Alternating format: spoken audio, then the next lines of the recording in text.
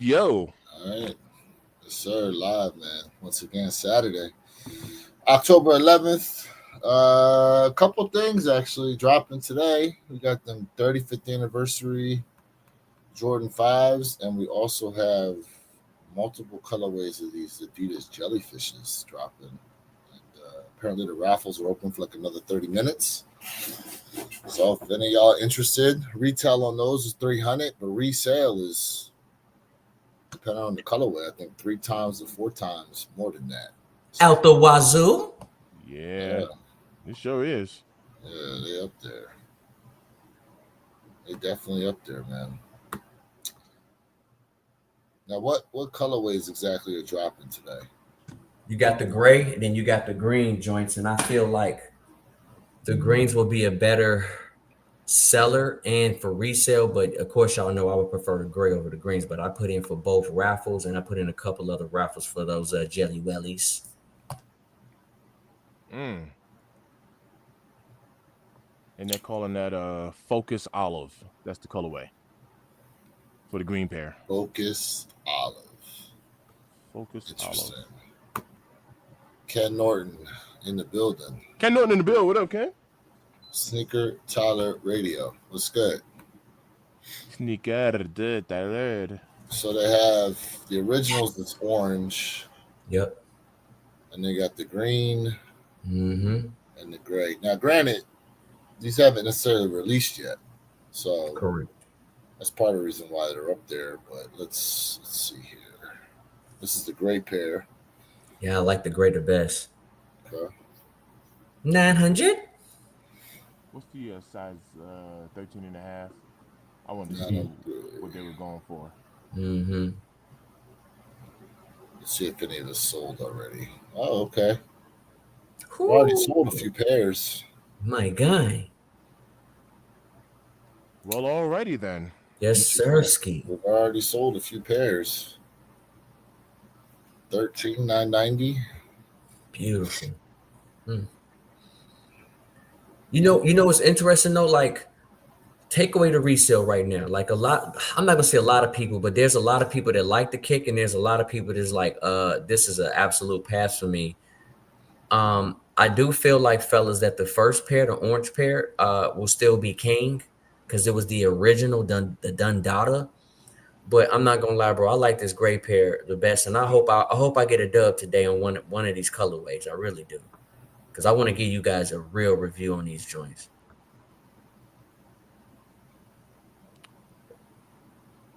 Yeah, I think I'm gonna go ahead and enter. Now, just know, if you guys going to confirm app to enter real quick, just know Adidas will hold that $300 plus tax, and if you do not hit, they will send your money back to the bank. So I just want you guys to understand what will happen. Damn. They will hold your money on Adidas. It's Yep. all Couple good, sales in the size 12 already. Damn. See what I'm saying? This is the green pair. Mm-hmm.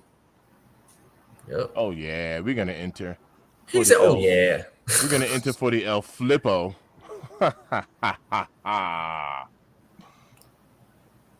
Couple sold here. 13. Jeez. Was that a 15 that said 4,000? Oh, am I tripping? I gotta be true to say that, but hold on. Bro, I know I gotta be tripping, bro. I know I'm wrong. I know I didn't see that.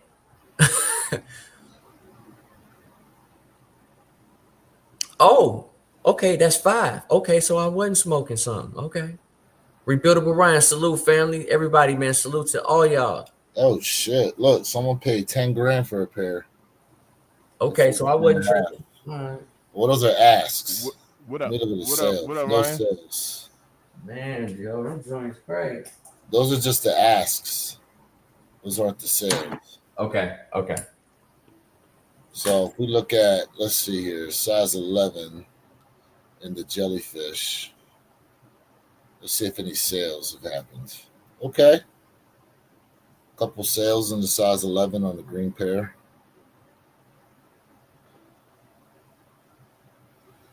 disappointed in the LeBron 23s. I thought it was foam positive, but it's just a really thin material on the crown. The display pair I saw at Foot Locker was already creased up in the lacing system. Yeah, I mean, we tried to tell you when we looked at that damn shoe, bro. We tried to tell you that if things was going to crease up with the way that material was on there. Now you see it for yourself. Yes. Yep. So where your kicks is right, Sneaker Tyler. That's why we were saying like the LeBron 40Ks, bro. Like them joints is really like a talking piece. That's like something you want to put on your mantle. But I mean, hey, bro, it's all good. It's all good. Hey, Jay, quick question for you. On the I'm on the app here. Mhm. How do I find the this release? So what you do is you scroll down, bro. When you guys hit the pause, when you guys hit the confirm app, scroll down and you'll see jellyfish. Just keep scrolling down, you'll see it. I'm gonna jump on it right now. Oh wait, it's on the Confirm app. I thought it was on the Adidas app. No. The only way you can do it is on confirm. You have to go to confirm app. That is the Adidas app. Oh, okay. No. I am on a confirmed app. All right. All Okay, right. so scroll I am. so scroll up. So just scroll up one time, then you will see where it says you should see the jellyfish right there. You should be able to see it. Okay. Okay. All right. Oh yeah. Okay. It's weird. Okay. You gotta scroll up. I got you. All right. There's Sweet. 21 minutes remaining on it. Sweet. Schweit. Schweit. All right. My bad, y'all. I'm working on this joint. Trying to get you a lick. Yes, sir. Who going for those jellyfish? Chat. Drop that in the chat, man. You know what I'm saying? Who going for them jelly wellies? Ken said he put in for 4 different draws for the green pair. So Ken's going after him. Don't look like anybody else really talking about getting him as of right now. You know what I'm saying? But shout out everybody here once again on another Saturday morning, man. And did y'all have time to check your emails for what I sent out yesterday? Nah, I didn't get a chance to see it. Let's go. Information. Man, listen. So, you know, you went live yesterday and you were talking about the whole, you know, the whole situation of the house that got hit out there in LA, right? So I was doing some digging and there was actually just a month earlier another house near the same area that got hit. It makes sense. So just a couple of stash houses that got some products in it. Essentially, yes, the stash house. Let's see if I can get the link here. Now, in that one, hold on, let me make sure I'm looking at the right link. This is from, yep, okay. So this one here, share my screen. Alpha Dad and Build, what up, Alpha?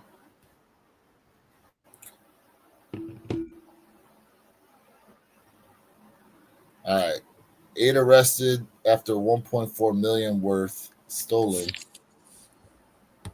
items found in Southern California. But look at the date. This was in September. There's 8 suspects were arrested after authorities discovered $1.4 million worth of stolen merchandise in Los Angeles. The case, which originated from a cargo theft investigation, was being investigated by the LA County Sheriff's Department Major Crimes Bureau Criminal Apprehension Team. On September 10th, a search warrant operation was executed at the property of 1300 block of Alameda Street in an unincorporated area of Los Angeles. $1.4 million worth of stolen Acer brand computers, 7 stolen vehicles, including a tractor, 1 AK-47 rifle, 1 AR-15 rifle, 1 Smith & Wesson 9mm handgun, approximately 2 pounds of methamphetamine, and 1 53-foot trailer was found.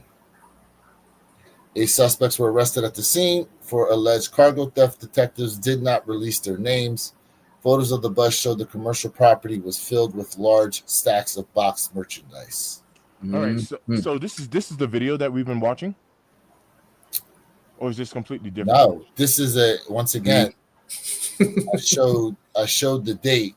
This is from September. This is last month. That this went down.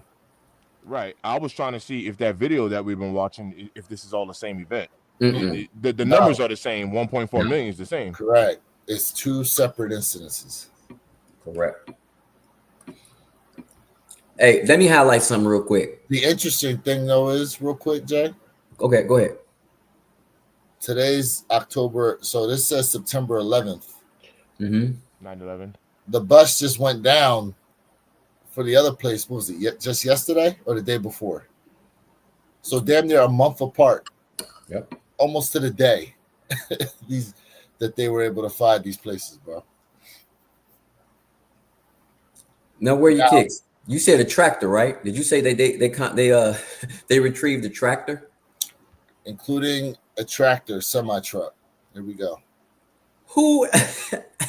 This is why I wanted to highlight this. Hey, bro, listen. If you gonna do something, ain't no way in heck you need to take a. Screw it. Give us the whole thing, bro. That's all I wanted to say because I'm over here dying, bro. Like I read this and I was just like, yo, this is wild.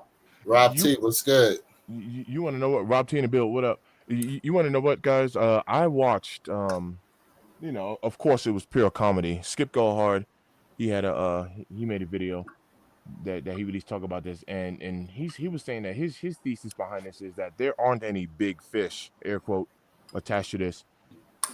That when all of this stuff was going down, you got a bunch of opportunists who knew about something, and everybody jumped in. And I don't know. This right here actually kind of proves this point. Like, if you're gonna take all of this product and take an actual tractor, right? Like, and park it in your driveway, you know what I mean, or to whatever extent you have this trailer, at your house, it sticks out like a sore thumb.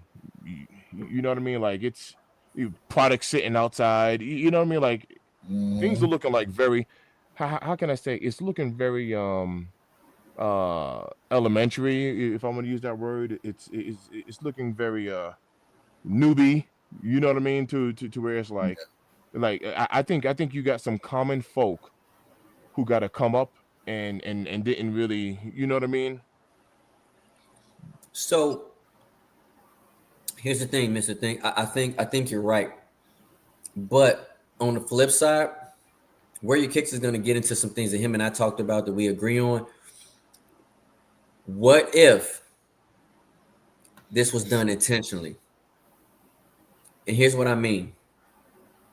Where your kicks is going to get into like how him and I talked about like there's a network and blah, blah, blah. I don't want to like jump the gun too much right now. No, but, you can talk about it. But for me, I think this was done intentionally. So see, when you think about this bus was not highlighted, right? It was not highlighted. And I don't think it was highlighted on purpose because they already knew they were going for someone who's a little bit more prominent, someone who had a face that people that can recognize. And this is why this wasn't pushed so hard. But this is why the Cool Kick situation is pushed, because in that report, I did tell y'all, as I read it, they weren't talking about more people within the Cool Kick situation. I read it as like, hey, we going after the rest of y'all. And so this was probably done intentionally on the big wigs because they got other stuff that's way more important. I think this was done intentionally to kind of deter from who they really are. But to your point, I get it. It looks like some newbies done. Hey, y'all can get the small people. we're gonna go ahead and do some other things over here. I think this was a tactical part on the higher ups on this network. Because if they're not losing nothing. They're not losing nothing. They're only going to gain. They only can gain because this product is counterfeit. It's stolen. So I mean, it cost them nothing. Hey, y'all can have that, but we got something else over here that's probably way more important.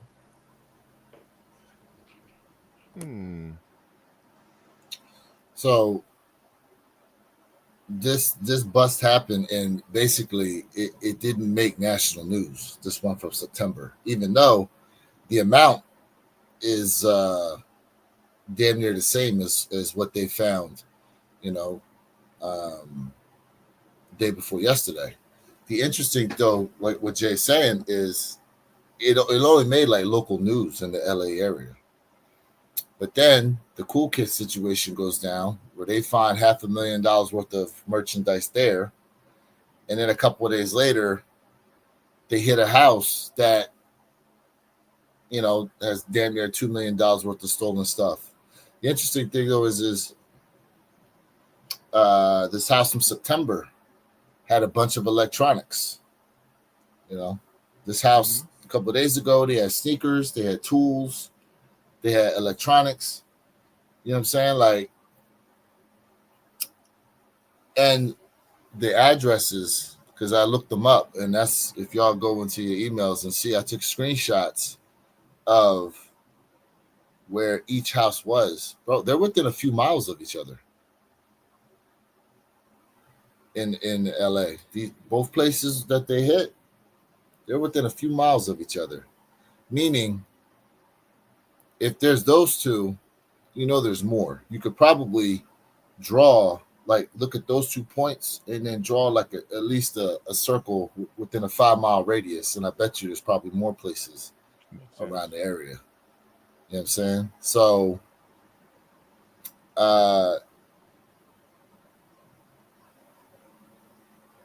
you got to figure too, there's the network of buyers that they probably have this stuff for, because this is just, who knows how long this stuff has been sitting there as well at each one of these places. Who knows how long it's been sitting there, because some of these train robberies that we heard about was back in what? Springtime, right? Wasn't it? Sounds about right. I believe so. Now you got me. I found an article here. This is from back in 2024, and I don't remember if I remember this or not. To be honest with you, man arrested after $5 million of stolen Nike merchandise found in Hawthorne, inside of a warehouse, and this is in 2024. It was in up in northern LA. It was a huge warehouse. I remember. Yep, a warehouse. Yep, yeah, this warehouse one. It was huge, bro. Yeah, Pause. so this is 5 million in a warehouse. Yeah. Okay. Yeah. Yeah, man. And here's the thing, like, what a lot of people don't understand is these companies, they have insurance to this stuff. So if they recover it, that's even more of a win for them, because they already got paid out for the stolen merchandise. To my knowledge regarding that, Lewis, they're not allowed to resell it. Yeah, so now what do they do with it? It's a good question. But they do whatever they do with it, whatever they tell us they do with it. Yeah, they technically they're not allowed to resell it. But who's tracking that? Who's tracking that though? So finance in the bill. What up? So I've being a mover, I've actually been able to come up on quite a few things. It's actually kind of funny, man. I've turned into kind of like a low key hoarder at one point. So I've had I'll have companies like no lie. I had a company, I had a logistics company hit me up one time, and they were like, "We need you to bring a team of guys over to this warehouse to load up some semi trucks." So I was like, "Cool. How many guys do you need?" It's like about 6 people. I said, all right, bet. I went there and we started loading up these 53-foot trailers. We loaded up about like six of them, all inside this warehouse. So we loading up these trailers or whatever, just packing it high and tight, packing it high and tight. I really had no idea like what was really going on, to be honest with you. They're just paying me and my guys to be there to load up these trailers. And I got to asking some questions. And I was like, so what's next after you got these trailers loaded? And they was like, well, we'll need you guys to come back tomorrow to finish cleaning out the rest of this warehouse. But right now, we need you guys to get into your personal cars and follow these trailers over to the landfill. And I'm like, huh? And they're like, yeah, we need you to empty the trailers now. Bro, we was loading up mattresses, box springs, dressers, nightstands, lamps, sofas, patio furniture, TVs. We were throwing it right into the ground. Brand No new in the way. box. No way. Brand new in the box. Throwing it into the ground. Literally just throwing it into the ground, like right into the landfill. For anyone who's never been to the landfill before, let me tell you guys something. I'm not like a tree hugger or none of that stuff. We threw it like all fully boxed, just push it off the truck right into the ground. A big bulldozer runs over it. They got like the little spiky tires, like metal tires. They run over it a couple of times to crush it up, and they put dirt on top of it. That's what the landfill does. There's nothing special about landfill. It's literally you're throwing it into the earth. Um, Electronics and all too, by the way. Y'all think it's getting recycled? It's not. It's going right into the ground. Um, and so the next day, after we emptied out these trailers, the next day, I went to him and I was like, "Why are we just throwing away this product?" Said, "This is all items that has never been delivered to customers, and claims have been paid out on it, and we've been storing it in the warehouse, and we're throwing it away. There's no need to be paying for warehousing on it when it's claimed product." So I was like, "Can I take some of this stuff?" And they were like, "Sure, but you can't sell it with the intention of it being brand new product." That's what they told me. So I was like, "So if I sell it to someone as is, as used and as is, I can sell it?" They was like, "Absolutely. It comes with no warranty." So that's how I was able to get my. So let me tell you what I did. And this isn't stolen. This isn't counterfeit. Whatever. I had permission to take whatever I wanted. So I immediately called the wife and was like, "Yo, we got to clear out the rest of this warehouse today, and I'm gonna pick up." So I went and got like a 10 by 30 storage unit, and I brought my moving truck up there and packed up my moving truck with like mad stuff. I'm talking about like like mad stuff, and I made a killing off of this stuff, man. And I loaded up my truck, whatever. Obviously, I loaded up the semi trucks after I loaded up my truck or whatever, and went to the landfill or this and the third. But that's what they told me what I can do with it. I can sell it as is with no warranty because all of this stuff that was here was all claimed. It was all claimed product. Deliveries that just never made it to its location. Got lost in whatever warehousing. Deliveries were never made, and it got claimed out. I'm gonna pull up a picture. I'm gonna pull up a picture and show and share my screen if I can when I get a minute. You got a I'm gonna give picture you of an all example. this. Hmm. Uh, it's 9:25. So at the top of the hour, 10 o'clock, we do have the Jordan 5 35th anniversaries dropping. We got about 5 minutes here before the raffles close for the jellyfish. If I'm not mistaken, it closes at 9:30. Is that what you saw, Mr. Thant? Yes. So now, as far as these 35th anniversary joints, anybody going for those? I was, and then I'm waiting on a juicy deal, and I'll tell you why. Let me share my screen real quick, Lou, just real quick. Yeah.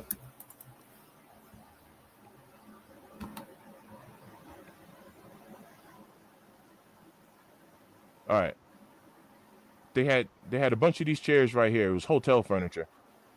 They had a bunch of these chairs right here, that we were throwing in the trash. 5,000 So for that? so we threw yeah. This is like some like hotel stuff. So we threw literally a whole trailer of this stuff away. The second day, I started going through some of the stuff, and this isn't even our style. Like this isn't even like my wife and I's kind of style or whatever.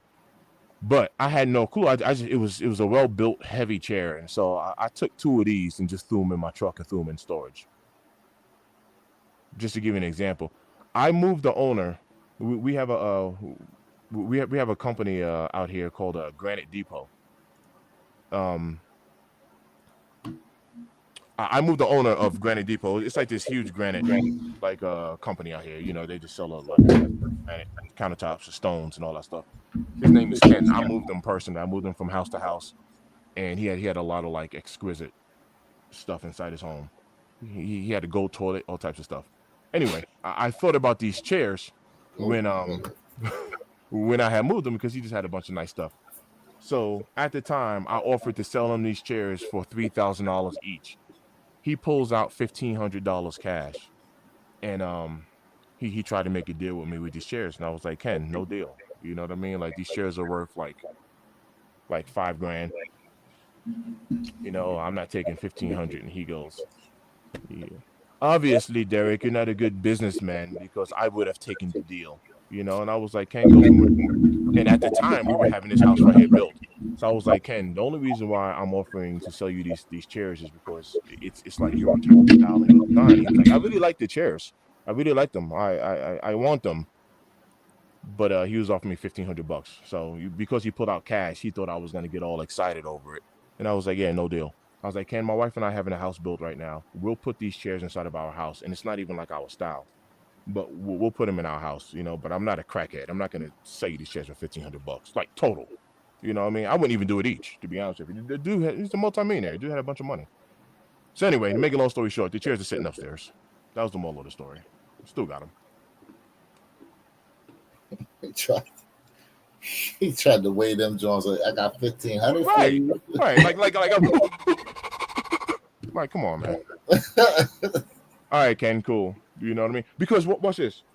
Before I moved him, I did a walkthrough, and this dude was literally like walking throughout his house, and he was like, you know, because a lot of you see, this is the reason I be telling you, I be in like these rich people's homes, and the only reason I'm there is because I'm a mover, right? So he was walking throughout his house, like bragging about all of this stuff. His everything is granite, stone, everything, obviously, and he's like, okay, well, this is a $575,000 picture of the Virgin Mary holding baby Jesus. He showed me his artwork. He got $500,000 artwork hanging. He got $200,000 chandeliers, you know, all throughout his house, and he's bragging about his stuff. You know what I mean?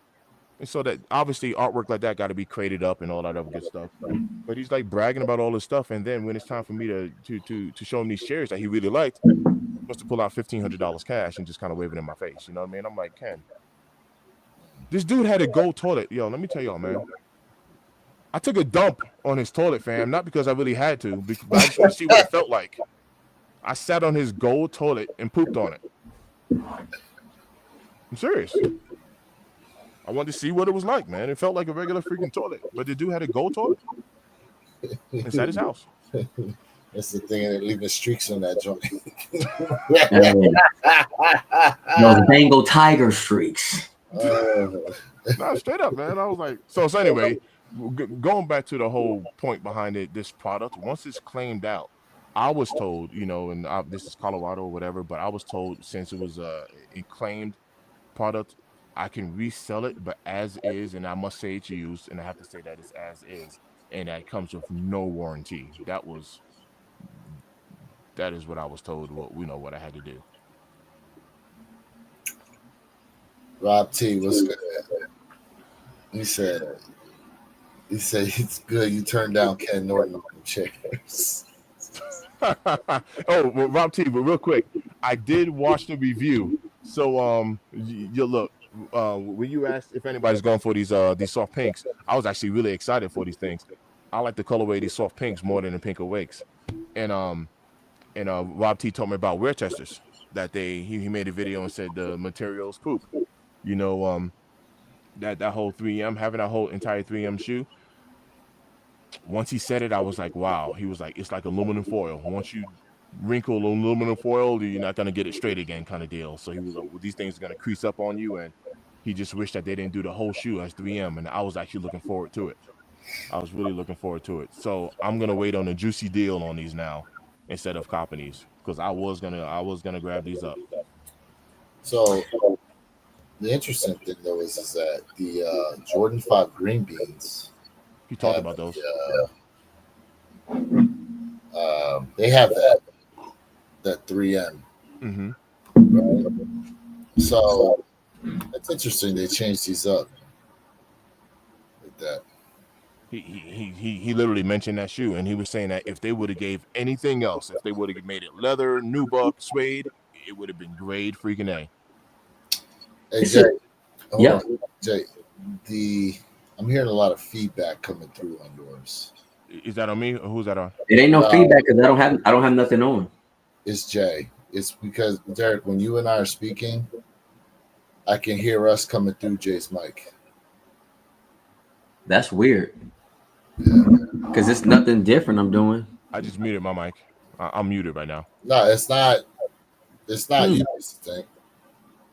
Let me do this. Hold up. Let me try this. Yeah. Now it's gone. Yeah. You still get feedback from me? I don't know what you just did, but as of right now, no. I just muted my. I just took my mic. I just unplugged my mic. That's weird. Okay. All right. Okay.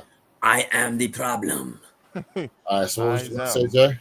What was you going to say about these? Um, this is a clean kick, bro. Like this is to me, it's a clean kick. But the reason why I'm passing on is just because this is just something for personally that's just not for me. I think the 3M vibe was cool, but like I said, y'all, for me, I'm good with it. I love fives, but that doesn't mean I have to have every five. You know what I mean? Yeah. Yeah, this is not a cop for me. And to be honest with you, so far the month of October has been very, very quiet and low key. And I will say it's not a bad feeling to save a couple pennies, right? It's not a bad feeling. Says But the man who got raffles on jellyfishes. what No, I'm clowning. I'm clowning. Damn. I'm clowning. No, Damn. I'm clowning. hey, but truth be told, bro, like I took an L in the first jellyfish that a lot of people said, "Oh, I don't want to go for the kick." I took an L, so No, I I'm know. I trying. know. I'm trying to obtain this kick because listen, I try to give you guys more different reviews. Like I'm just not a Nike guy. I love Nike, but y'all know, like I'm into all brands, and I've been praising the jellyfish when they just first dropped the pictures on them, and I said I want to have this silhouette, and hopefully today we can get the dub so I can give you guys that review and my honest opinion. But like I said, for me, I know those jellyfish are going to be amazingly comfortable, bro. No, no, Jay, you're not. You're not a pause. You're not a bandwagon jellyfish jumper. I am. I just want to flip the kick. That's what, you're. He I'm the said, bandwagon. I was just uh, saying. You were saying you get to save a couple of bucks, but if you hit on both of these jellyfishes, that's 650 easy. You know my what I mean? man So said, Hey, listen. If I bandwagon. hit, I'm doing jumping jacks on this lab, bro. I'm doing no, jumping jacks for nah, y'all. I am the bandwagon jellyfish jumper. Let me put that out there. All right? Bandwagon jellyfish jumper. Wow. And BT said I'm on a break until the voodoo. Hey, BT, them voodoos is beautiful, bro. So speaking of the voodoos, do y'all think that's going to be a difficult cop, being that JD Sports is getting them? Do you think No, it's going to be like difficult? it just made it easier, Got you. theoretically speaking, Yeah, right? yeah, yeah, Still yeah. got to get through the queue, True but that. True that. theoretically speaking, they do exclusive. You know what's interesting? JD Sport is releasing those pink fives today, and they did no exclusive access on them. So that tells you something. Yeah, That and the tells- resale on those pink fives ain't doing nothing either. I think it's going to be an easy cop. I just checked stock numbers. About 33,000 releasing today on Sneakers app. Yeah, it's going to be an easy cop. Yeah. Yeah, So if y'all want them, they're there for y'all. right. They're there. I was checking my feed here Mm-hmm. on Sneakers app, and they got the medium olive threes on here. I like those. These are nice. Yeah, I like those right there. Yeah. These are nice. These could have been some on some undefeateds. And you see the Yep, resemblance in colorway. undefeated threes, orange laces. Watch this. I'm gonna put orange laces in there, and I'm gonna call those the undefeated threes. And then I'm gonna put pink laces in there, and I'm gonna call them the Kermit and Miss Piggy. Oh, damn. He said, "Oh, Oh Kermit my got god! some Miss Piggy all over him. oh." So these threes look nice, but it's a pass for me. They look good. I'm not gonna lie, but this is a pass.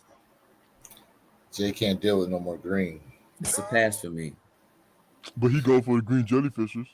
This is facts. This is I'm, facts, I'm sir. clowning. Look. This is facts, sir. This is facts. Or that's hype beast. This is facts, sir. That's that hype beast work. He said this hype piece work. BT said I'm on a break till Voodoo's. Not bad. Yeah, it's not bad. Yeah, I mean you can go sail laces or white laces, whatever. I think it's sail midsole. Obviously black laces, pink, orange. You know what I mean? I'm glad they put a white Nike Air on the back of the heel tab. I'm proud of Nike for that, bro. I'm so proud of them. That looks real good. It looks clean. You could probably go brown in them, you know, kind of a match to the gum bottom. Truth be told, bro, to me the best part of the kick is the outsole, is the gum bottom. I think that's what make the silhouette stands out. That's just my opinion. Yeah. This material is similar to the I forget what these threes are. This material is like the same as this kind of three, except it's green, not black. Yeah. Was that a that's not, you sure that's not Nubuck or Durabug, bro? Like Yeah, it's the Nubuck. Thank you. Okay. Couldn't think of the name. Nubuck, correct. Yeah. How long ago I get these ones? These ones are from manufacturer date May of 2021 to August of 2021. Yeah, these came out. Yeah, I remember when I got these too. Damn. Been 4 years since these joints released. Them boys look good. Yay. Fact said, good morning, fellas. Passed out on you fellas at the end of the stream last night. Pause. I agree. Yeah. Good morning. What up? Salute to all y'all out there. Listen, man, if you guys are watching us, listen, man, give us a thumbs up, man. We appreciate it because it helps out with the algorithm. Yes. Listen, man, we out here giving you guys this real live information and it's free content, man. We appreciate everybody out there. Ghost Watchers, sub up, man. Let's get it. Yo, what's up with these Air Forces with flies all over them? Hey, bro.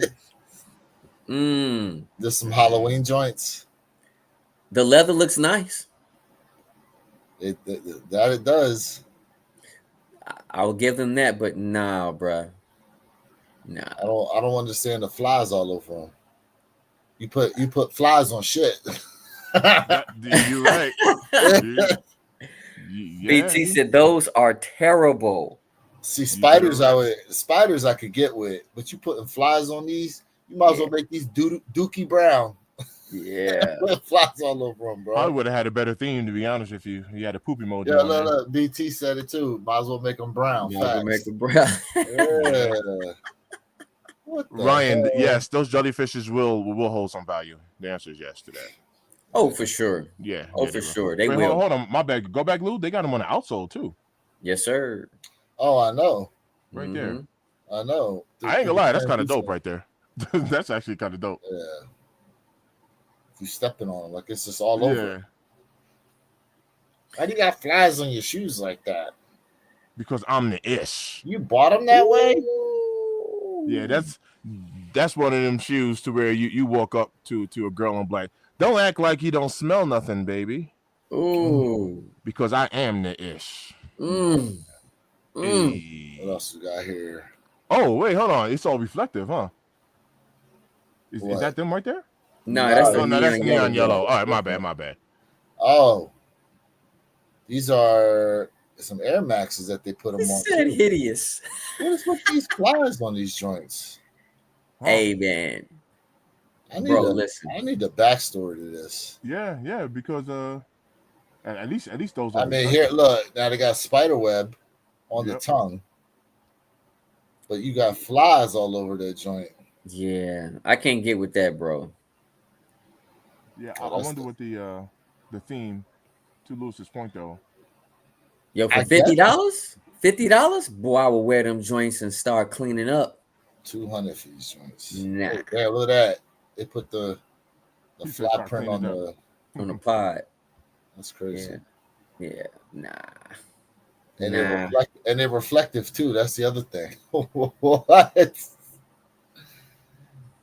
We did ask for creativity, y'all. We cannot deny the fact that we asked Right. for creativity. Yeah. We did. But this is creativity. See, this is creativity. Okay. But you putting flies all over that joint? I don't know about that. Now these are the Durants, right? Yeah. KDs, yep. Yeah, those are the KDs. Mm-hmm. Halloween joints. Yeah. What else we got in here? The Ja Morants. Yes. Chat, let me know, man. Would y'all rather see me do a review on the zombies or the coconuts? Drop that in the chat. Let me know, man. And y'all know I'm not a Ja Morant fan, but listen, I think Nike has done a phenomenal job with the Ja 3s. I just think they're dropping too many damn colorways. Well, I mean, they got them in the Nike by You program, so you know, Correct. you create your own. But they got quite a few shoes there with the Nike by You program. Correct. You know, when we get closer, we should do try to find a list of like the top Halloween kicks Mm-hmm. to go through because you got like the mummy dunks. Yep. Ja Morant's always has something every year. I bet you they'll throw the Freddie dunks will be on there. You know, That'd be fair. so Shout out to Rebuildable Ryan. He said my court purple Kobe Air Force Ones came in. They fire. he likes them, huh? Okay. Nice. Man, brother. Very Salute nice. to you, Rebuildable. Salute to you, Very bro. nice. I was too late, man. Pressing the button. And here go the coconut joints. Mm-hmm. Clean, boy. Them joints clean. They Hey, claim. Fact asks, do we know why they call these the 35th anniversary? The real reason? Oh, I'm assuming he's talking about the. Is he the asking because he doesn't know, or is he asking because he's wondering if we know, and he knows something we don't? Because I'm gonna tell you right now, I don't know. I ain't got no damn clue why the hell they made these pink joints with the reflectiveness on them 35th anniversary Jordan 5s. Like, And do you remember before I asked this, when we were looking at the Alma Maniere and I looked up the color for 35th and it said coral, you know, which so I, you know, and I guess that coral can be related to that pink, so I can understand the coloring behind it, but yeah, other than that, as far as like, you know, if there's a meaning behind it, you know, the 3M stuff, I do not know. Yeah, I ain't got no clue behind that. So fact, anything let's see, facts, anything with Pharrell's name on it is all what's he said, anything with Pharrell's name on is all fake. Remember the human racer they used to resell for 2,500. You can't give them away now. He said it's inflated hype when it comes to the Pharrell shoes. I'm not mad at him. I'm not mad at all. Rob T, I will tell you, man, the Kobe X-rays that dropped last year that I just showed the chat, these joints still glow. They glow gorgeously in the dark, bro. Still popping. Have y'all seen some posts lately from Z Sneakerhead? Nah. I seen something about a kick for 2026 from Man, look, I've been dropping it in the chat. I've seen it. Let's walk it back here just a little bit. Okay. The prices are hot, fact. Like it's crazy, bro. I'm not even gonna lie. Would y'all like to see the Bordeaux 7s come back? Listen, honestly, we bro, had a 7 in a minute though. honestly, bro, like yes, but I mean, there's other sevens out there that we need. I mean, we've seen Bordeaux. Like, give us something else. Give us something else. But I mean, yes, I mean, it's a yes, but give us something else, bro. We were talking about some sevens last night. There's more than just Bordeaux out there. Beautiful silhouette, but give us something else, bro. Yeah, Give us something else. it's a I nice don't got silhouette, them, but yeah. so they bring them back. I mean, I'm of good. course we're gonna go for him. I mean, without a doubt. You know what I mean? All right, well, at least we Without a doubt. Yeah, without a we doubt, we're agree going with that. for him. But All right, let's see here. What else we had? I ain't get y'all opinion on these apparently dropping for 2026. These Sunset Fives, and we got 13 minutes here to the top of the hour. If anybody going for them pinks? I'm not impressed, bro. It's a pass for me. Maybe my mind might change, but it's a pass. See the lace swap options for sure on these joints. Orange, Yep. red, green.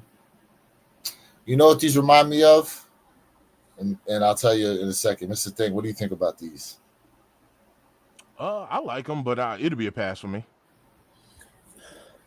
You know what these remind me of, bro? The El Grito Jordan 5s, those Mexican joints The that they Mexican, dropped. yeah. That's what these remind me of. Yeah. That's exactly what these remind me of. All right, next up, we had these joints. Yeah, I've been seeing these coming up on my phone. The London 4s. Got the LDNs on the back. Hey, if these drop, this is a cop. Bro, Yeah. facts. If these drop, this is a cop. I think that's gonna be super difficult to get your hands on.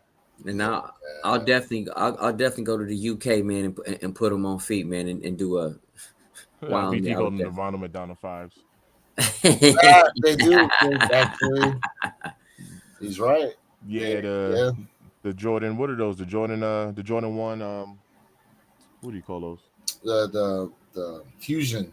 Yeah. Fusion, Yep. Fusion Orange. I don't know. I have them. Yeah. Fusion Red. Fusion Red. Yeah.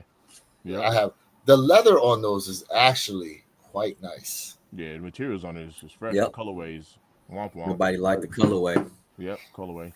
BT, I'll be honest with you, bro. I hope they give us a 2 next year, but it's gotta be a fire 2, bro. I really hope Nike give us a 2.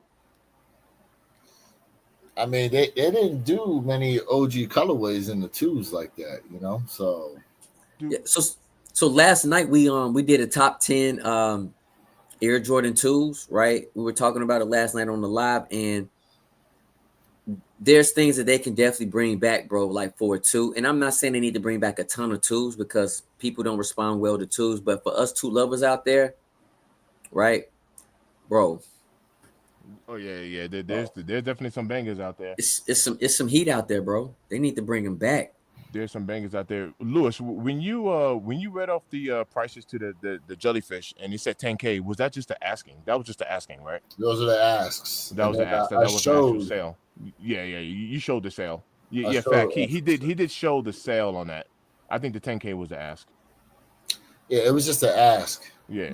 I showed sales. Yep. The sales on that size was definitely non-existent, but in a couple of other sizes, people paid over a stack for them. Yep. Yeah. So, If I hit in these joints, like I said, I have no interest in these jellyfish, man. It's just gonna be an El Flippo to the max. A fact, you're right, bro. It's definitely someone who trying to inflate the market. We definitely don't think nobody paid 10 bands for it, but you know that's just part of the game. I know. I sent out to everybody's IG account on the chat in reference to how sneaker companies say, you know what, just make limited pairs and the hype will be there. And I've talked about that so many times. If all of these sneaker brands start limiting pairs of kicks, people are gonna go after them because everybody can't get them.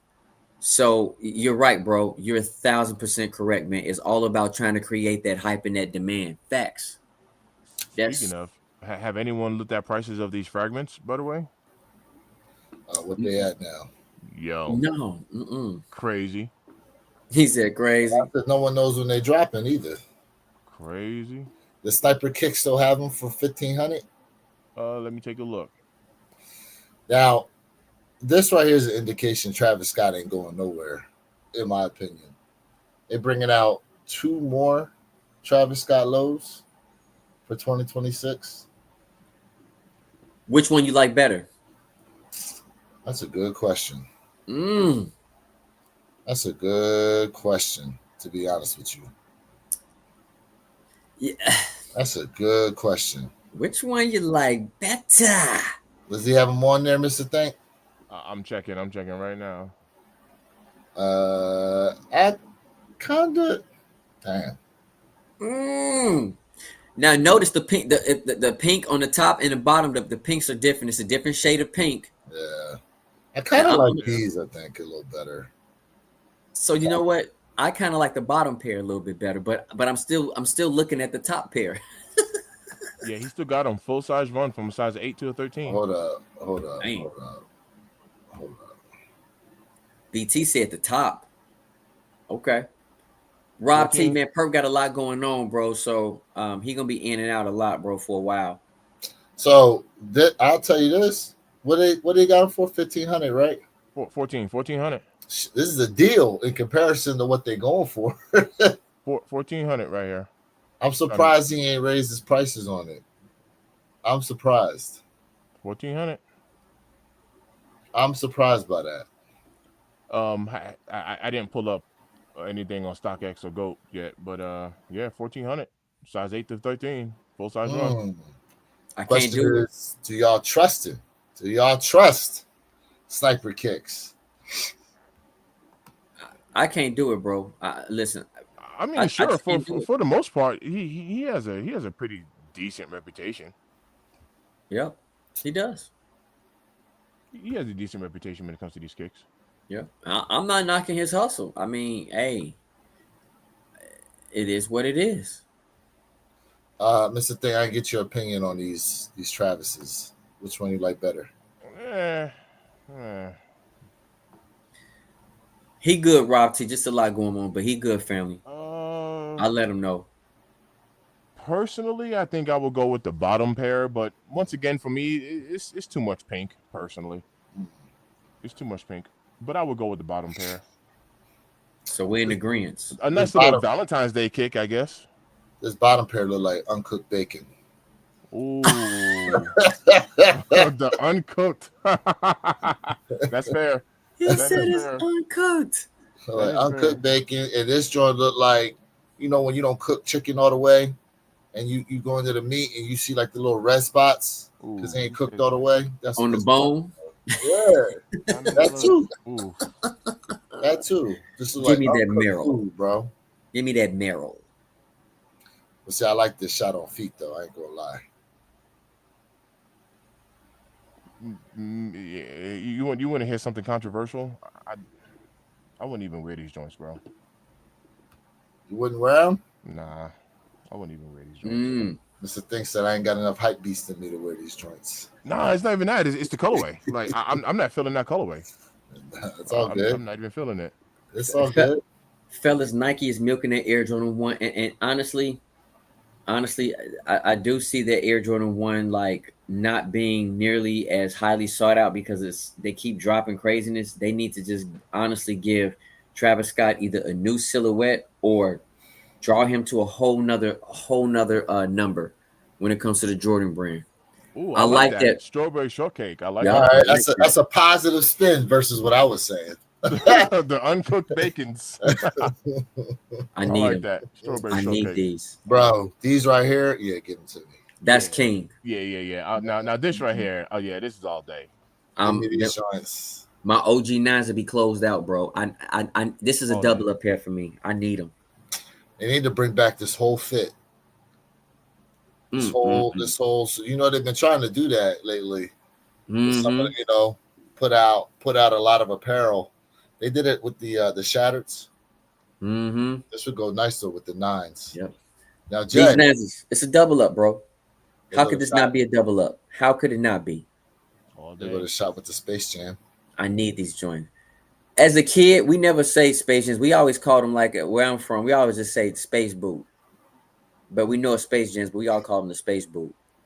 Fall.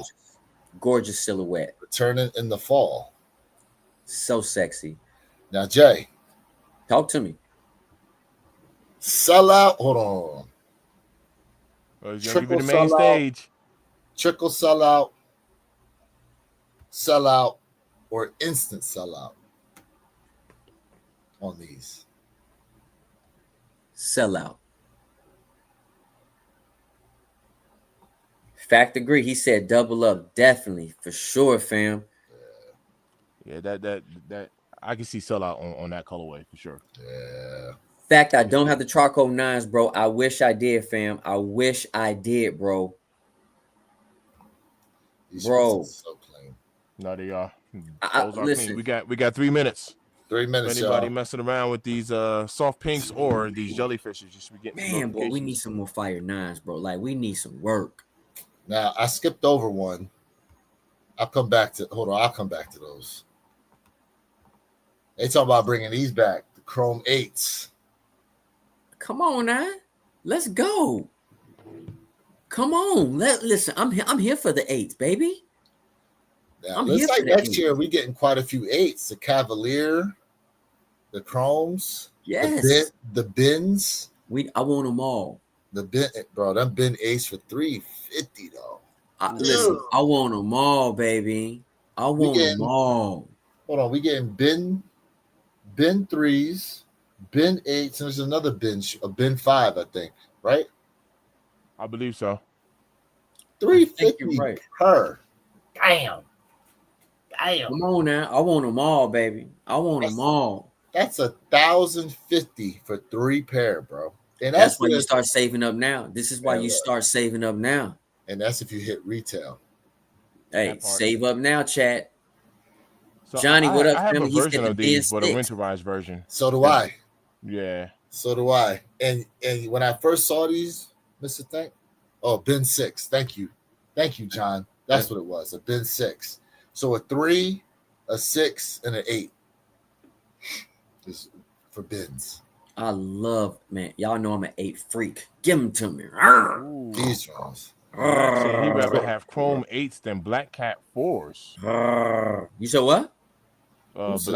Black said I'd rather have Chrome 8s than the Black Cat 4. I'm not mad at him. I'm not mad. How could you be mad at that? I'm not mad. I'm not mad at that at all. I do like 8s. 8s are very comfortable. I'm not mad at that at all. 8s are comfortable, but then Black Cat 4s is coming home. Black Cat 4s is a must. That's we gotta have those in the collect. There go your boy. Come on. There go your boy. On, so Kobe had them on feet. They're coming home, right, Jay? Baby Jordan. Right? They coming home, Jay? Not because of Kobe, but they are coming home. You know why? He know why I said it. He know why I said it. Because he ain't going after them French Blue 12s. He ain't go after them Fresh Blue 12s. I was like, Kobe had them on feet. They coming home, right? Yeah, nah. Them French Blue 12s, them French Blue 12s did not, I don't want them. Y'all can have them French Blues. I don't want them.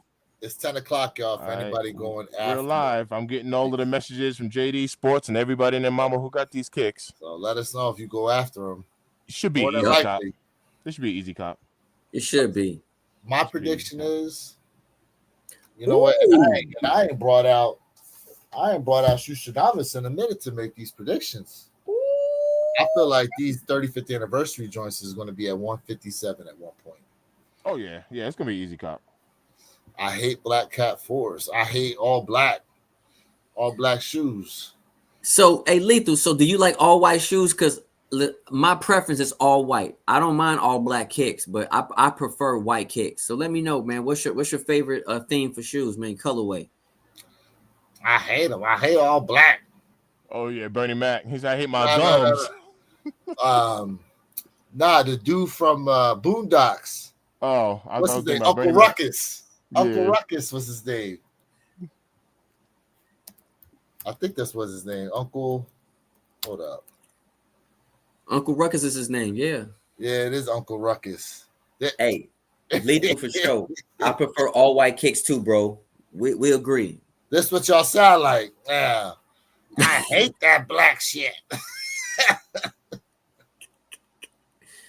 A fact said, pull up the Chrome 6 lows on Kobe. We need those. He need a new pair for the Chrome 6 lows. Let me get through these first. Mm-hmm. Speaking of, well, real quick, concerning these 8s, I wasn't. This is the thing. I was thinking just like you, bro. Like I got the winterized joints, but then I seen the extra details on them, and I was like, all right, yeah, I gotta get them. These are fire,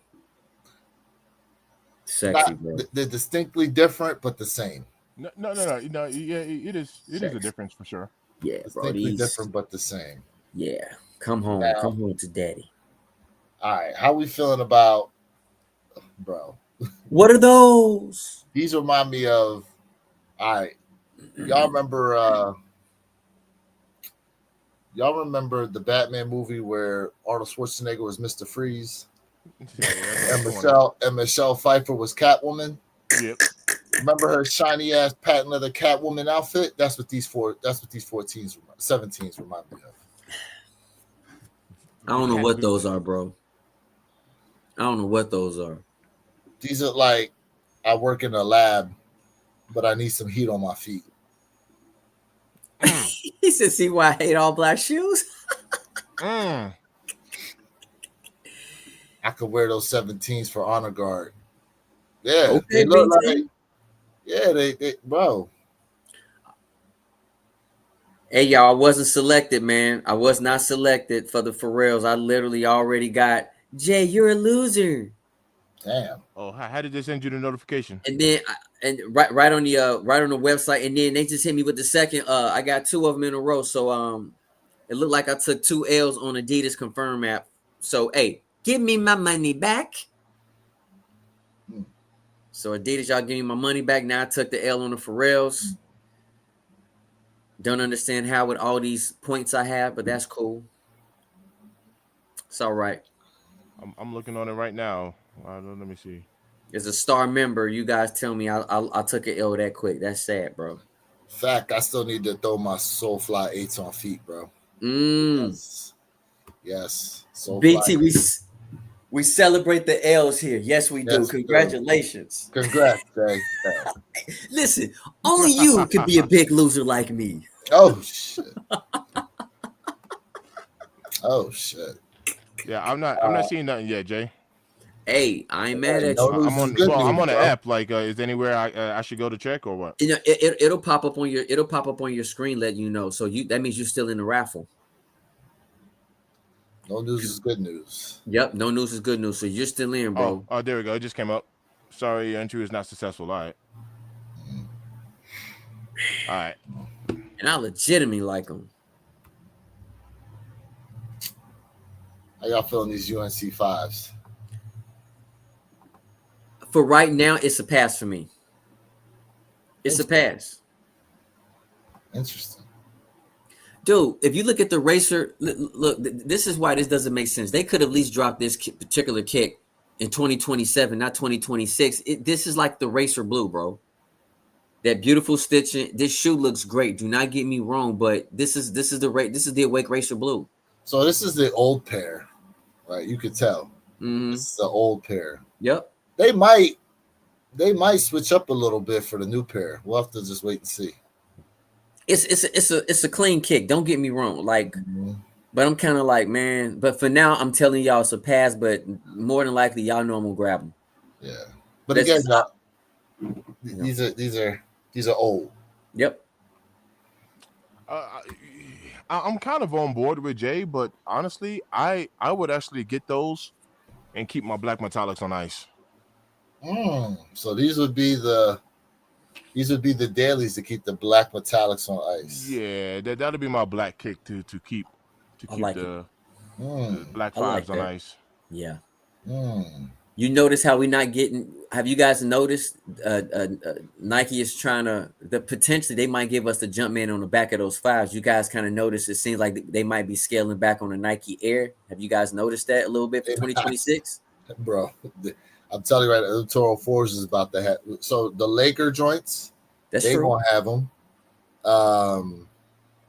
I feel like the Toro Bravo 4, they haven't said it yet, but those Toro Bravo 4s, they gonna have a Nike Air on the back. Mark my words. They put Nike Air on I the don't. I hope they do. I hope they have the Nike Air on the back. But if they don't, they might be 2026. They might be starting to scale back a little bit. Maybe. Let's see. I got a 6C for my baby girl in the pink Jordan 5 just now. Okay. Congrats, Congrats on Ken. Yeah. Hey, congrats, bro. Pharrell said Jay ain't cutting no lines like the Tokyo 5s here at Adidas. It said ain't showing it. Adidas ain't showing him no love right now. Man, bro, I don't know how Adidas not showing me no love with all the money I done spent with them, and bro, sad. Wearing Sad day playoff for boots today Adidas. for Miles. Okay. I'm waiting for Undefeated to let me know if I caught a dub on these raffles, bro. Hopefully Undefeated tell me yeah. We'll see what Undefeated says. Size 7.5, first to sell out on those soft pinks, small feet and lady gang. All right, Rob T. That makes sense. Yeah. That makes sense. Yeah, I have seen some posts on like Facebook groups that I'm in, and women been chiming in like, fellas, please leave some of these soft pinks for the ladies. And the clapback was, yeah, it's a men's shoe. That's literally been responses that I've seen. This is the men's release. Dudes be just trying to spite the ladies sometimes in the sneaker game, bro. But in theory, it makes sense. This is a men's release. They actually make I sizing. get it. This isn't a women's release that the men are just gonna grab up from you. It's a Well, men's release. they did a youth pair too, didn't they? Didn't they do youth pair in these joints? Lethal says 2025 had too many shoes with Nike Air on the back. I kind of missed the jump man just because I love the bike Air and I want it to be rare. Well, to that respect, bike Air is definitely rare, although we're getting it again next year on the next set of Nigel 4s. Right. So Let him know, Johnny. Let him know I didn't cut that line. You was there. You saw it all. he was there, yeah. Salute to everybody, man. Rob T said, Mr. Think the clap back. It's interesting because that's been Mr. Think, you brought that up several times about how they make a shoe a women's exclusive, yet Mike was a guy. So why are we making a men's shoe in women's sizes only a lot of times? I wanted to. I don't even think this has all of them. 2, 4, 6, 8, 10. The ladies need to get some love, man. Like I'm not gonna lie. Like it wasn't like the ladies when I grew up. They were still, some of the women was rocking J's. You know what I mean? And I think the ladies do deserve their respect. So shout out to them. I think Nike is highlighting these ladies, and again, the ladies. Believe it or not, the ladies, when it comes to sports, I'm talking about all around sports. They're really there's an uptick when it comes to viewership. Whether we're talking about boxing, we're talking about running, gymnastics, whatever the case may be. These ladies are doing their thing, and I listen. I like Nike's direction, showing the ladies some love. I love it. Yeah, let me clarify my thought on that then, Jay, because I do agree with you. So you want to talk about boxing? Let's talk about Shields, right? Let's say if Shields had her own shoe. Well, I don't know if she actually does or doesn't, but let's say Shields had her own shoe. Who Since she talking is a about? woman, what happened? Who is Shields? Clarissa Shields. Clarissa Shields, boxer. Oh, okay. I posted his I name. didn't know who that was. Yeah. So let's say she has her own shoe, right? She's a woman. So if she used to have her own shoe and she's a woman, and then they made it in woman sizing only, that makes complete sense. She's a woman. It's a woman's exclusive. It's woman. Now I'm here for it, right? But the moment you give her a dope silhouette, in an Air Jordan, because Jordan's a man, then and then you say it's a woman's exclusive and it's a dope silhouette that the guys would be like, man, I wish I can get my hands in that shoe. That's the only time I'm actually shaking my head towards it. It's not to say the women don't deserve the credit or a woman aren't doing the things in sports. it's literally attaching a woman. It's like having like a woman's exclusive only in a Kobe, just to kind of use that as an example. It's Mhm. like the Caitlin Clarks if they came in woman sizes only in a Kobe, and you wasn't able to acquire this shoe. Being a bigger foot person, then you'll be like, yeah, but Kobe, he's a man. I don't, how you making this a Kobe shoe, a woman's exclusive only? That's kind of my point to it. No, good take. Good take, bro. It's a good take. I dig it. I But dig it. but yeah, that's not me saying these women don't deserve to get their flowers, and I'm definitely not taking that approach. I'm just talking about the sizing because remember, woman can fit a men's release. Hello. Men can't fit a woman's release. That's the only difference. Women can fit it any way you slice it, whether it's a men's release or a woman's release. Right. Well, not really, because to Lewis's point, the taller woman, the bigger foot woman in the basketball league, what I mean, they can't fit a woman's release neither, which is weird. So, Yeah, they got some big old feet, yeah, boy. yeah, they got some dogs on them. So You know what I I'm guess saying? in theory they can't fit it. You even got women who can't fit women releases as Yeah. well. So Brianna Stewart, right? Says she wears a men's size 12. Yep. That's a 13.5 W women's. She's not fitting she's Brittany not fitting a Griner. woman. Oh, Brittany what size does Griner. he wear?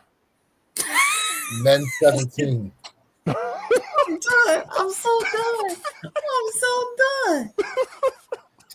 Yo, now see, so listen, I know he being funny, but there's a lot of controversy surrounding Brittany Griner on that very fact that he talking about right now. Nah, I'm just That's the clowning, funny man. I'm part. clowning. Dawn Staley, Yeah, nah, I'm just clowning. I'm clowning. but legit though, legit. Uh, Let's see here, Sabrina Ionescu, right? We know about her silhouette. She wears a men's size 12. So when you do women's exclusive and they only make it up to a women's size 12W, there's taller women out here that'll never be able to wear the shoe because their feet are too big. That's like they made those Jordan 3s that were the WNBA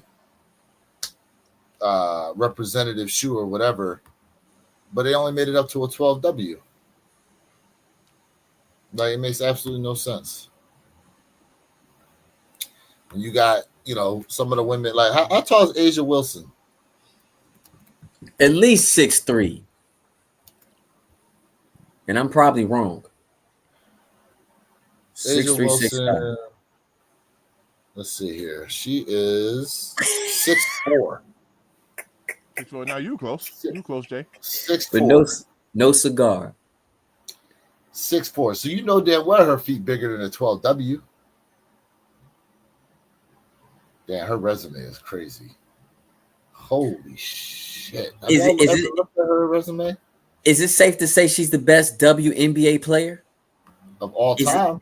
Is it safe to say that? So would you put Asia Wilson over Cheryl Swoops? Look at Would this you- resume, bro. I mean, I'm saying your opinion. I mean, I'm just saying. I'm just saying. I did not. Damn. She's a monster, bro. She is a monster. SEC. Let's see. SEC Freshman of the Year. SEC All Freshman Team. 3-time SEC All Defensive Team. 4-time. This is just the college shit. Let's see. She's phenomenal. 2-time. What's she win? Best Female Athlete, ESPY Award. 2-time WNBA Player, ESPY Award. Rookie of the Year, All Rookie Team. Mm-hmm. Damn. So I would like to say this, man. Like, Caitlin Clark is fire, but if you guys tell me Caitlin Clark is better than Asia Wilson, we really gonna have to break this down, because I'm telling you, Caitlin Clark brought the heat, brought some hype, but this young lady right here has been doing it from jump. I'm just being honest. There's no way nobody can tell me she is not the best in the game in the world. There's no way. Oh yeah, she definitely. There's no way.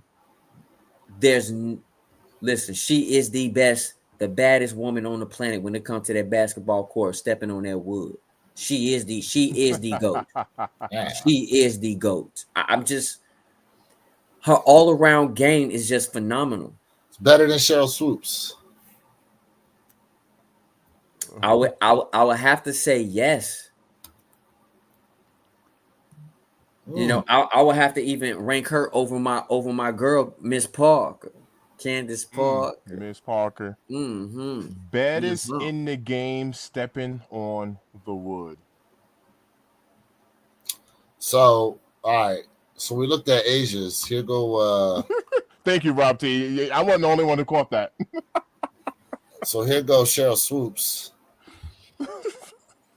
So 4-time NBA champ, 3-time WNBA MVP, 6-time WNBA All-Star, All-Star Game MVP, 5 All WNBA first teams, 2 All WNBA second teams, 3-time WNBA Defensive Player of the Year, 2-time WNBA All Defensive First Team, 2-time WNBA scoring champ, 2-time steals leader. What the hell is WNBA peak performer?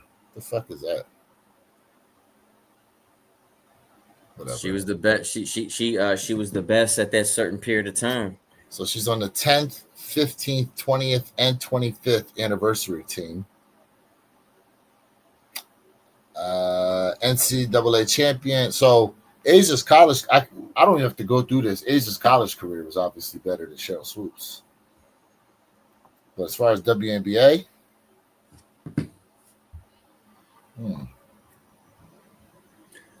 Rob T, Cheryl Miller. Hey, listen, man. Listen, bro.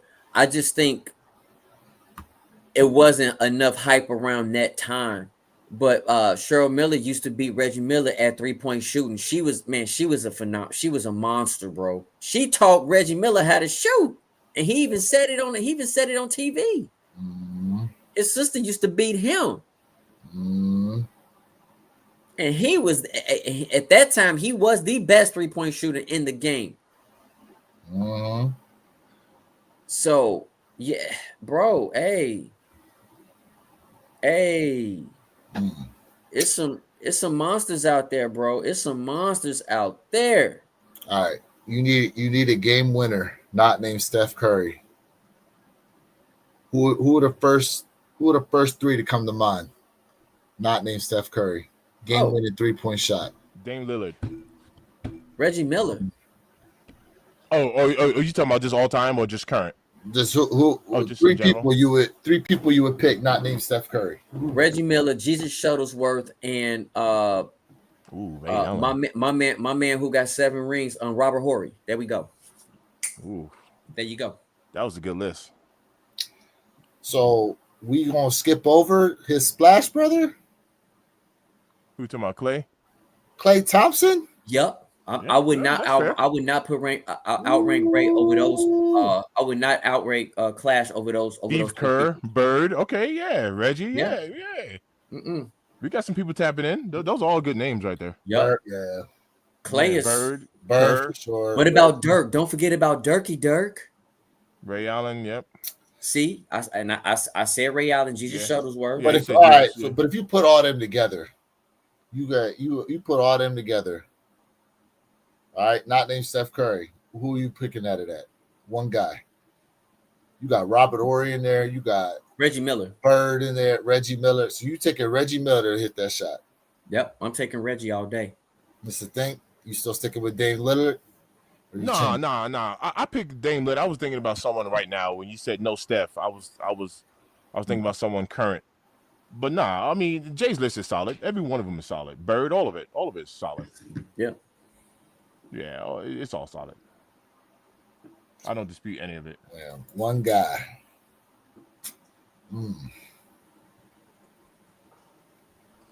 John in the bill. Reggie was to be honest with you, Reggie had a mindset like Mike. He really did. He had a mindset like Mike. Like he was trying to go at you. I mean, Reggie wasn't a driver to the into the paint like that, but damn. Reggie Miller would be a good one for sure.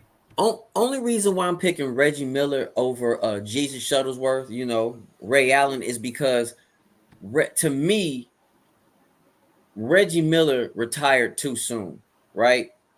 And it's not Ray Allen's fault, because listen, Ray Allen was just he would just dominate you, bro. He would embarrass you, right?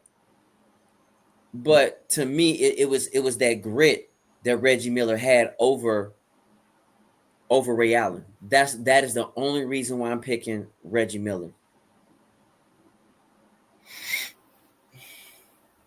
Yeah. Look at your boy Denver D. Y'all see him in the chat? My bad. Let me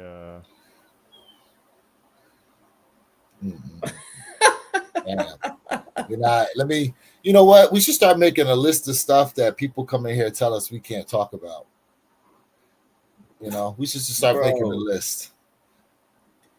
Craig Hodges was one heck of a role player, Rob T. Craig Hodges was. We can't take away that. BJ Armstrong. Yeah. We can't forget about BJ.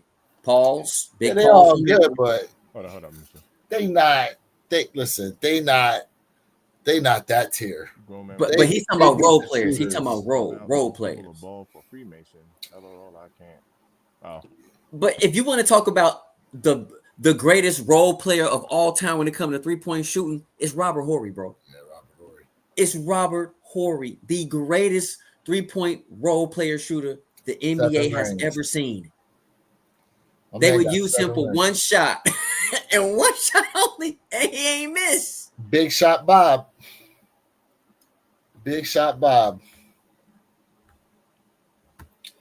That's crazy. How many game winners does he have?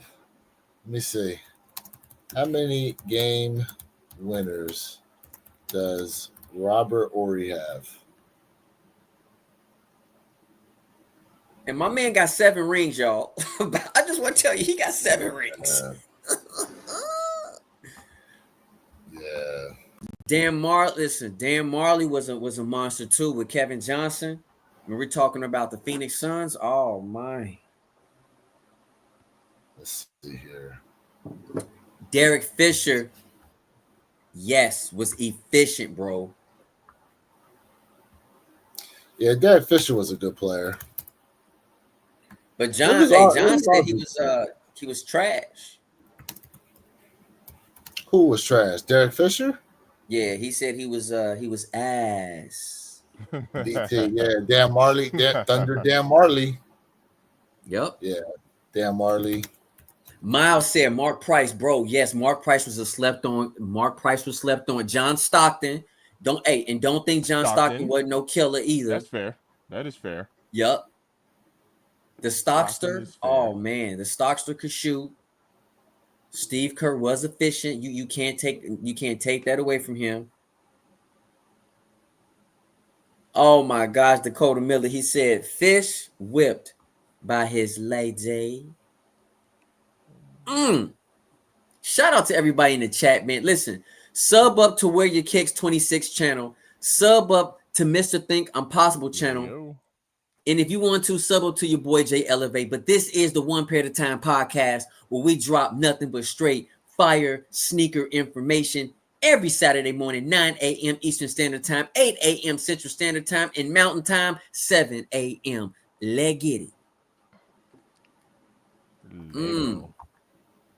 Stojakovic, yes. You're not lying. I forgot about Stojakovic. You're not lying, John. Preach, baby. Yes. Preach, baby. Stojakovic. I forgot about him. I remember him. Yeah. Preach, bro. I remember him. Yep. I mean, come on now. Yeah, you say Drazen Petrovic, 4th all time in 3-point field goal percentage. Fire. 43.7%. And he was getting better when he died. Bro. Mark Price, the most underrated point guard of all time. Man, Price was nice.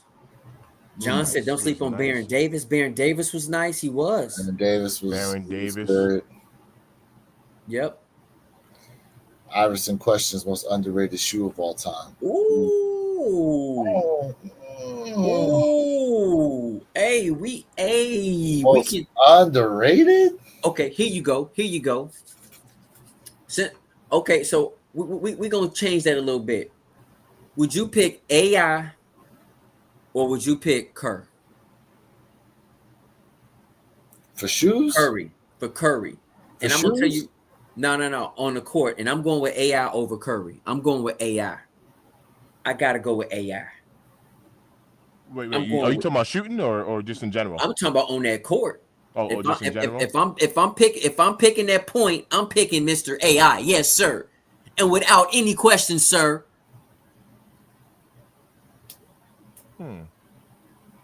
I'd probably go Curry, to be honest with you. I respect it, but I'm going with that AI. John said AI. I'm going with the AI stir. Like, see, the thing with Iverson is he would go on streaks of shooting. He would go on streaks. So from that aspect, he can sometimes get inconsistent. But he was remember, keep my bad. That's my fault. Go ahead. My Well, bad. no. What were you gonna say? I was gonna say, but remember, AI, he was doing a time of better defenders. That makes a difference. There were better defenders in his era than it is right now in Curry's era. But who? All right. The thing is you got to defend. To be honest, though, when you talk about defense, you got to defend Curry before you even get to the half court line. That fool liable to shoot it from there. That's facts. And make it. That's facts. You ain't lying. Like, you ain't lying. Listen, when it comes to pound for pound, like AI was, barely 6 foot, 170 pounds, soaking wet all day. You know what I'm saying? Pause. And he put his body on the line to score. He would. That being said, like, Steph Curry is just, as far as handles aren't as great as Iverson, right? Drive isn't as good. It's decent, right? Those levels are decent, but bar none, his shooting is way better than Iverson's. Shooting is way better, and his range is way further. So in that aspect, it makes it harder to defend. I'm not mad. It's a great question, bro. It's a great question. It's a great question. You know what I mean? It's a great debate. On Curry to injure him. Yeah, you're right. You're right. They'd have been trying to beat him up. Now, John, me personally, let me answer the first one. AI or Curry? Oh man. You know what? I'll be honest with you. I would go AI. I would go AI. I would. It's a hard question. It is a hard question to answer. I would actually go AI as well. It's hard, but I gotta go with AI, bro. Yeah. So what are y'all reasons for AI over Curry? AI had more in his repertoire than Curry. And here's the thing. Curry dribbling is amazing, bro. He can go left, right. It's so smooth. Like, he's very smooth, right? He can step back and he can just pop you with a beautiful, gorgeous shot. But when we talk about AI, pause. See, we're in the pause era. Everything's a pause. Hey, we're gonna pause everything, all right? But the difference with AI was faster. His handles were better. He didn't care how big you were. He would drive to the court, shoot on you, dunk on you. He had no care. He was relentless. He had no care. And I don't think, as great as a player that Curry is, yes, he's the better shooter. He can shoot half court on you all day. So my guy Damian Lillard can, who I like better than Curry on the court. I'm a Damian Lillard fan, but we're gonna get back to the real subject matter at hand. I just feel like AI can do more on the court than Curry. AI can do more. Curry's a better shooter, no doubt. Curry's a better shooter, but I would pick AI. I just would. I just would.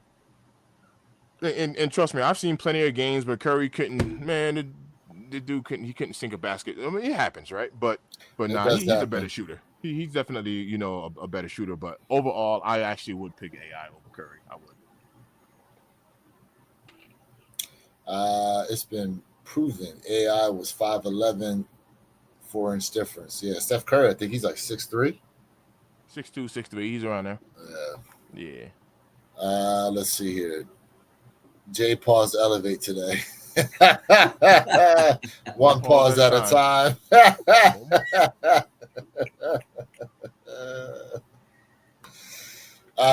Someone said D Rose or who? Curry. Curry. D Rose or Curry? Prime. He said prime D Rose. All right, I do one better. Prime D Rose versus Prime Stevie Franchise. Oh, D Rose. That's not a D-Rose. debate. Come on, man, y'all That's blazing not a over Steve debate. Francis. Y'all blazing over Steve Francis right now. I would go D Rose personally. Y'all glazing over Steve Francis. Nah, Steve Francis was nasty. The franchise. Nah, I would go prime D Rose. I would. Listen, before there was D Rose, there was Steve Francis. My man could jump out the building. I agree. There's no debate. The franchise was fire, but D Rose was on another planet, bro. D Rose? Ooh, no, sir. No. Franchise who? Yeah. Hey, I'm gonna say food chain, bro. I'm gonna say Stevie Food Chain, bro. Compared to a D Rose. Woo! Come on. And in that aspect, Prime, what's his name?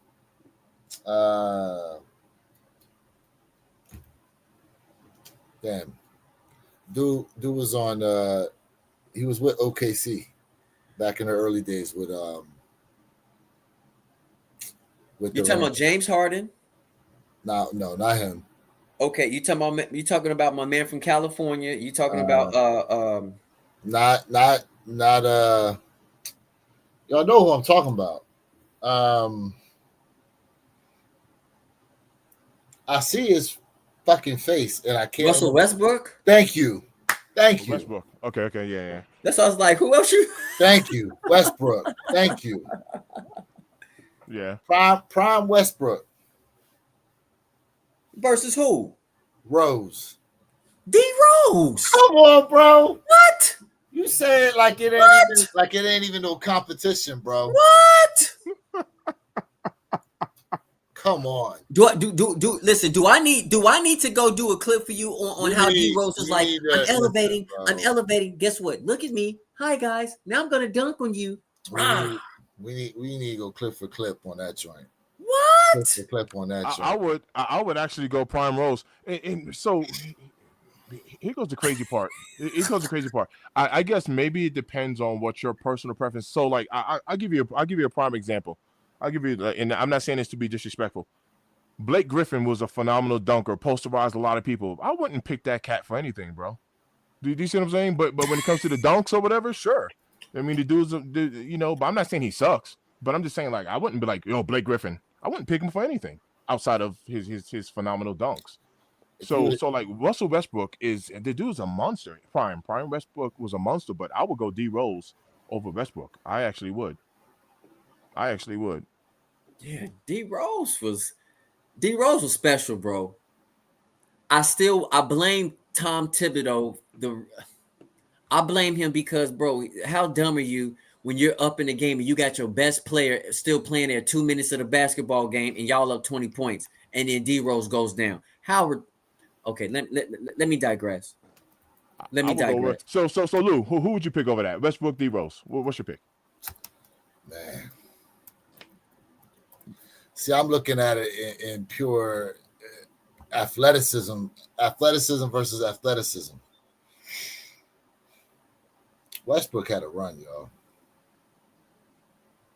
Westbrook had a run. I know the superstar that Derrick Rose is and was, but Mm.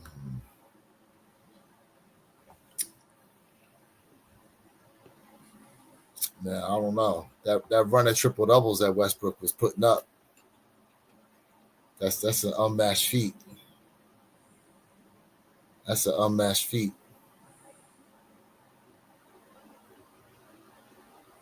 I don't know. In that aspect, I might lean a little towards Westbrook in that aspect. It's your pick. That's fair. Camp over Blake all day. That's exactly the comparison I was going to bring up too. Sean Kemp would be a good comparison versus Blake Griffin. Rob T said he'll say Westbrook. Yeah. So who was battling? Was it Westbrook and Harden? Weren't they battling all these triple doubles together? Was it them two? Who was getting all those triple doubles during that time? Yes, I remember that. The triple Yeah. double run. Yeah. Yeah. Both them boys are just getting those triple doubles up. You know.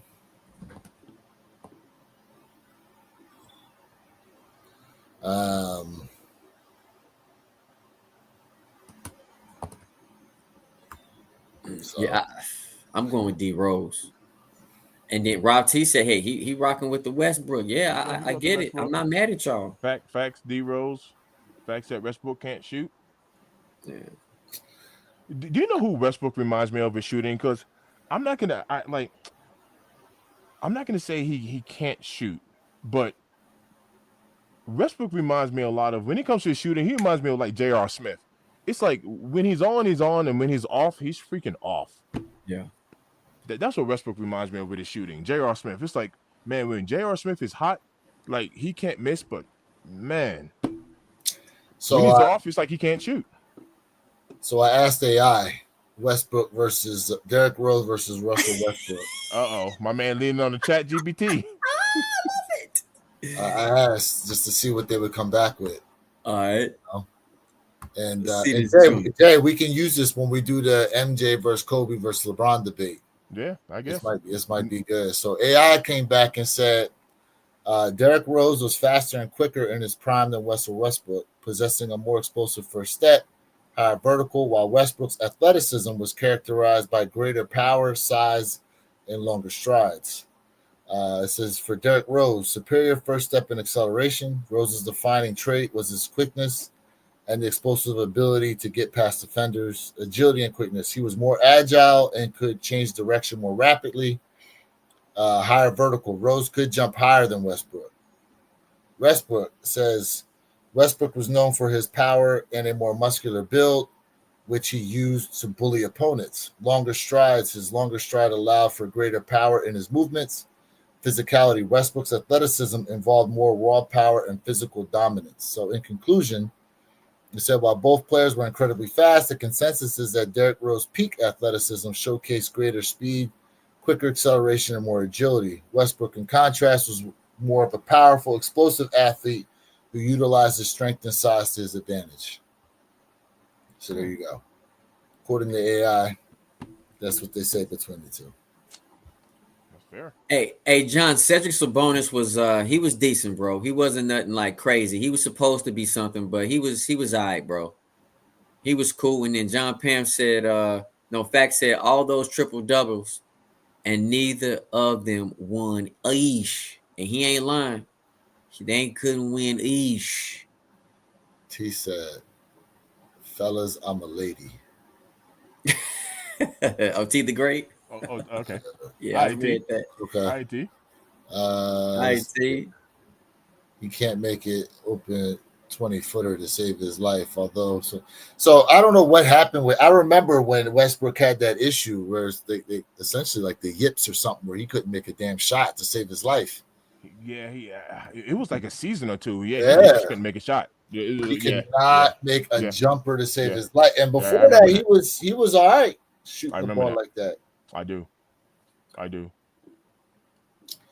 Let's see. T Degree says that's not a good comparison because JR never led a time or been MVP. MVPs are greater expectations. Westbrook game never developed. He just kept running up and down the court, leaving the ball behind. I like it. Maybe a lot of people. I like that. To Westbrook and J.R. Smith.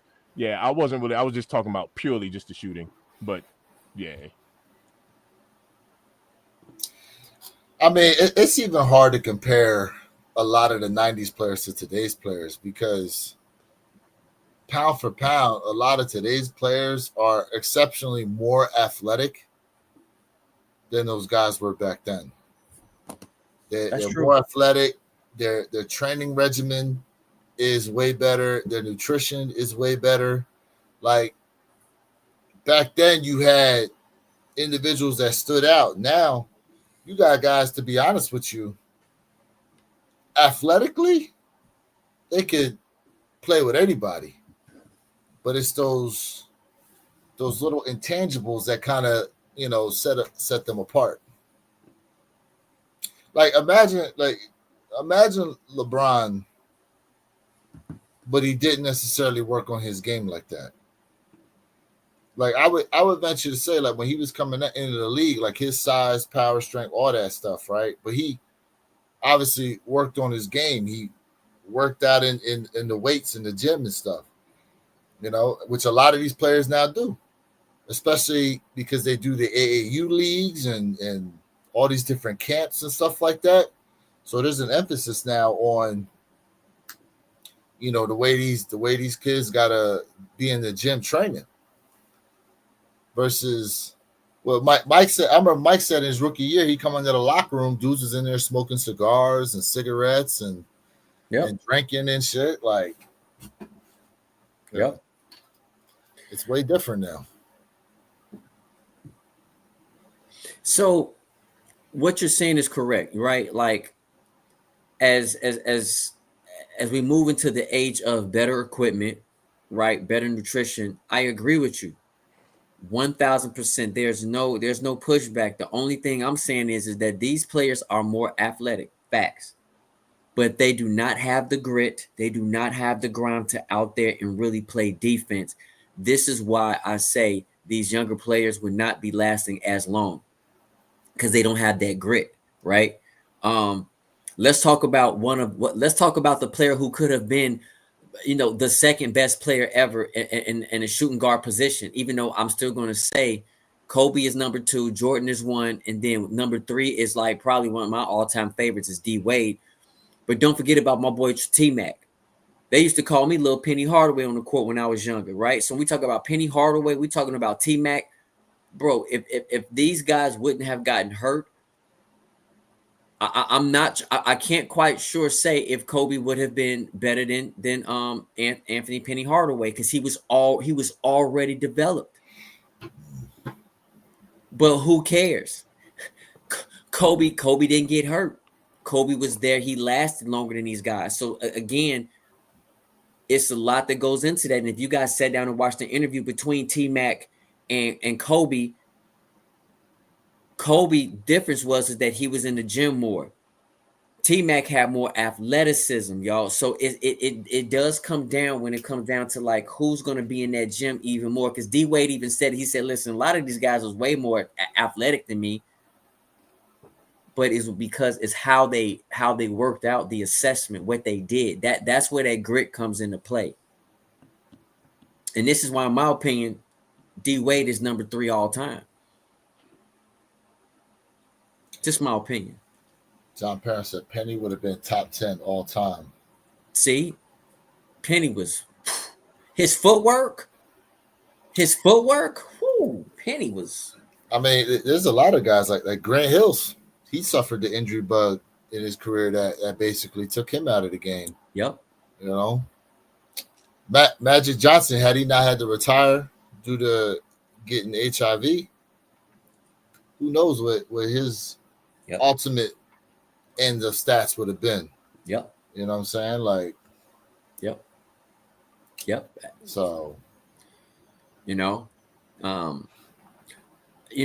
we think of LeBron, we think of Magic, right? Magic could have played 5 positions, bro. I'm not gonna say 6. I think 6 is a stretch, but I'm definitely gonna say Magic could play 4 positions beyond solid 3.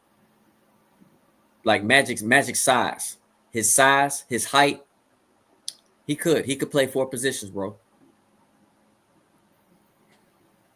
You don't think so? Ain't there only 5 guys on the court?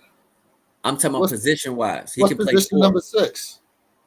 I didn't say 6. I said he Yes, could play. I swear to God, you said Did I say 6? You Okay, can't my say- You can't said play 6. Yeah. okay, my It's all good. apologies. It's all good. My apologies. What I meant to say was that I they knew said what you Magic meant. could play I knew 5 what you meant. positions. My apologies. My I knew what you apologies. meant. He could have been the 6th man. Don't elbow me. Right. Look, don't elbow me. He said the 6th man is the position. There But, you go. he He could have been could've- 6th man. They said that Magic could have played all 5 positions, but I would say I think that's a stretch. I think he definitely could have played 4 positions, not 6. My apologies. Don't beat me up. Yeah, Good catch, Chad. I didn't know I said that. Good the catch. the center position back then, bro, like just would have been so difficult for him to try to match up with anybody. Centers back then, bro, like you had Hakeem the Dream. Mm-hmm. You know, you had my man that was on the Lakers already. Kareem. You know what I'm saying? Like, bro, the centers of the 80s and early 90s. Listen, I put it to you like this. If Magic had to go against and defend Hakeem Olajuwon, Mm-hmm. it would not. I'm telling you, it would probably not be pretty, bro. It would not be pretty. Hakeem's footwork on the blocks is ridiculous. Hakeem the Dream, baby. Like, hey, listen. Hakeem the Dream took Shaq to school. He took Shaq to school, bro. He showed you that finesse will beat power. That footwork was nasty. And that skyhook from Kareem, bro. Nobody could beat it. Unstoppable. Unstoppable. That skyhook from Kareem was unstoppable. Because he could shoot it from the free throw line, 16 feet away. My manager just, whoop. You couldn't. You, bro. Whoa. Whoa. Facts. Whoa. Listen, chat, I got to get going. I got some things I have to take care of. Listen, man, like, I love the fact we got some new people in the chat. Sub up to the One Pair at a Time podcast. Sub up. We do have our individual channels. Sub up to Mr. Think Impossible. Sub up to Wear Your Kicks 26. Please sub up to your boy Jay Elevate. We do different sneaker reviews. We do all different kind of things on our personal channel, but we come together as a whole every Saturday. And you guys also know we stream from our own channels throughout the week at any given time and dropping videos. Show us some love, man, as we giving you guys this love. Hey, Denny, guess what? Go eat a dick. How about that, bro? Oh my! Go eat a dick, guy. Get the fuck out of here, bro. Oh my! How about that, bro? I don't need you to sub, bro. I'm just giving facts, so just get out of here. You ain't want it. All right. We appreciate y'all. We love y'all, man. Jesus. Appreciate y'all. We love y'all, man. Let's get it. All right, Jay. Salute. All right, Jay. Have fun, man. I'll hit you up later. Salute, fam. Yo, with these soft pinks, the only thing that sold out is a men's 7 and a men's 7.5. The women's sizes, basically. Yep. Women's sizes. Everything else is still available for anyone who is interested. I'm gonna wait on a juicy deal for these joints. Yeah, yeah. If you want them like that, I definitely would. Ain't no reason to go ahead and get I'm gonna them wait on them. down. Yeah, man. That whole 3M crunching up. Yeah, I ain't gonna lie, man. It frustrated me a little bit. I actually really was looking forward to these joints. I'm surprised he said that because I'll have to watch the video and see if he mentions the green beans. He does. He talks about the green bean. And he said the same thing happens for them too. Yeah. Because I remember when the green beans came back at, people were showing their original pairs, and I don't remember any of them like cracking like that. Creasing, yes, the creasing's there, but listen, creasing is going to happen when you wear your shoes, bro. But but if he's saying that it's going to start to flake, is it that they were going to flake at some point? Like the material's gonna flake off. Not necessarily flaking. He was just saying that he put them on even for the purpose of the video, and they already creased up hard, and that 3M material. He was like, it's good to have on the shoe, but it's not good to have around an entire shoe. It's like aluminum foil. You know, aluminum foil looks nice and clean before you one wrinkle in it, and you know it has that wrinkle effect in it. You know what I mean? No matter how straight you make aluminum foil, once it's crinkled, it's true. there. So that's true. You know, I was like, So pretty much, you know, he's like, you know, when you wear these, expect them to kind of have a nasty looking crease in them. That's all. And he was like, I'm not even against creasing in shoes because, quite frankly, neither am I. But it's just something with that material. He was like, leather looks good when it creases. That 3M material, not so much. Yeah, I'm gonna wait it out. I'm still gonna get the shoe. I'll just wait it out. It sucks because I actually wanted to wear that shoe. That's the crazy part. So you was gonna rock those. So whenever I will pull out pink, I'm telling you, I would wear the soft pinks before I wear the pink awakes. Okay. I just like the way that soft pink was set up on this Jordan 5. So, you know, I got the pink awakes or whatever, but I actually would have rocked these soft pinks, and I'll still wear them. What you gonna do with those pink awakes? I might sell them. I'm still undecided on them. So after I get this channel monetized, I might sell them and use that sneaker as my stocks to kicking stocks, you know, channel. Yeah, I just might toss them, but I'm not sure. But I might toss them. Let me think for what's coming out the rest of this year. I wonder if you need them for trade bait on anything. I guess the Travis Scotts, the frags. That could be the only thing I could think of. But we have no idea when they're releasing. I mean, it says they're supposed to release like November 11th or 12th or something like that, according to the J23 app. But don't know if that's actually happening. Yo, the Funk Shop in the building. I'm reading some comments here. Henry, what up, fam? I was reading Okay. fact. He said the comment got blocked. I don't know who blocked it or deleted it, but dude came in here saying you guys get no girls and all have no hairlines. LOL. I didn't even see that. Someone must have blocked that John right away. I'm trying to catch up in some of this. Oh, I think that's the one that Jay Jay told him to eat something. I was like, all right, Jay. Jesus. John want to know what size the awakes are. The 13. Yeah, the awakes are 13.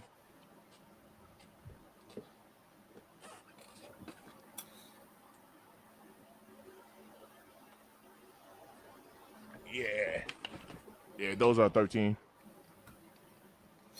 Hey, Henry, I don't know, bro. People just get up in here and they upset. Look, man. It's the internet, man. You're always gonna have people come after you, man. This is what you do. You expose yourself to the world. It happens. So, he said he could find a buyer. He needs a size 11. Yeah, like I said, I'm waiting. I'm waiting till this channel gets fully monetized, and then I'm gonna start a whole new channel. I'm starting a finance channel. You starting a whole new channel, huh? Yes, sir.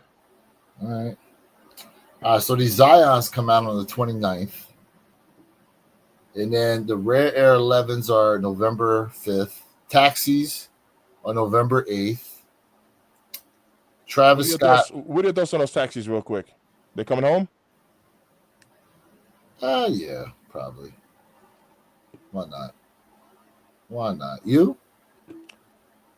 It's a very good possibility. Oh, hold on. He hesitated. Very, very good possibility. You pump faked a little bit. Why? Yeah, I like the taxis. Like, I really do. Let me put it this way. I actually like the taxis over the French Blues. I actually would give the taxis credit over that.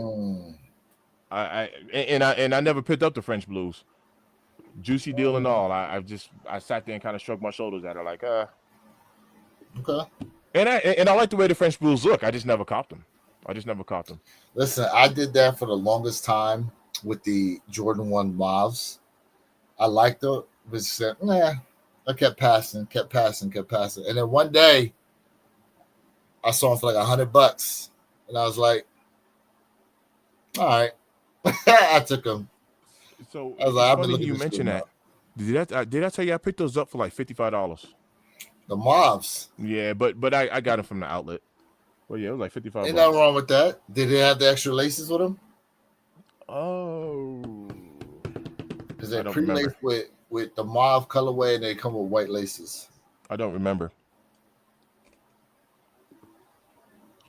I got them. I'm looking at them behind camera. There, it's inside of a bag. He said, "What Rare Air 11 got pushed back?" I mean, the only Rare Air 11 that they have, November 5th, apparently. Yeah, That's on the yeah. J23 app. What are your thoughts on those rare Air 11s? I like them. I just don't know if I'll get them.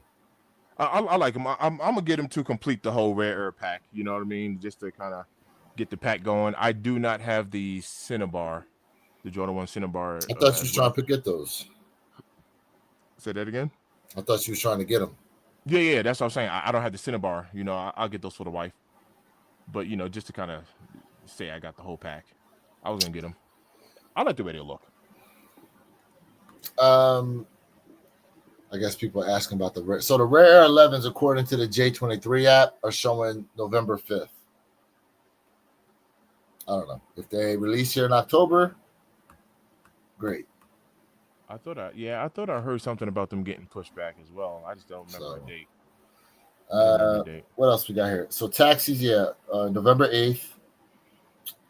Then there's the women's Jordan 11 Pearls that come out November 11th. And then let's see here. Travis Scott Frags, November 12th. Then the Jordan 1 Low Chicago's are November 15th. Then you got the PSG Jordan 5 Off the Wars. They're the 15th also. Oh, excuse me. Shadow 10, Jordan 10 Shadows are the 19th. And then you got the Houston, Atlanta, Vegas Jordan 11s. Those are on November 22nd. I like the Vegas pair. The purple joints. Yeah, I like the Vegas pair. T said I haven't gotten any shoes this year, man. That is some discipline, T. I ain't gonna hold you. That's dope. That's wild. That is dope. That's discipline. Hell yeah. Let's see. Then we have the women's Jordan 3 Champagne and Oysters, also on the 22nd. Black Cat 4s, November 28th. Jordan 4 Retro Women's Hemp. Whatever those are. And then you also have the Jordan 40 Goes Varsity Reds that are dropping in November also. Oh, it looks like the Imma Jordan 6s are to release December 5th. Mm-hmm. Bugs Bunny 8s are, excuse me, I skipped over.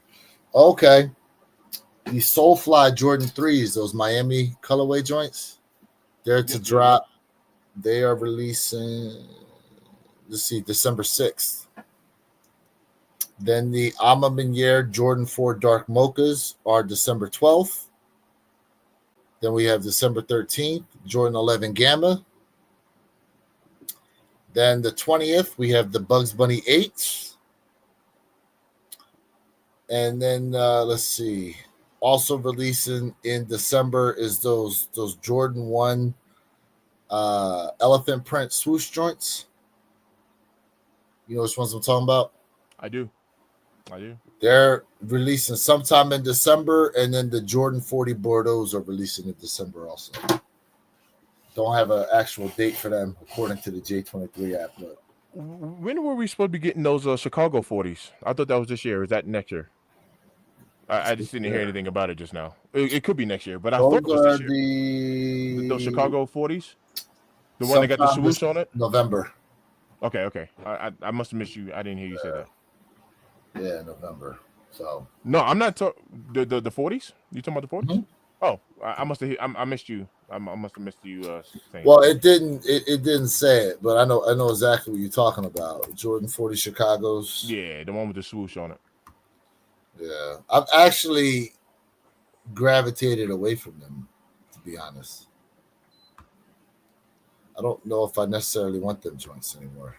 I know it's gonna sound weird. I actually like the way the Jordan 40 look without the swoosh. Yeah, I think it looks.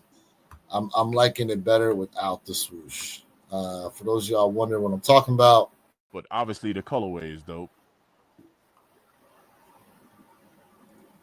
now according to Sneaker Files, it's November 1st, but this is from back in August. This is an article from back in August, so I don't know. Okay, yeah.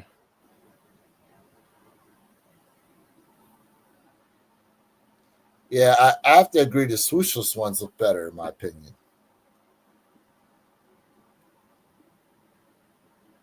Yeah, But colorway's these ain't nice. bad. Colorway's fire, yeah. Okay. Yeah, these Yep. ain't bad.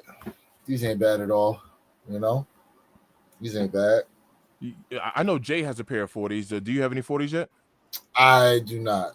I do Yeah, not me have a neither. pair of 40s. Me neither. I slept on the. Well, here I'll just show them. I slept on this pair. I slept on these. Then with the medium olives, they're supposed to come out at some point.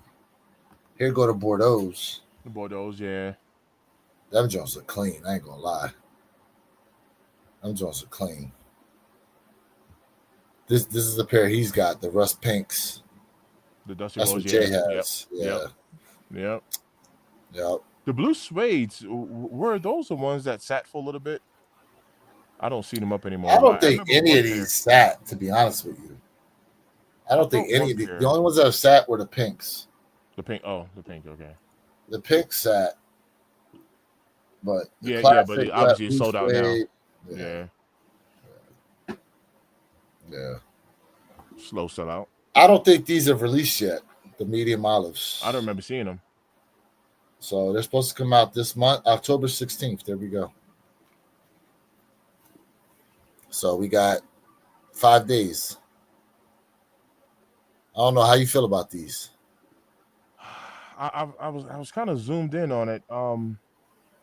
It's It like looks like we have two different color greens, or is that all the same? I don't know. I don't know why that toe cap is looking different than. It does look different.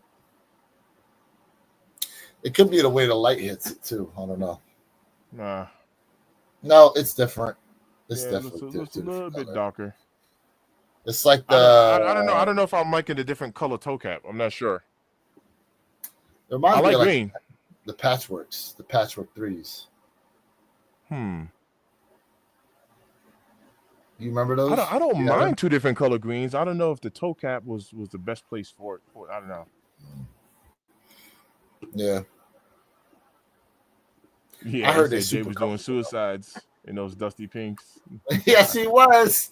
Yeah, he was. He was getting it in, man. Yeah, he's getting it in. He was out there. That what was he? LA Fitness. Like the LA Fitness basketball court doing that. Yeah, review. he was at some gym getting it in. Yeah. Oh Yeah, yeah. he was. I wonder how many takes he did on that jump shot. I need to ask him. Like how many takes it take for you to make that jump shot first? I don't know, man. It looked pretty good. He didn't look windy. It looked like it was all one shot the way he did it. Maybe. So Maybe. I was like, all right, Jay. He's still out there. I'll have to get out there and just take some jump shots, man. My knees started hurting just watching him move around like that. man. Yeah, but you dropped quite a few pounds though. So Yeah, no, I'm down. I'm down to 243 now. Yeah. 243. I'm feeling good. I'm actually feeling pretty good, to be honest with you. Okay. Coming up for 270. Yes. Yep. Yeah, that's a lot, bro. That's a lot of weight.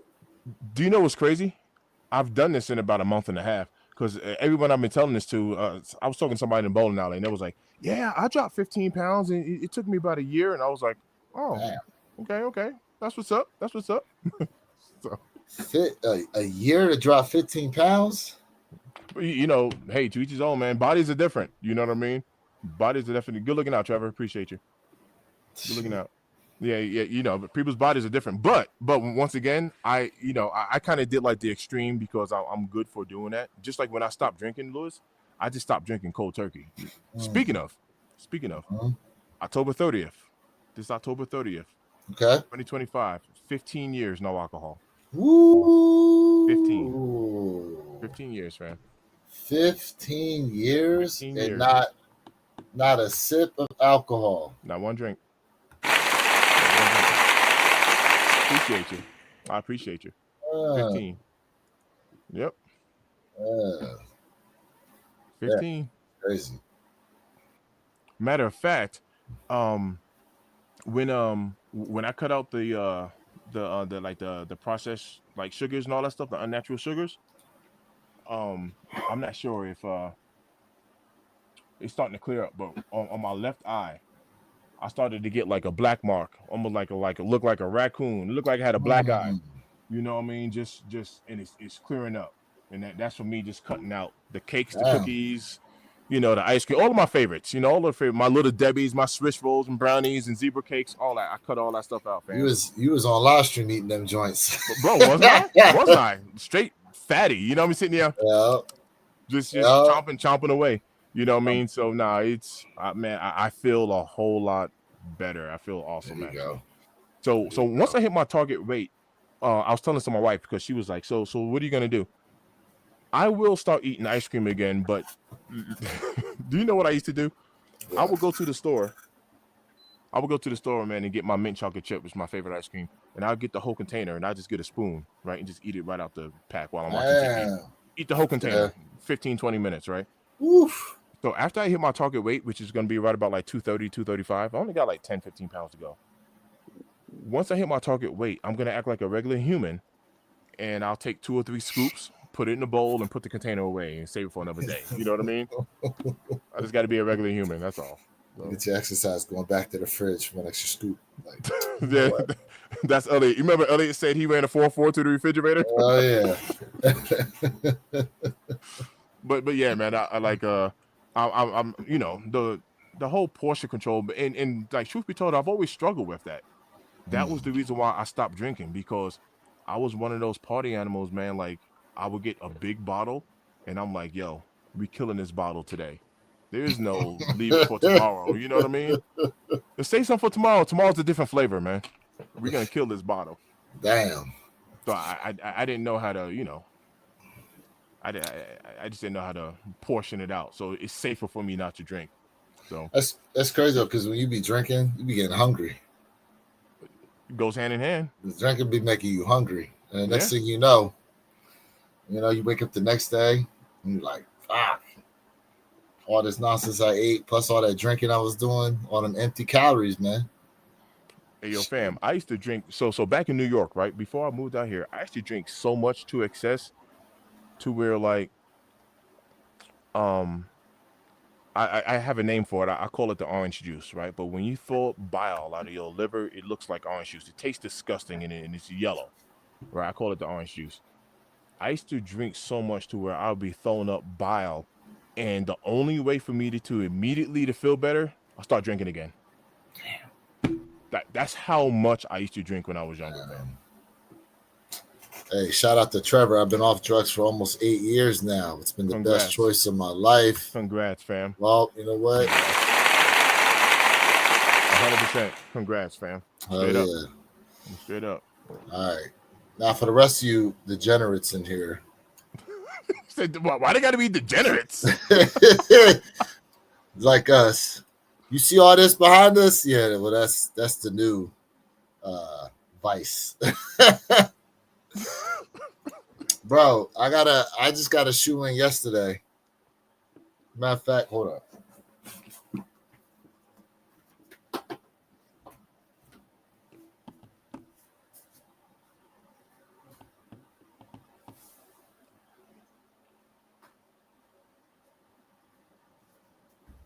Shout out, Trev. That's what's up, fam. 100%. 100%. All right. Now you see the box. I'm not gonna tell you what it is though. It's something completely different. Something completely different. Okay. This is something completely different. I'm gonna do a review on these joints. I was looking at these hardcore. Nice. Are you gonna be running in those? Oh yeah. Man, Lou, when I tell you when I tell you I hate running, I absolutely hate to run. I've never liked running. Man, you in Colorado too. There's probably all types of nonsense to see. Oh yeah, yeah. Oh, don't get me wrong. Like I'll Mountains walk, in the man. Like, background and oh, bro, I'll walk. I'll go on trails and walk, but like just running has never been my thing. I do not like hey, running. you know what they said? They said I saw they did a study. They said if you do interval walks, so interval walking being like you walk slow for 3 minutes and then you walk faster for 3 minutes, like and maintain that pace, like that on off. They said that it burns like 3 times the calories as just a normal 30-minute walk because of I've the heard that. switch up in pace. Yeah, I've heard that. If you walk to where you can hold a conversation, like if we're walking and we can talk now, and then you walk faster to where you can't hold a conversation, without talking normal. That yep, I have heard that. See, now this is dope. I'm blessed. I could have been dead or incarcerated. I found a positive outlet and passion with sneakers. See, it's stuff like this, bro. And so when we get these fools that pop up in the chat talking this nonsense, to where you know what always amazes me too, Mr. Thing, is that these people come by and they feel so compelled to have to comment. Instead of just going on to the next thing, they stop and have to say something. They can't just go, "Oh, I'm not interested," and go to the next thing. Yeah, They and, gotta. and It's so triggered. They gotta say something. right, and that's primarily because they just maybe so like let me put it this way. Sometimes people are just trolls, right? So the trolls are gonna come and just try to you know rub you the wrong way. You know what I mean? If they can, and move on.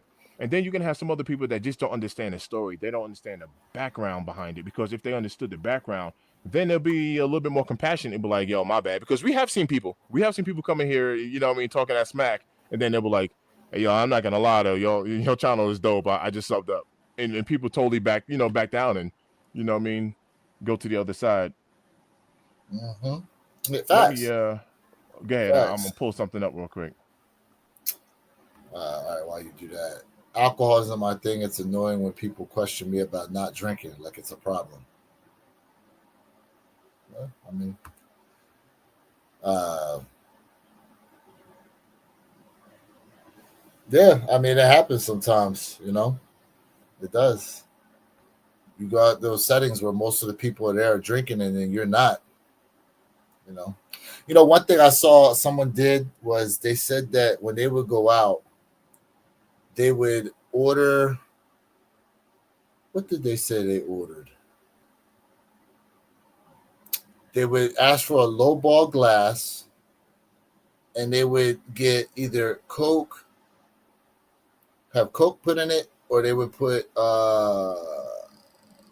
what's that? The seltzer water, and then they tell them put a garnish in it, right? And then essentially that would be the thing that they walked around with to avoid people constantly asking them that damn question. So essentially they had a non-alcoholic beverage, but the way the bartender put it together for them, it made it look like maybe they had a drink in there. Yeah. Like So when you go out places and people do that. Go ahead, mister. My bad. Ironically, whenever I go out, with people or whatever, and I'm the DD and designated driver or whatever, the moment it's funny, like, and I don't even ask for it, like, but like bartenders or servers, whatever, once they give me free food and all that stuff, just for being the DD, kind of as a way of like, yo, thanks for taking care of your people. You know what I mean? And it's crazy, Lou, because you saw me in Florida, like no lie, I like to have so much fun. Like I party so hard to where I act a complete fool around drunk people anyway. So so you would think I'm drunk when I'm not, because I just I like to have so much fun. I be a complete fool, like a complete fool. So I just like to have fun. You know what I mean? And it's proof. Like no lie. Like shout out to everybody who like I don't have anything against alcohol. Matter of fact, let me share this with y'all. I had my first drink at the age of 12. At the age of 12, I'm 45 years old now. So if I was still to continue have drinking all the way up until this age, I can legitimately look at you and be like, I've been drinking for 30 plus years, which is crazy because that's a lot of abuse on your organs, just to be 45 years old.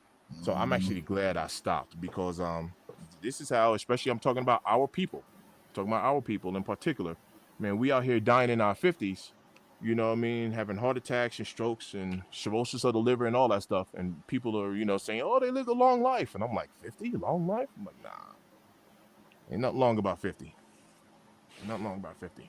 So I'm grateful I made that change. And and Trevor, let me share this with you to Lewis's point. When people jump in here talking about, oh, yo, look at these grown ass men still buying sneakers like they're kids. This is one of my coping mechanisms. I'm a drummer in church, so playing the drums is a coping mechanism for me. Mowing the lawn, physical fitness, lacing up sneakers. I be on here doing sneaker cleanings. It's a coping mechanism for me. It's a coping mechanism for me. I don't have any urges to drink alcohol or whatever, but I go get back massages. I get foot massages. I go to the chiropractor. I have coping mechanisms in order to deal with stress and trauma and stuff like that, besides hitting the bottle. Back in 2010, when I got my DWAI, I got a drinking and driving charge. I lost my career because of drinking and driving. I lost my career from it. In 2010, I got my DWAI in June of 2010, right? So this is the story that people don't know, right? I got a DWAI in June of 2010.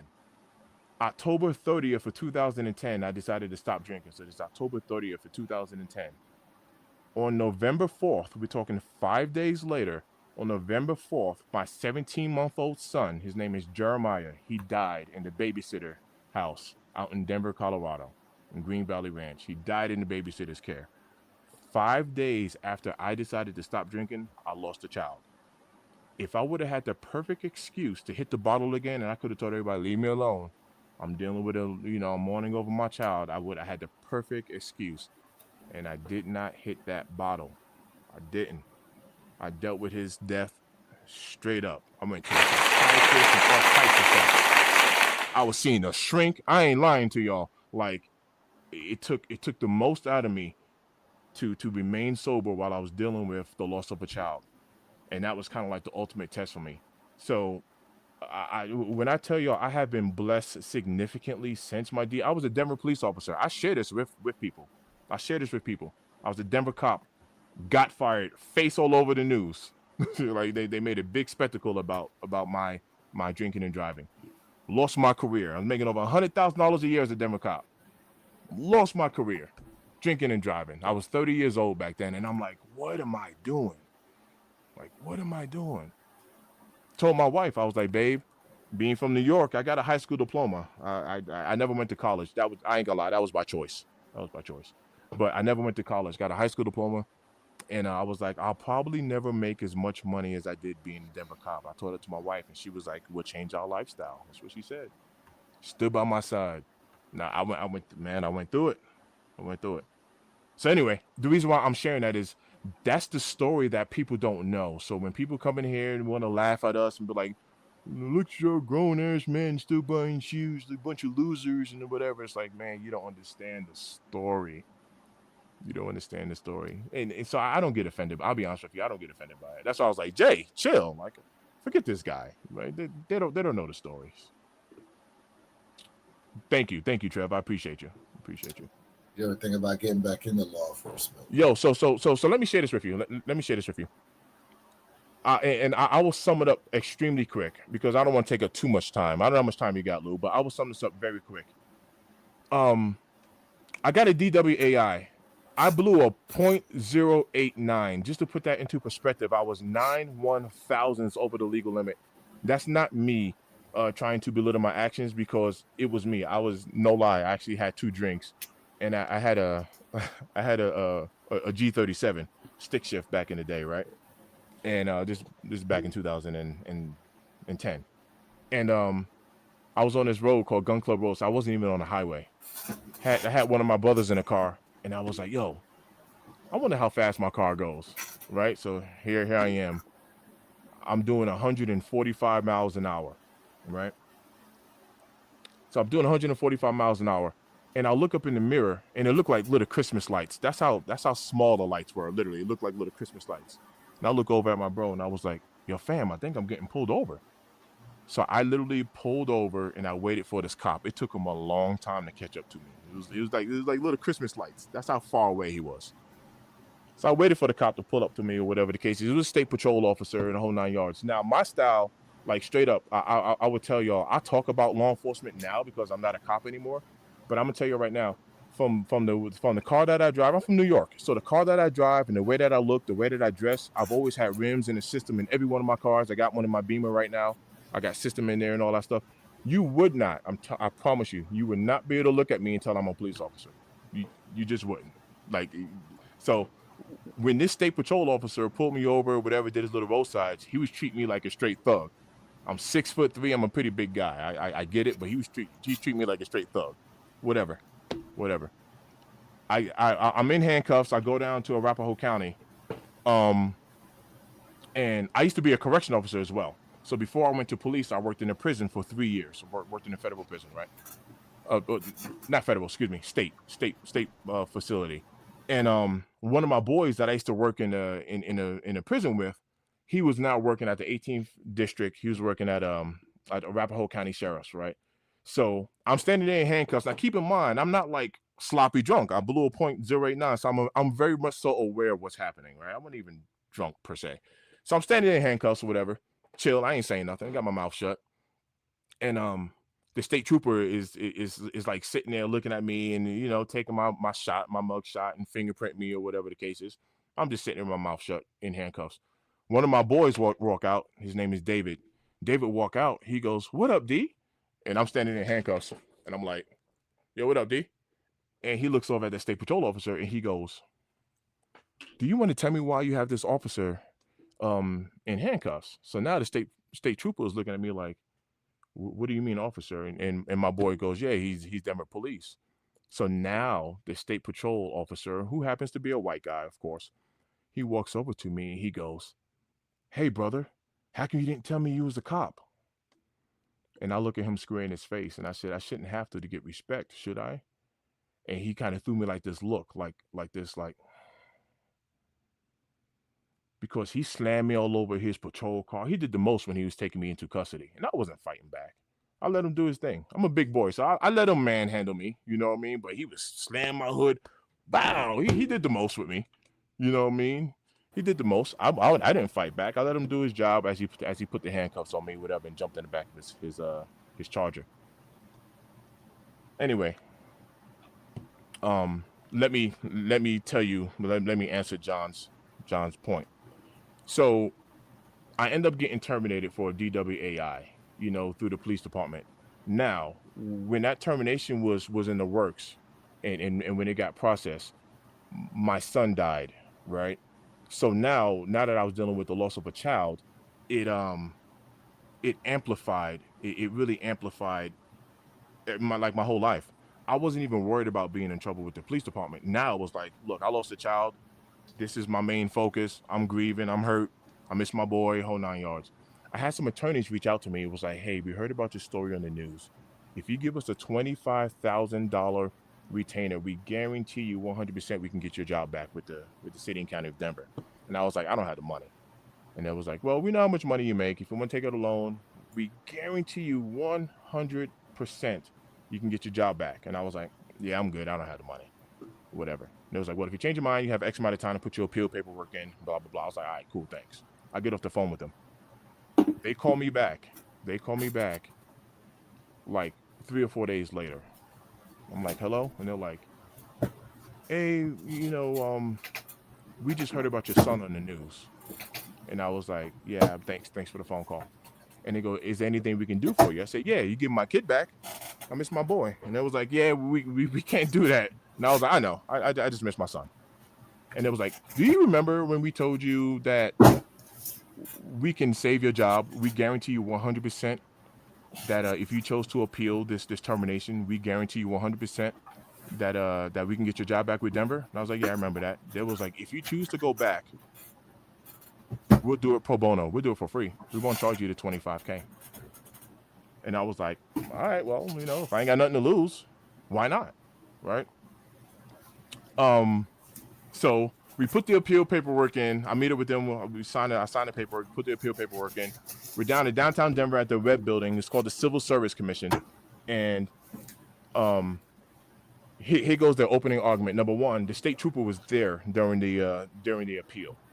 Now, I think the city and county of Denver brought in the state trooper to kind of testify against me, but that didn't even work to their favor, even though I didn't really need him there, because the state trooper was like, well, during the night of the arrest, Officer Saunders was very respectful. He never identified himself. He didn't try to coerce me, or I didn't even know, like, which is true.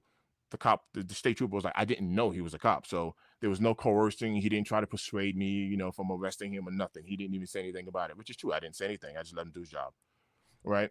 So the state trooper went ahead and kind of testified good on my behalf, but I didn't even really need him. When he was done, these attorneys pulled out their little file cart. Now, this is a true story. They pulled out their file cart. I'm standing there dressed in a suit, and they looked at me and they was like, Derek, all you got to do is just look good. We're going to get your job back today. I didn't know what their strategy was. So I'm standing there in a suit like, all right, cool. I'm just standing there. I have one attorney to my left and another one to my right. This is their opening argument. They open up their little file cart and they go, we have 14 current Denver police officers, all Caucasian. I don't know if my thing zoomed in. We have 14 current Denver police officers, all Caucasian, with 2 or more DUIs. Did you fire my client because he's black? Now, once they said that, I'm looking at the attorneys like, yo, hold on. And it was like, yo, be cool. They tapping me like, be cool. I'm like, what is this? Because I'm kind of surprised. And they're like, yo, be cool. So we're looking up there and they're like, no, that's not why we fired them. So they're like, well, tell us why. So they're licking their fingers, flicking papers and all that stuff. And after they flick a couple of papers, they was like, you're reinstated, report back to headquarters tomorrow morning. And I got my job back. Just like that. That's how I was reinstated. Isn't that crazy? These attorneys knew that there's 14 white cops that got 2 or more DUIs and they're still police officers. So our whole argument was not me to discredit me drinking and driving. My whole argument wasn't me discrediting that I was breaking the law, I was speeding, it was reckless driving, lost my license for a year, all of that stuff. I had like a 14-point ticket, all of that stuff happened to me. Yes, but their point was this: if you fire cops for DUIs, then fire my client. But if you don't fire cops for DUIs, why'd you fire him? That was their whole case, because they can prove you don't fire cops for DUIs. So I got my job back. I was reinstated. That was it. I was back in Park Hill. Park Hill is a place out here in Colorado, in Denver, which is the bad side of town. I was working back in Park Hill in the whole 9 yards, man. All of it. I ain't getting no more trouble, whatever. I kept my head low. I had a couple of my buddies come to me and say, yo, here goes the messed up part, because it's absolutely true. A very good friend of mine, he was like a deputy chief at the moment. He came to me and he was like, yo, D, I need you to keep your head low, though. You got out of this, keep your head low. There's going to be another officer who's going to make a mistake after you, and the spotlight's going to be on them. But right now it's on you, so you need to keep your head low. And I was like, copy that, right? So I'm doing everything good. I've always been a solid cop anyway. It was my off-duty behavior that got me in trouble. So anyway, I kept my head low, and one of my good friends, he ended up getting a DUI, and he was all over the news or whatever. Woof, right? But so I got reinstated. 1 year went by, and they terminated me again. They appealed my appeal and fired me again. So I shared that entire story with y'all. John, I had offers from the Aurora Police Department, Commerce City Police Department. I had chief of police hit me up, offering me a job. We heard about your story in the news. We see how your department's doing. You can come work with us. I had to talk to my wife, and I was like, I'm good. Let me tell you why I bowed out. When I got terminated again, the attorneys reached back out to me. Now, you're not going to find none of this on the news. What you will find in the news is the original story, me getting terminated. But they're not going to tell you why I was reinstated because of discrimination. So Let me tell you about law enforcement. Law enforcement is dangerous work, just like being in the military. It's dangerous work. It's fun. I ain't gonna lie, it's fun, but it's dangerous work. The moment I realized that my department didn't want me there anymore, I realized that I would die on them streets. I would get killed on them streets. I would. I would. The last thing I need to be doing is chasing a bad guy down an alley by myself, and I'm calling for help, and people are sitting there like, "Yeah, we'll be there in a minute." You know what I mean?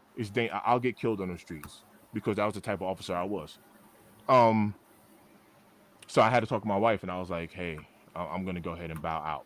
However, the attorneys were like, "Yo, we can take this to federal appellate court, which is a higher branch of the judicial system, and we'll hit them for discrimination. We guarantee you get your job back. It's just gonna be a process." And I was like, "Yeah, I'm good."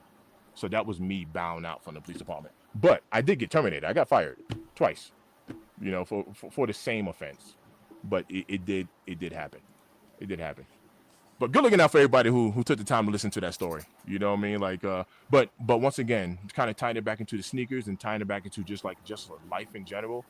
Like, sometimes people don't even know like the journey. They just kind of look at the end result and think everything's all peachy or whatever the case is. And I'm like, man, I have more life experience. No lie, at 45 years old, I have more life experiences than what I really care to have. In the best way I can honestly, like, as embarrassing as it is for me, like, I'm a business owner. I got a moving company out here in the whole 9 yards. Like, as embarrassing as it is to share, what good is it for me to have all this experience and not share it with somebody? My pastor in church, let me tell you something. I love my pastor. Do y'all know my pastor in church, he never had a sip of alcohol. So when my pastor, when somebody has a drinking problem and they go to my pastor's like, "Well, just stop. Just don't do it." And I'm like, "Pastor, it's easy for you to say, man. You don't know how good alcohol makes you feel." Man, look, it makes you feel good, man. But shout out to my pastor. He never had a drink, bro. So people come to me and be like, "Yo, man, like, pastor don't get it, man." And I'm like, "All right, well, I used to drink." And they're like, "Brother Derek, you used to drink?" I'm like, "Oh yeah, oh yeah." I can relate and I can help them out by sharing it. Or I can keep my stories to myself. You know what I mean? And not help nobody else out. But I don't think that's the power of a testimony. The power of the testimony is to open up. You might be embarrassed. Look, I'm not proud to say I lost my career. I ain't proud to say that. It's not a proud thing to say. But I always say an L can be a loss, like you took an L, or you can learn a lesson. And I definitely learned. Man, I'm so much wiser at my age now. All right, that's it. Soapbox over. I'm out. That's a powerful, powerful story there, man. Powerful story. Well, thanks for listening. Powerful story. I think that's the first time you've ever told it on camera, isn't it? It is. It's the first time that I told the full story on camera. Because if you're willing to listen to it, right? To think that things are always peachy, like Lewis, like, people look at my wife and I, right, as if like we're some trust fund babies. They look at the house we live in, the cars we drive, and like, "Oh." I've even had employees that I had this one employee kind of clap at me. You know what I mean? It was like, well, you got a Beamer. I'm just saying. I was like, man, I pay for this. Like, it wasn't given to us. You know what I mean? Like we work hard. Like, we work for everything that we have, man. Like, nothing is just given to me. Like, even with these sneakers, I mean, I would love it if I was getting seeded sneakers from somebody. Facts. I would love that. I mean, like, I would love that. Like, is it just me, or do you guys not pay for your kicks? I tell you what, man, like, it's interesting when that thought process, you see people that have certain things and automatically just think that it just, fell out of the sky. Like, I didn't have to put no work in, no nothing for it. You know what I'm saying? Like I never understood that mentality. But that, that's part of the argument that's going on in this country now versus the have and have nots a lot of times. It's like there's a lot of people who built businesses from the ground up with like nothing and put themselves in position, or they have family that did it and now they're reaping the benefits of some family member who stepped out there and created whatever said business is and grew it into whatever. I see stuff all the time about people buying like, able to purchase like laundry, because there's a lot of baby boomers now that are like retiring from work, and so they're selling their laundry mats. They're selling some of their like different services like plumbing businesses and stuff like that out here. You know what I'm saying? And with the way things are going in terms of like these corporate jobs and the AI and all that other stuff, people who know how to do stuff with their hands are becoming few and far between. Like and not just knowing, but actually being really good at what you do too. Right. T hit that spot on, like spot on. Spot on. That is 100%. Comparison is the thief of joy. That's right. That is right. And there is a way to compare yourself, in a healthy way. But you are spot on. You are spot on. Start messing yourself up. You start looking at everybody else's paper. Man, the story you told will help so many people. Yeah, it would. It obviously would, man.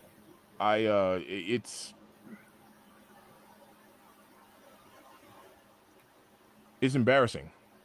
It is embarrassing, but I have, man, like here goes the sad part, Lou. I've helped out probably like 7 families just in my church alone who have lost children, fam, since I lost my child. You know what I mean? Being there for them, understanding, what it's like. Like, here goes. All right, here goes something else. When I lost my child, I had some goons from New York call me. Right? They hit me up.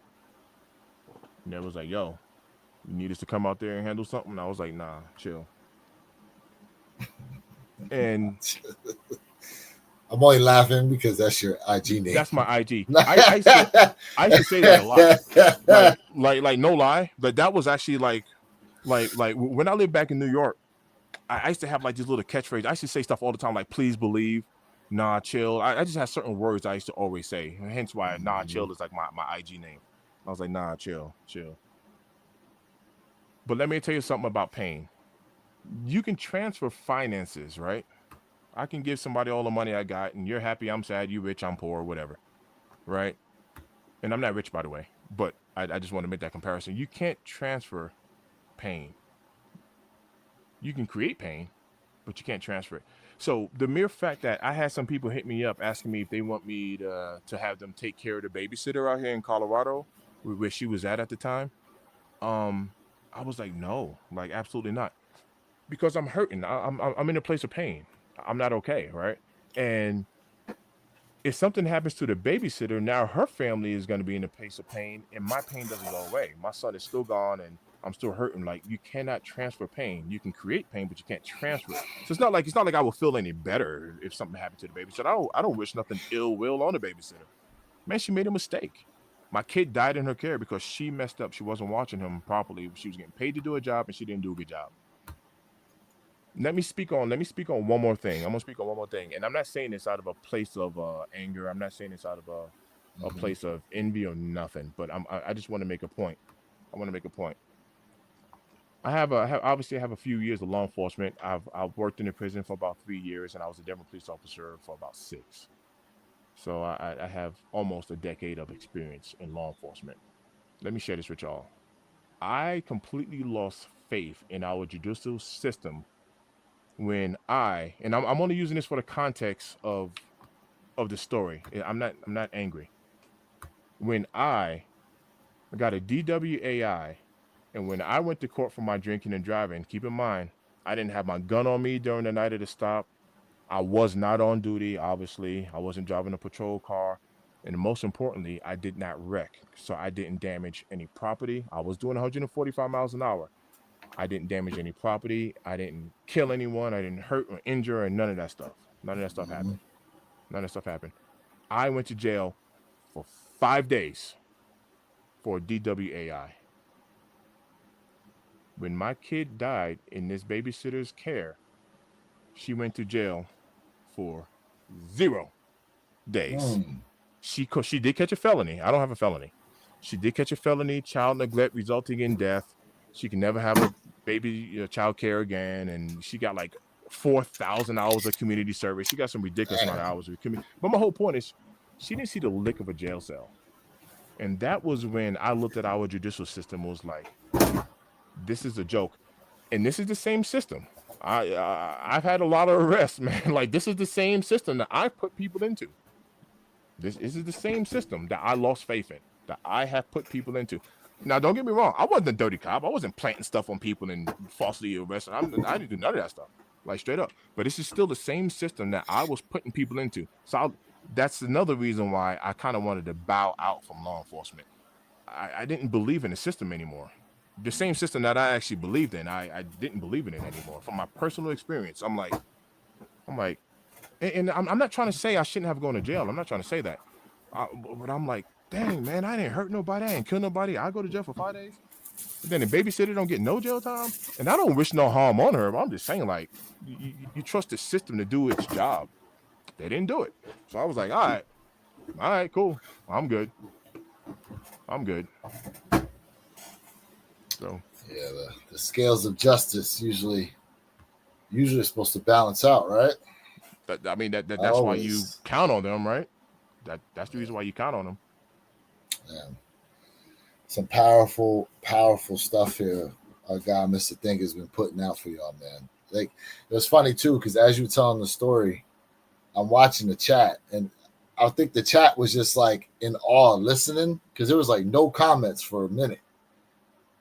I think everybody was just in awe listening to this story, bro. It's you know? Look, like I said, thanks for number one, it's actually therapeutic whenever I speak about it. Like I said, as embarrassing as it is, it's actually therapeutic for me. So thanks for listening. Like, straight up. I mean that. For those of y'all that are new up in here, man, you ain't gonna get this type of transparency nowhere else. Make sure you go ahead and sub on up. Appreciate y'all. I appreciate y'all. Sub All on right, up, man. you know? Let's lighten it up a little bit. What up, Q? Q in the build. What up? Let's lighten it up a little bit. What sneaker are y'all looking forward to next? Me, I can honestly say, even though the Chicago 1 lows is definitely coming home, Gamma 11s. That's Gamma 11s are what you're looking towards next. Gamma 11s. And do you know what's weird? Are you ready for this, Lou? I put Gamma 11s over Black Cat 4s. That's my personal take. I will put Gamma 11s over Black Cat 4s. Is Jay still here? I see that he's tapped in. He popped back in. I don't know what exactly he's doing. Okay. He popped back on, but Gamma 11s over Black Cat 4s. I'm not mad at it, you know. I'm not mad at it at all. You know, it'd been dope if they made a Gamma 4. A Gamma 4? A Jordan 4 with the Gamma trim. Like they doing with, remember they doing that with the Spizike. They doing a Gamma Spizike. Yeah, they're doing a lot with the Spizikes. Yes, they are. All right, Q said Black Cats and Gammas for her. That's fair. Hey, Q, any interest in the Jordan 1 low? The Chicago lows? Any interest I want in those? the Chicago lows, bro. I need those. Yeah, I want those too. I need them Chicago lows. I tell you what I still need. I still need me some Tokyo 5s. I still need me those Nigels, better with time, the lows. I'm good on both those shoes. I like them, but I'm good on both of them. Especially since I took that L. Pause, but that L left a bad taste, huh? Man, listen. I thought I had the win. I had it. And then once again, theft. You snatched it away. So my pair is probably in LA. It's sitting as evidence now. That's messed up. Sitting as evidence. Then again, I mean, could be true. You know, sitting as evidence right now in LA. So, you know, what are you gonna do? Snap. What are you gonna do? You know? Nothing you can do about that. Hey, T, real quick, because I did see earlier, You said that you went for kicks that you were interested in, but you didn't hit on. I'm just curious, what were you? What were your interests that you went for this year?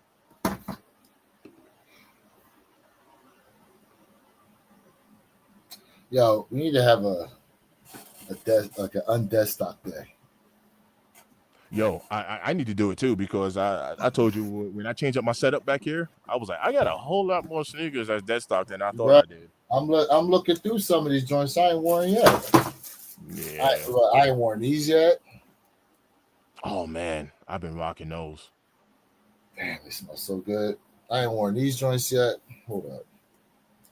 Y'all about to call me desktop kicks instead of wear your kicks. It's about to be desktop kicks. I bet you I got more than you. That's desktop. Man. These joints right here, the Riot SBs. Mm-hmm. I remember those. I ain't rock these joints just yet. What else I got in here? Let's see. So I bought these. Look, I still got the damn eBay tag on them joints. I ain't wear these Philly SBs yet. So do you have all of your dead stocks like set up to a pile or something? You know, the thing is I was going through my shoes that are in boxes because there was a few I took out to sell. And did I wear these yet? I don't think I wore these ones either. Mm-hmm. So I just need to rearrange it back in the closet. I just haven't done it yet. So where do you have your boxes? Because you keep your boxes, right? So are they just on the other side of the wall? So they're like where I'm pointing. Uh-huh. There's like a closet space there, and most of my boxes are all in there. Got you. I got you. Most of my boxes. No, I wore them. Did I wear these? Yep, I wore these. Gold metal joints. Let's see what else I got over here. You know what I still ain't worn yet? All right, T. I see you. Remember the Travis Scotts I hit on? Well, I showed y'all these before. The GOAT joints that I hit. The GOAT pair. Have you rocked those yet? GOAT. Nope. But listen. The thing is I have the other olives. So these joints ain't been rocked yet. Yeah. These. What else? I got some other joints around here. Q said the oldest DS pair I have is the black toe, the lows. Yeah, mine's is still damn. DS too. And the wife, I actually got matching kicks with the wife with those. These are the fire reds. I ain't worn them me yet. too.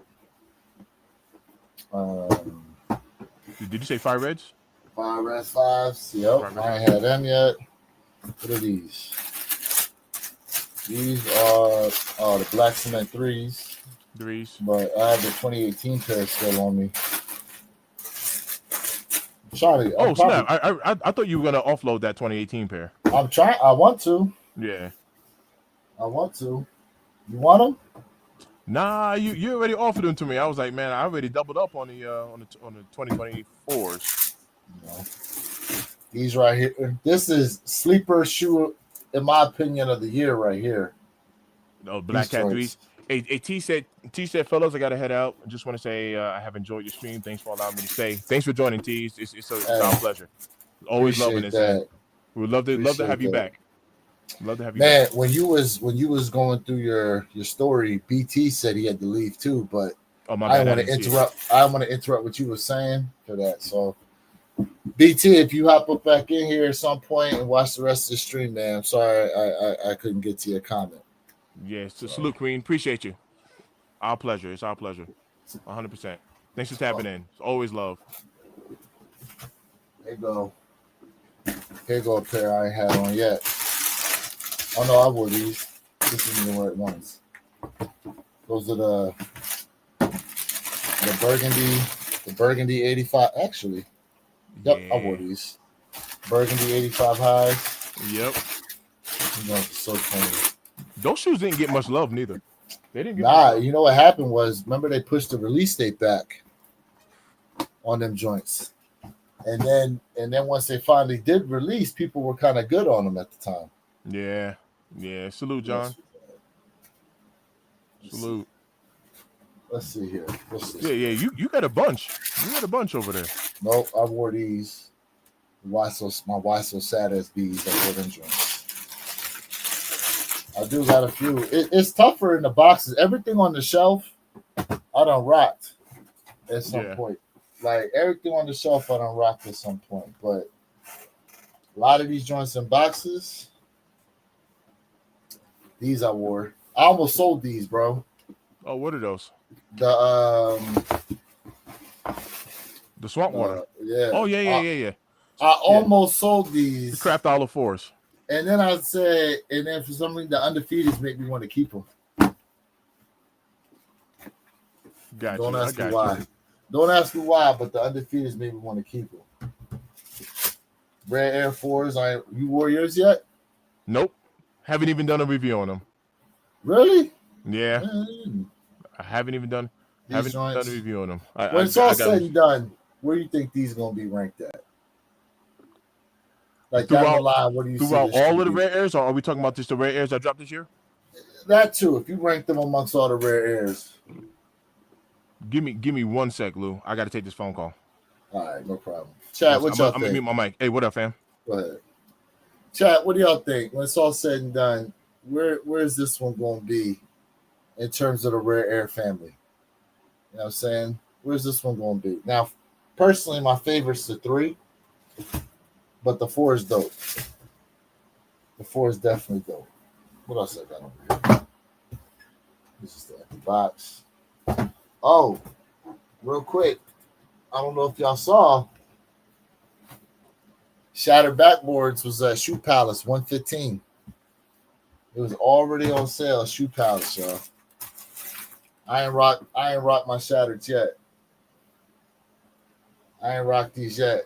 For those of y'all that got the Shattereds, who wore them? The 4s are the best in your opinion. You like the 4s? Okay. Now, when them Tour Yellows drop next year, you going after them Tour Yellow Rare Air Force? I think those are going to be a cop. Those definitely going to be a cop. What's this one? Oh, these are a pair of airships. I can't remember which ones these are. Oh, yeah. Oh, yeah. Chat. I know Jay liked to show his pair. How many of y'all got this? The corporate joints. The materials on these are so freaking fire, bro. The materials on these are so fire. I know a lot of y'all probably didn't know what to do with airships. It will be one of the best Jordan 4s. Do you think the rare airs will be one of the best ever? Foot action 119 for SBs. Word. John Parham, when'd you see that? When'd you see that? My bad, 47. Oh, that's all good.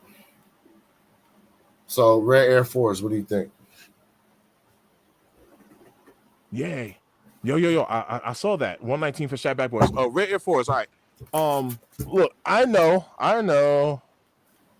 people that ain't really been feeling the undefeateds, but I will definitely put the undefeateds first. I'm kind of torn. Like honestly, I'm kind of torn between the Rare Air 4s and the Rare Air 3s. I do like the Rare Air 3s because of the Nike Air on the back. There's no doubt about it. Mm-hmm. Before, I used to always rank the Rare Air 3s over the 4s. Oh, you switched. I'm leaning towards Rare Air 4s now over the 3s. Why is that? Maybe because I love 3s. 3s are very comfortable. I love 3s. But on the back of the Rare Air 3s, that light nubuck that's on the back of it, that light color, I think is the reason why I'm switching. You're starting not to like it. No, I'm not gonna say I don't like it. I'll just put the 4s over the 3s. I'll put the 4s over the 3s. So I will go undefeated, Rare Air 4s, Rare Air 3s, and then Jordan 1. No, snap. I forgot all about the Jordan 11. So you like the 11 like that? I'd put the 11 over the 1. Ooh. I'll put the 11 over the 1. Yeah.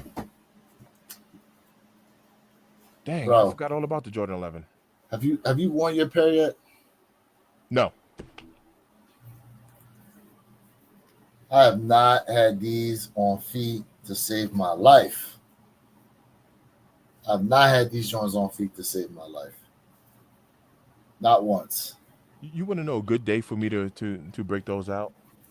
Would be on the 30th, on my 15-year anniversary. That would be a good day for me to 15-year anniversary kit. That would be a good day for me to break that out, actually. You know what my main issue with this shoe is, bro? That. What sock are you supposed to wear with these joints? Because if you wear you go white, you black have the sock, fuzzies. Yeah. you gonna have black fuzzies on the pad. You wear a white sock, you won't get white fuzzies in the collar. So I have an answer for you, Lou. You ready? Take out the original insoles and replace them. And then whenever you put them away, just put the insoles back in. That would be a nice little solution. Yeah. Put some different insoles in there. What's crazy is, as far as Jordan 1s are concerned, how thick this pad is. Because I've taken some pads out before and I held them, and all of a sudden the joint just flop. Yeah. But this joint, damn. Yo, hey, Lou, did you happen to catch that foot action? 119 for the shattered backboard? I saw that. I saw it come out. I want to say it was either yesterday. I thought it was Shoe Palace. It was yesterday or the day before. I think Shoe Palace actually had it as well. Ooh, Q said I got a solution. No socks. No socks. What? Man. Nah, Q, I don't think I can pull that off with my pterodactyls. Sweating. Your feet will be in here sweating. Right. Shit, I'll take my shoe off somewhere. I'll be like, ooh. And you can't get the shoe off? Hell no. No, she said, I don't see how people wear no socks or sneakers. I have to wear socks. Yeah, same here. Same here. This leather's so fucking thick on this damn shoe, bro. Yeah. You got to break that in. Serious breaking. Damn. They look good, though. I'll tell you that. I like them. They look good. What's your favorite pickup so far 2025, bro? Favorite pickup so far 2025?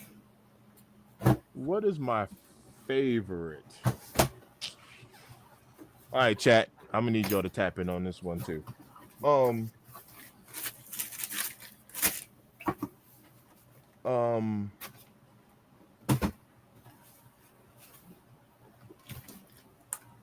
Favorite.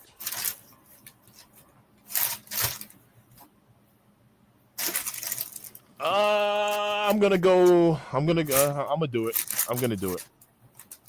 it. It's not gonna be a popular opinion, but whatever. I'm gonna do it. My favorite pickup so far is gonna be my undefeated fours. Ooh. I put it over the bricks.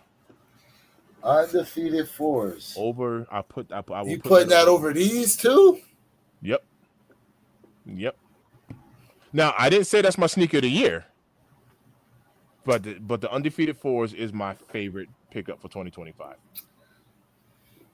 Yes.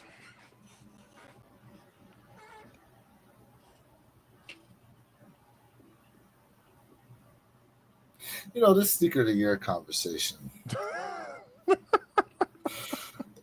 Here we go. Because if you have a favorite pickup, would that not make it your personal sneaker of the year? Nah. But all right, here we go. Nah. Okay, let's break this down.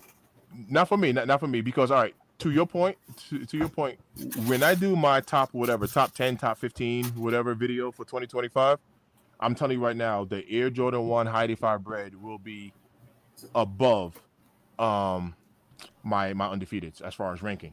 It just will. I mean, the Jordan 1 is my favorite silhouette, right? So to have my hands on this High 85 bread, I will put that over the undefeated fours.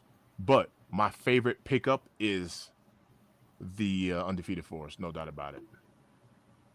So So you choosing your favorite pickup is this, yes, but you rank these over this. yes, yes, yes, sir. Hmm. And that's not because of resale value, and what I mean, because the high 85s are going for more than under. It's not even because of that. Hmm. It's more along the lines of the way that they released those high 85 breads. It actually ticked me off a little bit. You know what I mean? For them to put so much effort, and they did such a great job just overall with that shoe, to bring back this bread, to reconstruct it, to remake it in the whole 9 yards, and then reduce the quantity on it to say like, aha, you can't get it. They put so much marketing and everything, and then they made it so exclusive. With me, like I said, the Jordan 1's my favorite silhouette. My favorite silhouette. So it was like I had to get those, so much to the point to where y'all know I paid $500 for them. So I pay I resale had to too. get those breads. I had to get them. I had to. I went resale on those. And they said bricks first for me. I love to put metallic fives over them. I have to put metallic fives over them. Metallic five. Like, listen, I like the metallic fives, but Oh, some of wait. y'all. He's saying is he putting metallics over undefeateds or over the bricks? I have to put metallic fives. Oh no, undefeateds are 3. Okay. So bricks, black metallics, and then undefeated. Okay. I see it. So no true love for the undefeateds like that. So John. Oh, okay. Bricks are first. No, I got it. So all right, Lou, undefeateds or Heidi Five Reds? Honestly, Okay, fair. So honestly, so all right. Let me ask the proper question, because I say the same thing. I will put the Heidi Five Reds over the undefeateds, but you didn't answer the what's your favorite pickup? my favorite pickup of the year. Ooh, Yes, damn. so far. My favorite pickup of the year. And keep in mind, we don't have Black Hat 4s. We don't have Gamma 11s yet. We don't have the Travis fragments yet. My favorite pickup of the year. Damn.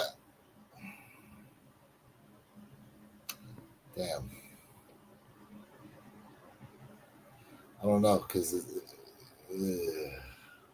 damn, that's a good question. That's a good question. Favorite pickup. Because Because the thing is like we had the I'm a take Jay out of here until he actually comes back. He's not streaming to his channel. So Jay get back on. I add him to the stage, but he's not streaming to his channel. That's the thing. no worries. So, all right. So I'll put it to you like this. First off, I was humbled as hell to be able to hit on the undefeated force for retail. I was. But as happy as I was to get that shoe at retail, there's something that happens when I look at these emotionally. How much did you pay for your pair? Do you remember?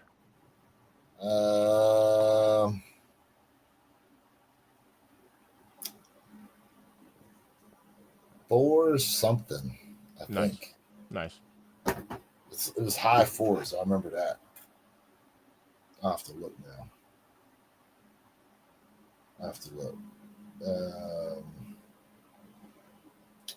Let's see here.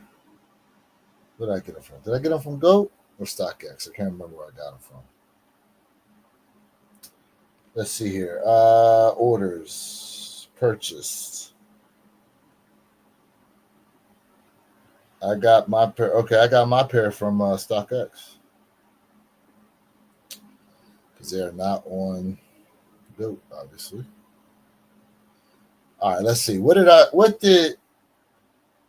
your kicks pay for a pair of 85 highs? I paid out the door.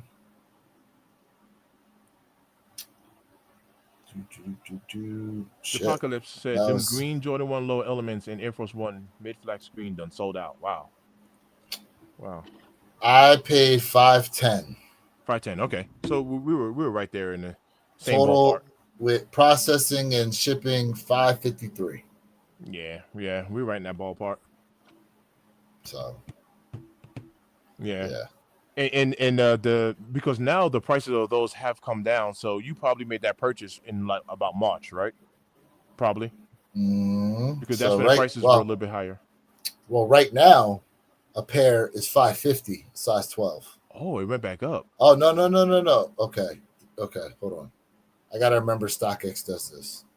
So they made a change to the app. All right.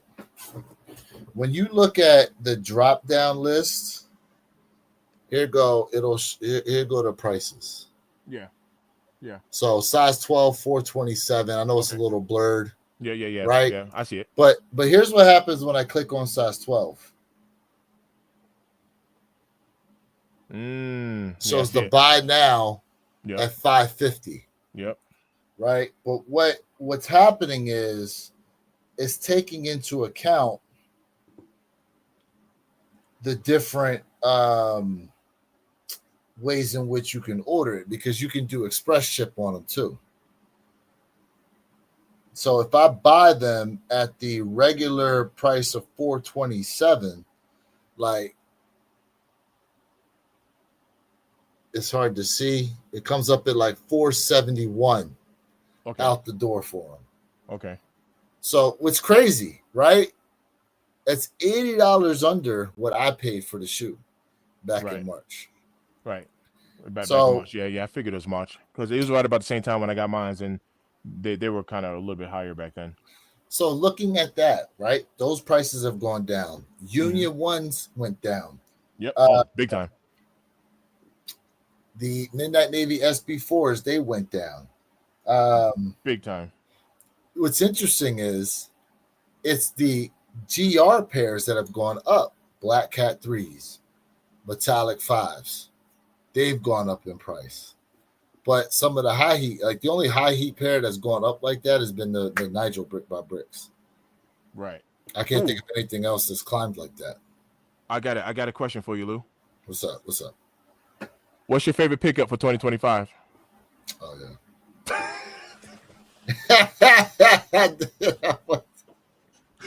he said, oh yeah. Oh man. I would say, I probably say my favorite pickup as of right now is these. Okay. All right. Fair. That is fair. Now, is that your sneaker of the year? Because it's your favorite pickup. They're gonna be in the conversation. I know that. That's fair. They're gonna be in the conversation of personal shoe of the year. Now, overall consensus, that's a different story. Overall consensus sneaker of the year, I would say the top three right now, probably Brick by Brick 4s, Reimagined Metallic 5s, and then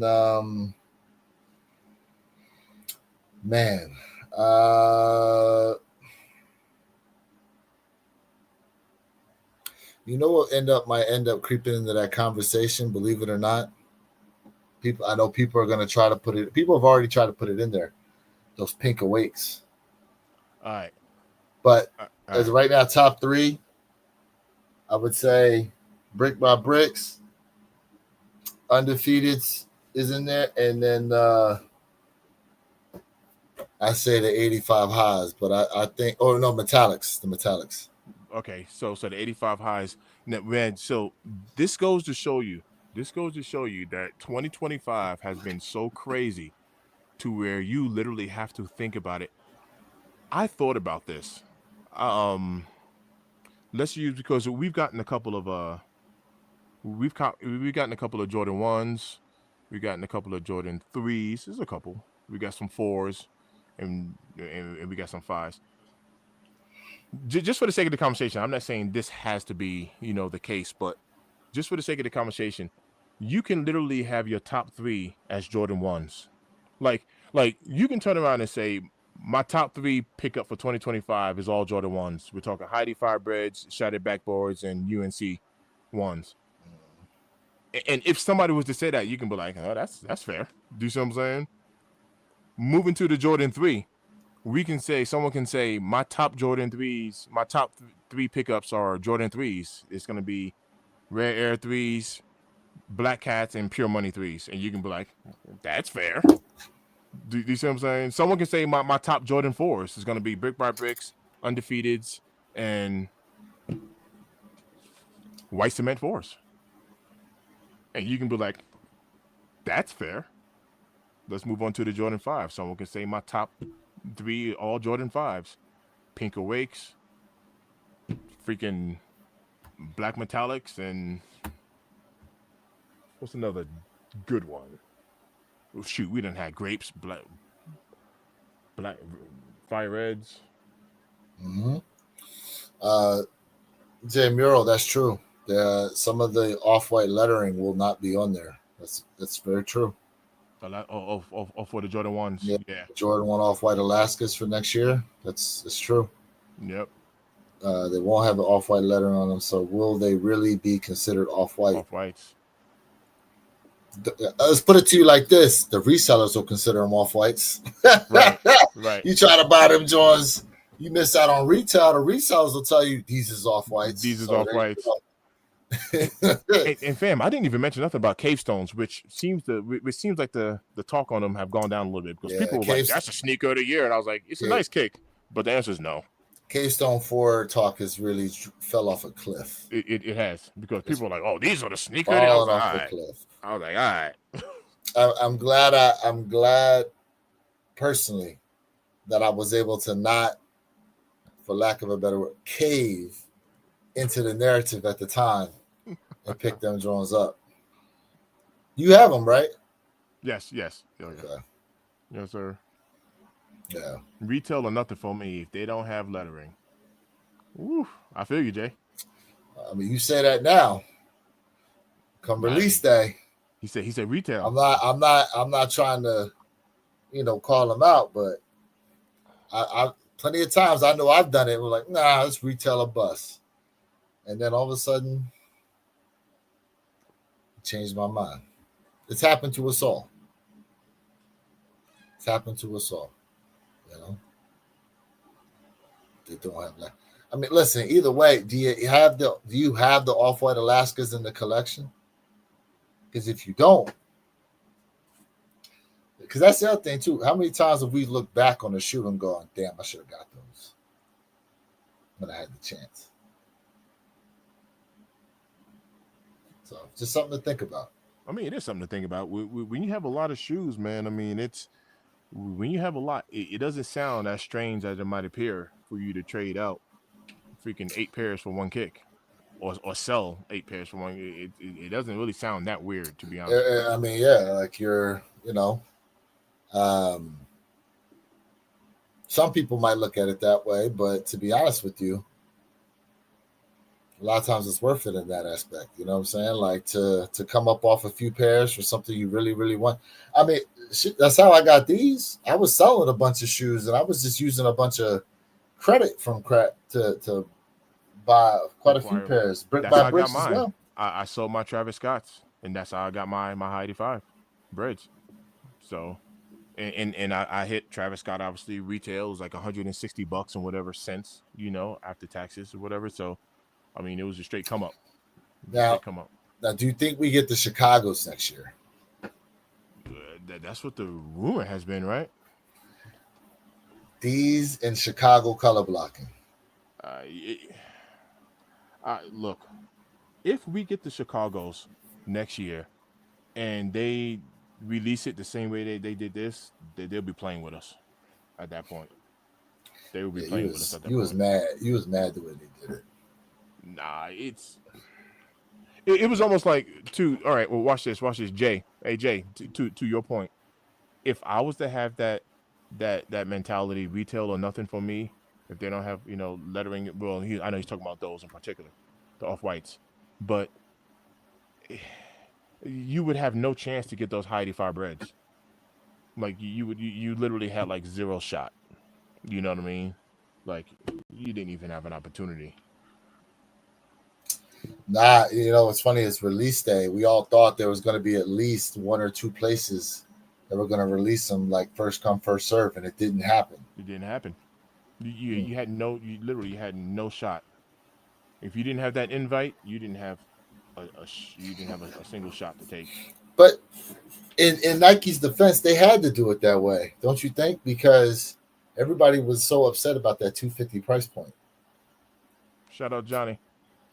Yeah, no. You're right. You're right. People said that 250 was like, oh. So let's remove all the special Rolls Royce chauffeur treatments, the Lamborghini chauffeur treatments, right? All that. Like, let's remove all that stuff. And you just release it at the neighborhood stores, raffles, day of release, first come, first serve. Are these moving at 250 or are these still sitting? I personally, yes and no. My explanation behind that is you got 10,000 pairs, it's going to sell out. You give us 400,000 pairs, they're going to sit. That's my personal take on it. So, in your opinion, if it was Nike came to you and said, hey, how many pairs total should we make? What's the first number that comes to mind personally? 150. 150,000 pairs. It's a fair number for me. 150,000 total pairs worldwide on this shoe.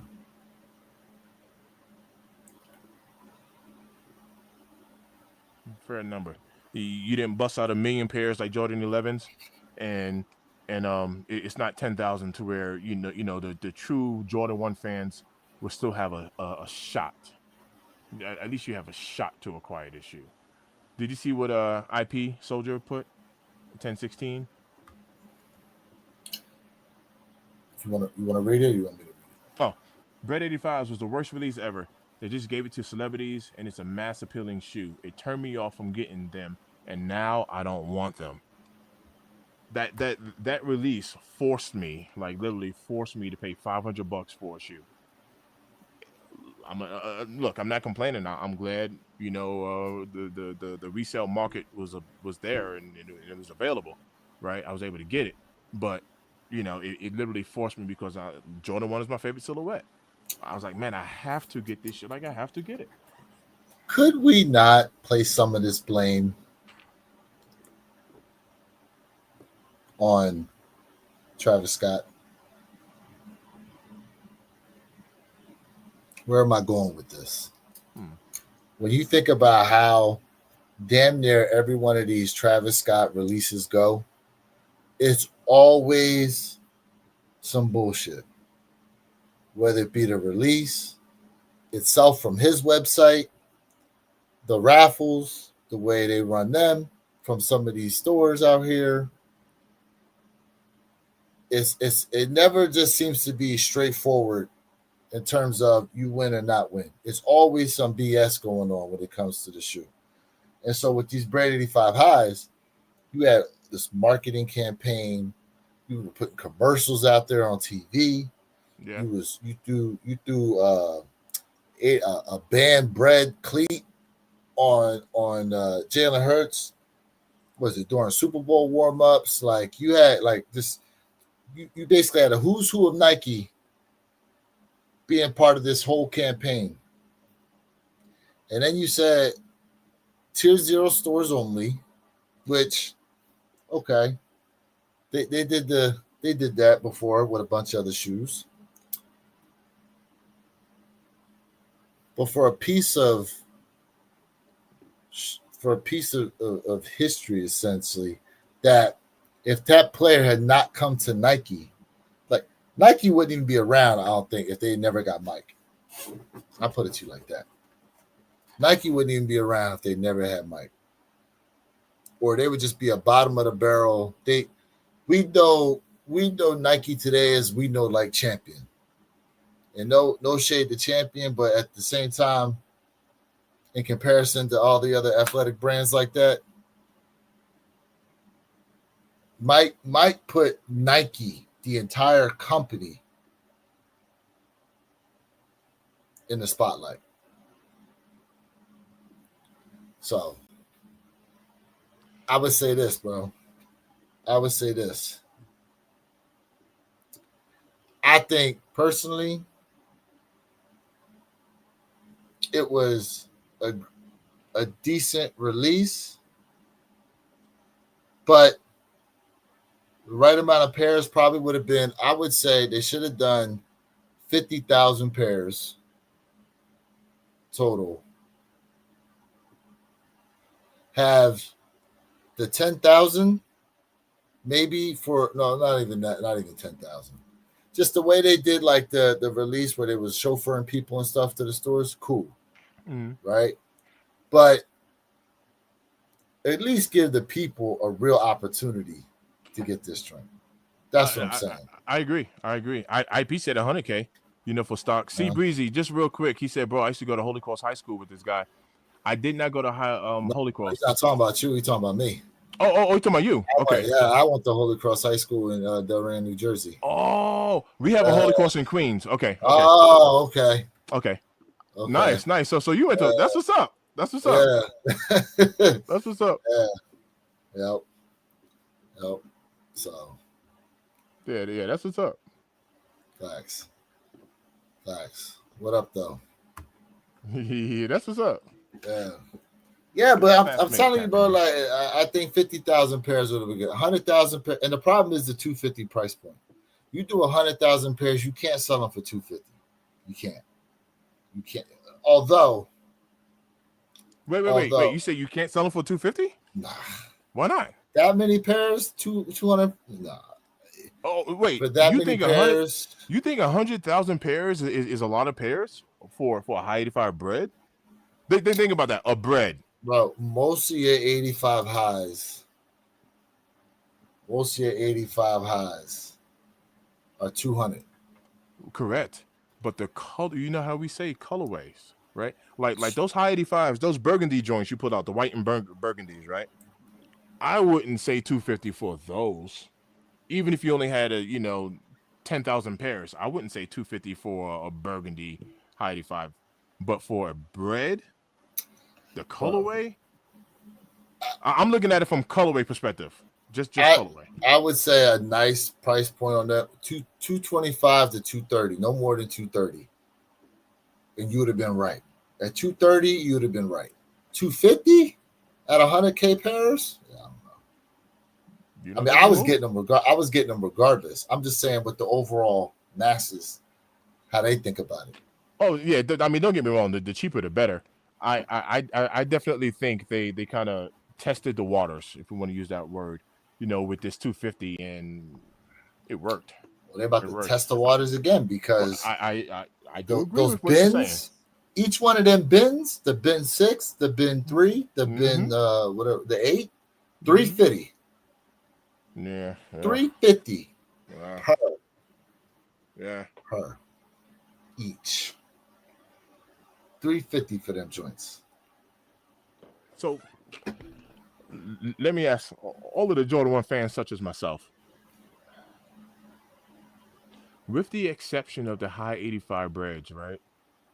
And we can still put the unions in this conversation because even though the resale price on the unions have dropped, if I'm not mistaken, they're still going for above retail. If I'm not mistaken. Are, but disrespect. Yeah. So outside of high 85 bread and a collab, we're talking union. Outside of these two kicks, there hasn't been any other Jordan 1. I'm talking about UNC 1. Nothing. Shattered backboard.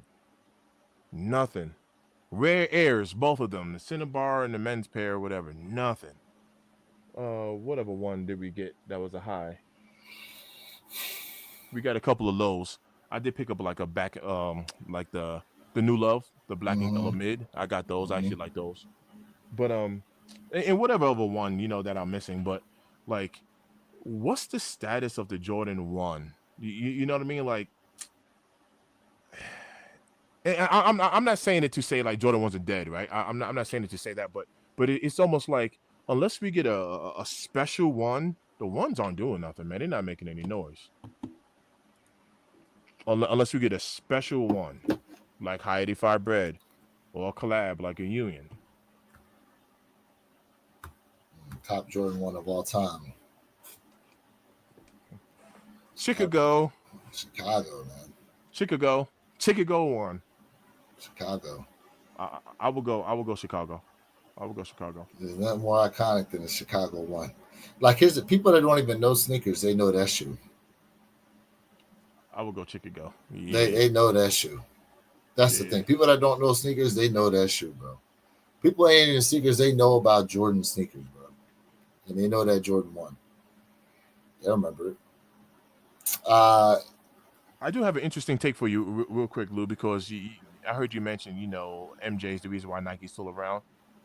That kind of forces me to think, like, would Nike have created, now I'm talking about pure creation, you know what I mean? Would Nike have created another GOAT? Meaning another person that they're deeming to be the greatest of all times. So at that point, could that have diminished Michael Jordan's, I'm not saying it diminished his career per se, but like the overall perception of how good if they were, so let's say Nike went with a different brand, boom, he's over there. Nike is still a juggernaut, or they're not a juggernaut yet because of MJ. But my whole point is they became a juggernaut because of another player. Is that making sense? Is that making sense? Yeah, I know what you're talking about. Like, what if someone else became the MJ of the Nike brand? Someone that put them on the map, essentially. Correct. And then Nike still blows up, and then they are. I'm just just to use a name like Gary Payton. He is the new Jordan, but he's the Payton. So the Payton is the biggest name in the sneaker community, with all of the current Air Jordan designs, but now they're just Paytons. I'm just using that as an example. Like, would Nike still have been successful by deeming whoever they wanted to the greatest player of all time? Well, they didn't deem them. They didn't deem them that. The people did. We did. The people deemed them the greatest of all time. The commentators, listen, a brand can come out and say like, "Oh, this is the best athlete ever," but if they don't have the accolades, you got to remember too, right? Let's look at it from this perspective. Not only is it Mike's accolades, but then there's like the folklore of just Mike in itself, right? Like, we've got shoes. They made shoes because Mike used to chew bubble gum, so we got bubblegum ones. We got shattered backboards because of a game Mike played in overseas, did a dunk and shattered the backboard. Like, it's almost like the folklore of, we talked about this before, like Deion Sanders. The rumor is Deion walked into the combine, ran a 4.19 and kept running through the tunnel, got in his limo and rolled the hell on out. Like, there's the folklore of these athletes, especially those that came up prior to the early 2000s, in terms of their legend. Hey, Lou, I'll be right back. Apparently, I got one time outside. For real? Not outside of my crib. My neighbor just called me. They're walking outside his house, and he's out of town. So I'll be right back. Oh, okay. All right. All right, y'all. Mr. Thing will be back. The new shattered backboards are nah. Stop it. No, they're not. Don't lie to the people, bro. That material on the shattered backboards, the new ones pair that came out, I'll put it to you like this. They don't make me want that original pair. I'm good. I'm good with the 2025 pair. I'm good with that. Could be Zion today. It could be Zion, but I don't know, man. Like, you got to remember, part of what happened then is, you know what? Let's just go from this perspective. The way media is now, things are hot for a while and then something else takes over. You have to understand, when Mike was coming up through the 80s and 90s and stuff like that, like, there was no social media. You know what I'm saying? So all the news stations were constantly reporting on it, newspapers, like everything. You didn't necessarily have time to kind of gravitate to something else because you could only consume media from only so many sources. You know what I'm saying? So, granted, you had television, true, but look what Sports Center focused on a lot. What was Michael Jordan doing? They always focused on the hottest athletes and they were following the Bulls around, much like they do today when it came to LeBron and whatever team he was on. It was, just think about it. We have social media now to where all of us essentially can report on anything, go viral with it, right? And then something else at some point will take over. But back then, you only had but so many different media outlets that you could consume information from. And, it wasn't instant. You had to wait for the next news story. You had to wait for the next article. You had to wait for, the next magazine to come out or something that talked about something that was going on with Mike. Not unless you were in the area. Stuff wouldn't necessarily go viral like that unless it made national news. Because there were things that happened that only made local news. So if you were in the Chicago area, you was probably getting information on Mike that the rest of the country wasn't necessarily getting. So in that aspect,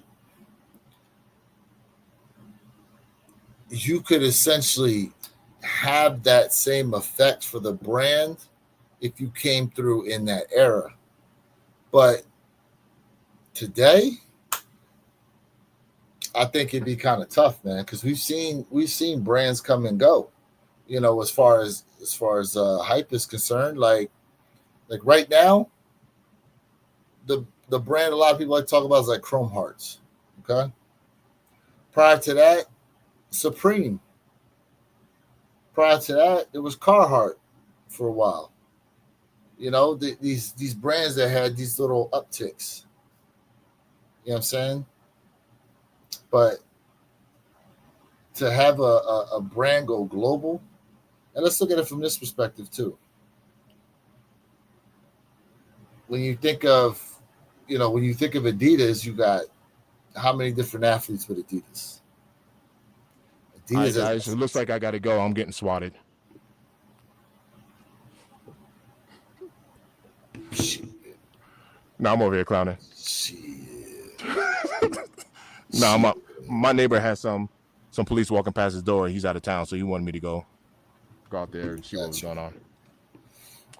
So I was just saying, I said that if the athlete came up in Mike's time, yes, but not today. Because today, with social media and the way we consume information, things can be hot 1 minute and then not the next. Like, there's something new that essentially takes over. But during Mike's time coming up, you could only consume media from TV, newspapers, magazine articles. So as far as information was concerned, one, you were at the mercy of whatever they wanted to put out there. That's number one. And number two, you had to wait on this information. You had to wait for the next Sports Illustrated magazine to come out. You had to wait for the next story to pop up on the news nationally about something happening with Michael Jordan. You had to wait for someone to put in the sports column or whatever something that happened with Mike. And that's if it's worthy enough to make it to your local town's newspaper. It could have been something they only reported in the Chicago area. So I think, there was you heard about this guy and you couldn't necessarily get to him, but there was all this talk going on. Oh, what did you hear? What did you hear? What did you hear? It's, it's just like, it just blows up. But now, with the way social media is, Look, we have brands come up. Chrome Hearts right now is the it brand. Prior to that, Supreme was an it brand. Carhartt, what happened on it? It came up and then it dropped off. Now, granted, I'm talking about within the hype beast and sneakers and all that, but still. And this is the reason why I was asking, right? Like, I'm going off of memory. Wasn't who was in Jordan's draft? Wasn't it like John Stockton, Charles? Didn't we get Charles Barkley? I'm just using that as an example. Did we have Charles Barkley as Jordan's draft class? So let's just use the. I was just trying to think if the media could create the narrative of, like, the next big thing, even if they wasn't. I'm not saying Charles Barkley sucked. He didn't. He's a phenomenal player. We know he don't got no rings, all that stuff. But what if it could have been, which he has his own shoe as well. But what if it could have been Barkley? What if he could have been, the next big thing, even though he don't got no rings? That's not a good example. But if I'm not mistaken, I think Barkley came out the same time as Jordan did, if I'm not mistaken. And John Stockton. All right. 1984 NBA draft. So 84. This is how it went. Okay. Let me bring it up. I remember it was a couple of heavy hitters during that time. I don't remember all of them. All right. So we had. Oh snap! Olajuwon. I forgot all about him. Hakeem Olajuwon. Then it went Sam Bowie. Mm-hmm. And they talk about this to this day, that you could have had Mike and what's his name playing together on the Portland Trailblazers. Damn, I can't think of the guy's name. Chat, help me out if y'all know what I'm talking about. So Hakeem, Sam Bowie, then Mike. You talking about Clyde? Clyde Drexler. There we go. Thank you. Yep.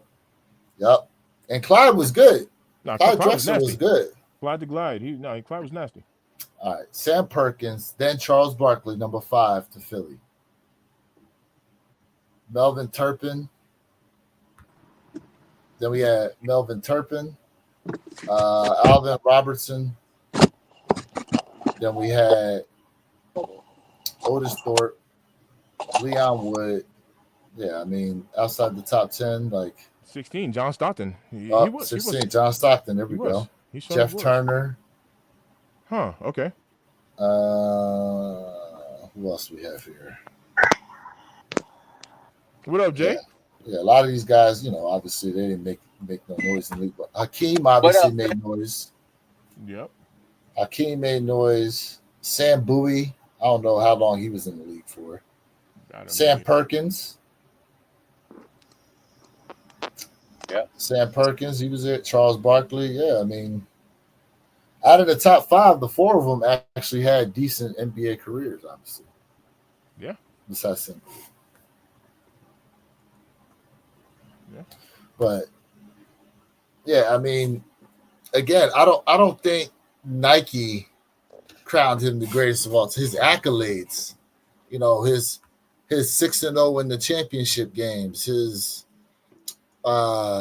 slam dunk contests, his folklore and all that's what kind of propelled him to where he's at. You know what I mean? And then there's always the shoes. Right. I would say this: remove Mike's shoes. Do we still talk about Michael Jordan the same way without his sneakers? I would say yes. I would definitely say yes, bro. I don't know. You know? I don't know. I don't know. Without the Michael Jordan sneaker line. Because listen, we use y'all like to argue. Y'all like to argue about MJ versus LeBron because of the damn sneakers. Who got a better sneaker line? And y'all know y'all guilty of bringing this up when it comes to comparing the players. I do. So them sneakers definitely have an effect on how much we talk about him. But take away the sneakers, Jordan is just a better player than LeBron. Jordan is just better. Take away the sneakers. Take away the Kobe sneakers. Kobe is just better than LeBron. I mean, we can debate, we can argue. I get it, the accolades. You know, the accolades. It does make a statement. It says something. But at the end of the day, Jordan is better than LeBron. Jordan would cook LeBron. Jordan would cook that guy. That's not Saute his ass, put some god doggone Old Bay on him, and we're going to fillet his ass and fry him. So the question was, remove the question was remove Michael Jordan from Nike. How did you phrase your question, Derek? If it wasn't MJ that came through with Nike. Oh, he's on the phone. So he posed the question. He said that if Mike never went to Nike, could there have been another athlete that essentially propelled Nike to where they are? Because I made the argument saying that Nike is where they are because of MJ. I said without what Michael Jordan did on the basketball court in those shoes, okay,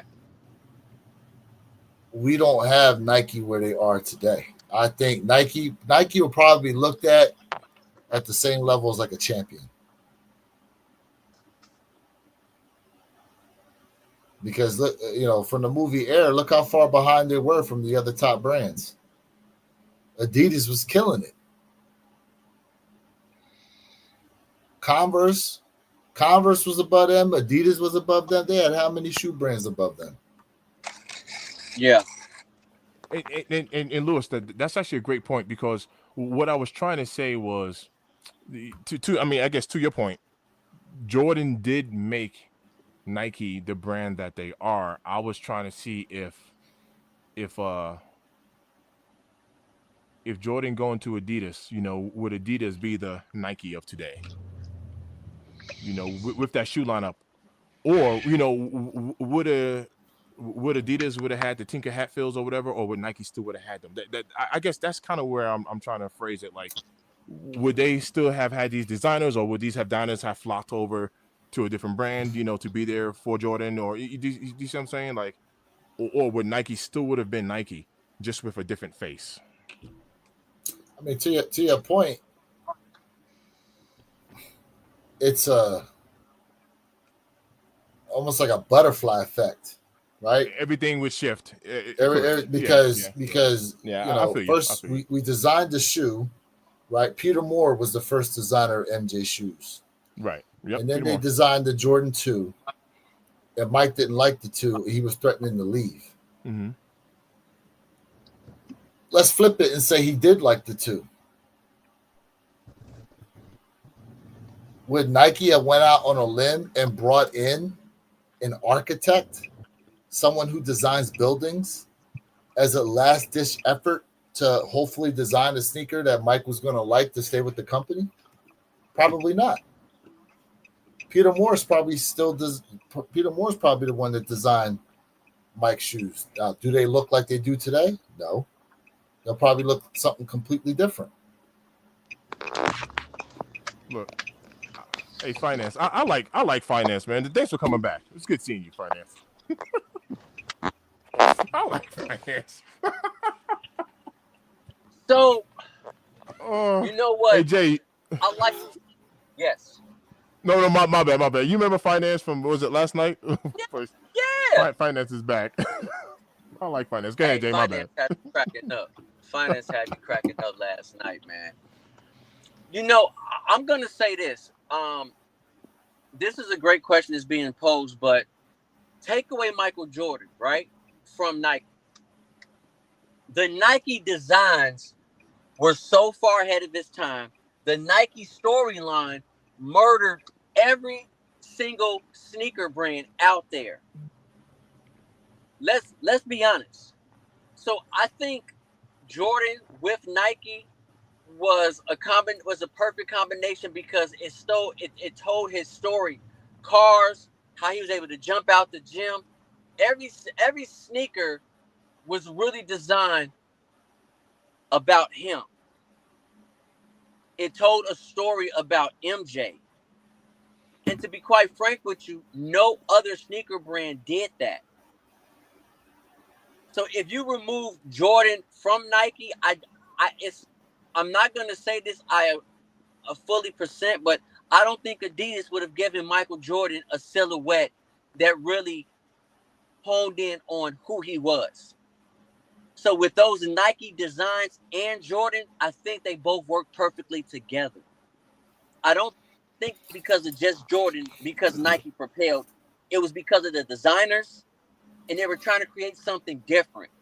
They were not trying to be like Converse. They were not trying to look like Adidas. They went out on a limb and told a story and gave quality. That's why I really feel like Nike propelled along with Jordan. So to me, they work hand in hand. They work together. Right. And Jay, like, so I do agree with that. And I guess the question mark will be, to your point, let's say Jordan Boom, he was with Adidas from the beginning. Now Peter Moore goes to Adidas, and we still get the Jordan 1, but it's an Adidas, not a Nike. I'm trying to use that as like a comparison. But that's what we think could have happened. But granted, all those guys with Adidas, they was all pretty much wearing the same shoe. There wasn't, because they had Bird, they had Magic, and they was wearing the same silhouette. They didn't design anything different for them. And they would have done the same damn thing with Mike. They would have stuck him in that same damn silhouette. The same box. Listen, to me, when you look at, listen, they said it perfectly in the movie. A shoe is just a shoe until Mike stepped into that joint. Now, would we really be looking at these designs and going, oh, damn, these are hot? Like we know these are what they are because of who we saw play in these joints. If they just designed these and there was no like emotional tie or anything to them, I don't know if we actually still like these like that. If we go back and change history of all that, I don't know. No, like I our whole, like, and that's why I say it's a butterfly effect of what happened. You know what I'm saying? Like, just because if he goes to Adidas, he's playing in the same damn Adidas shoes. And look, think about it from this perspective too. Mike going to Nike and Nike doing what they did for him basically made all brands have to step up and do something, because then the other brands started to just try to, make personalized shoes for their athletes. They didn't just keep sticking them in whatever silhouette they decided to put them in. You know what I'm saying? They started to change things up for themselves. Yeah, hard facts. To all of your points, especially Jay, mentioning it was like, it was great timing. Everything is really based off of a story. If you think about any movie, like literally any movie you watch, right? The movie doesn't go boy meets girl, they fall in love, they have a family, and the end, happily ever after. No, it's boy meets girl, they fall in love, and then boom, the downfall. Something bad happens. Yep. All of a sudden. And it's not the end. There's a come up. It goes like this, and then there's a come up somewhere. And so the story is actually very important. So I mean, I do agree. I do agree with what you're saying. I was just thinking, could they have picked a different person and ran with, a whole new theme, a whole new story, a whole new title? I'm talking about Nike in particular. If it wasn't Jordan, and whatnot. Like somebody mentioned Zion. I think it was Jay. Someone tried to admit. He had mentioned Zion because I do believe that, like the NBA is definitely trying to, create a different face. Like what's next beyond LeBron? Not what, who? Who's next beyond LeBron? We've talked about this too. And like they tried to put Ja Morant there. Obviously it was Zion, but health issues. Could have been. You know what I mean? Outside of the health. So I think they've tried to mold Ja Morant to, to do it. But, like who's Face of the next? league. Yeah. Who's next? In NBA, and then who's next? That we can call the GOAT, because they didn't give it to Kobe per se. The man played and retired. He wasn't deemed the GOAT. Um, I I, be- I believe the NBA is really pushing Anthony Edwards. I can I see think that. I think that's who the NBA is pushing for, because of his pizzazz, because of he's an elite scorer. He's definitely a two-way player. Um, and to say this, I don't think Anthony Edwards is a better player than Zion Williams. I feel like if Zion Williams makes noise this year with his health, with his losing a lot of weight, he's gonna. That's just my opinion. But when we talk about pizzazz, who has that it factor, they're trying to push that narrative.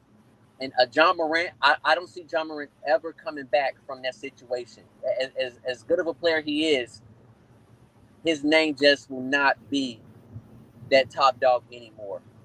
It doesn't matter to me what he's gonna do in the future, or for his career. He has a huge stain on his career right now. And Zion Williams, he has the ability to fight back and take that spot. That really should be his. Um, but we shall see. And if Anthony Edwards, if he's going to be the face of the NBA, because I don't think there's honestly a true face as of yet, besides still people talking about LeBron. That's gonna propel Adidas. That's gonna propel Adidas forward. I mean, look what happened with the AE1s. Even though these AE2s, okay, whatever. But look what they did with the AE1s. Why? Because they pushing that narrative for Anthony Edwards. Yeah, you said you showed your son them AE2s and he ain't like them.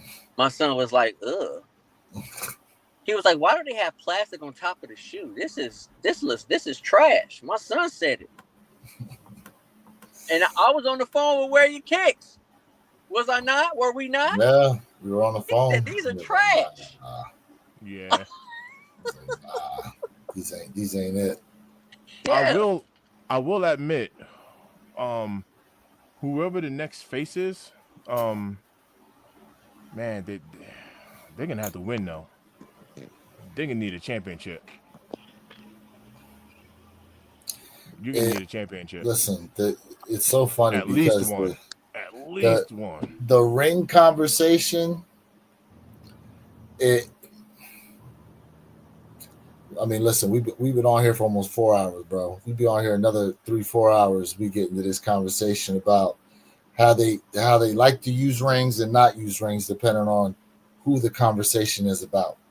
Yeah. The goalpost gets moved around all day. You know what I'm saying? Like, yeah. But I mean, all right. Let me ask you this without going too deep into it. Would you agree that you would at least need to? So like, I'm just gonna use this as an example because we mentioned Charles Barkley, right? The mere fact that Barkley has 0 rings, like just 0, somebody might be able to exclude him from a GOAT conversation because he just never won at least one championship. Like, but we know, I think it unchecks a huge box for you, like a huge box. but we know you got to win more than one chip. But in order to be considered a GOAT, we know you got to win more than one chip, right? But you say more than one. What if you just really have to at least win one though? You obviously don't. But we know you don't. And the only reason why I'm pushing back on you with this is because this is the conversation that, well, LeBron can't never be considered GOAT because he only won 4. LeBron can't be considered GOAT because, well, Mike ain't never lose no chips. So imagine you got a player, he's lost a chip and he's won a chip. Now he's going to be considered GOAT. Oh, you can't do that. Well, Mike ain't never lose. Like, this is what I'm saying. Like, so I understand what you're saying. Unless the comparison is a championship, though. That's the comparison. Is actually a championship. It should be, right? The comparison isn't how many Olympic gold medals you got. None of it. It's literally, the comparison is literally like the championship. So if you don't even at least win one championship, you're not even included into the conversation. Like, you're automatically disqualified. Like, boom, automatically. Correct. You're done. Don't even say that name. You're not allowed to lose them either. You can't lose them either. But you bring up somebody like some of these players from back in the day. Like look at my man's got 14 rings. 14 rings. No, sorry, 11 rings in 14 seasons. Bill Russell. Bill Russell. Russell, yeah. 11 rings in 14 seasons. Yeah. Like, just think about that. You played 14 seasons, 11 chips. That's crazy. So let's throw this out there, right? Because this debate has happened for so many times between Jordan and Wilt. Like, is Wilt better than Jordan? A lot of people who has this debate will say, well, the NBA back then, there were way less teams. Right? See? So some people would say, well, it was less teams, so it was easier, to keep winning, right? I've heard that 1,000 times. In my opinion, you have to win at least something in order to be in a conversation. This is why Dan Marino would never, in my entire existence on this planet, would ever be considered one of the greatest quarterbacks of all time, because he couldn't get the job done. But if you want to talk about one of the greatest, if not the greatest, non-winning ring quarterbacks, sure, you have to win something. And if you don't win anything, we're not gonna, we can't have a conversation, right? So to me, you have to have something. You have to win something. So to Jay's point, real quick, and Jay, I'm gonna let you finish. They said Russell Wilson is currently playing himself out of the Hall of Fame. Now, Russell Wilson's got, I think he's got 2 rings, right? Had a phenomenal career in Seattle. Should have had 3 rings, but they decided not to hand Marshawn Lynch the ball. Mm-hmm. You know what I'm saying, on that one play.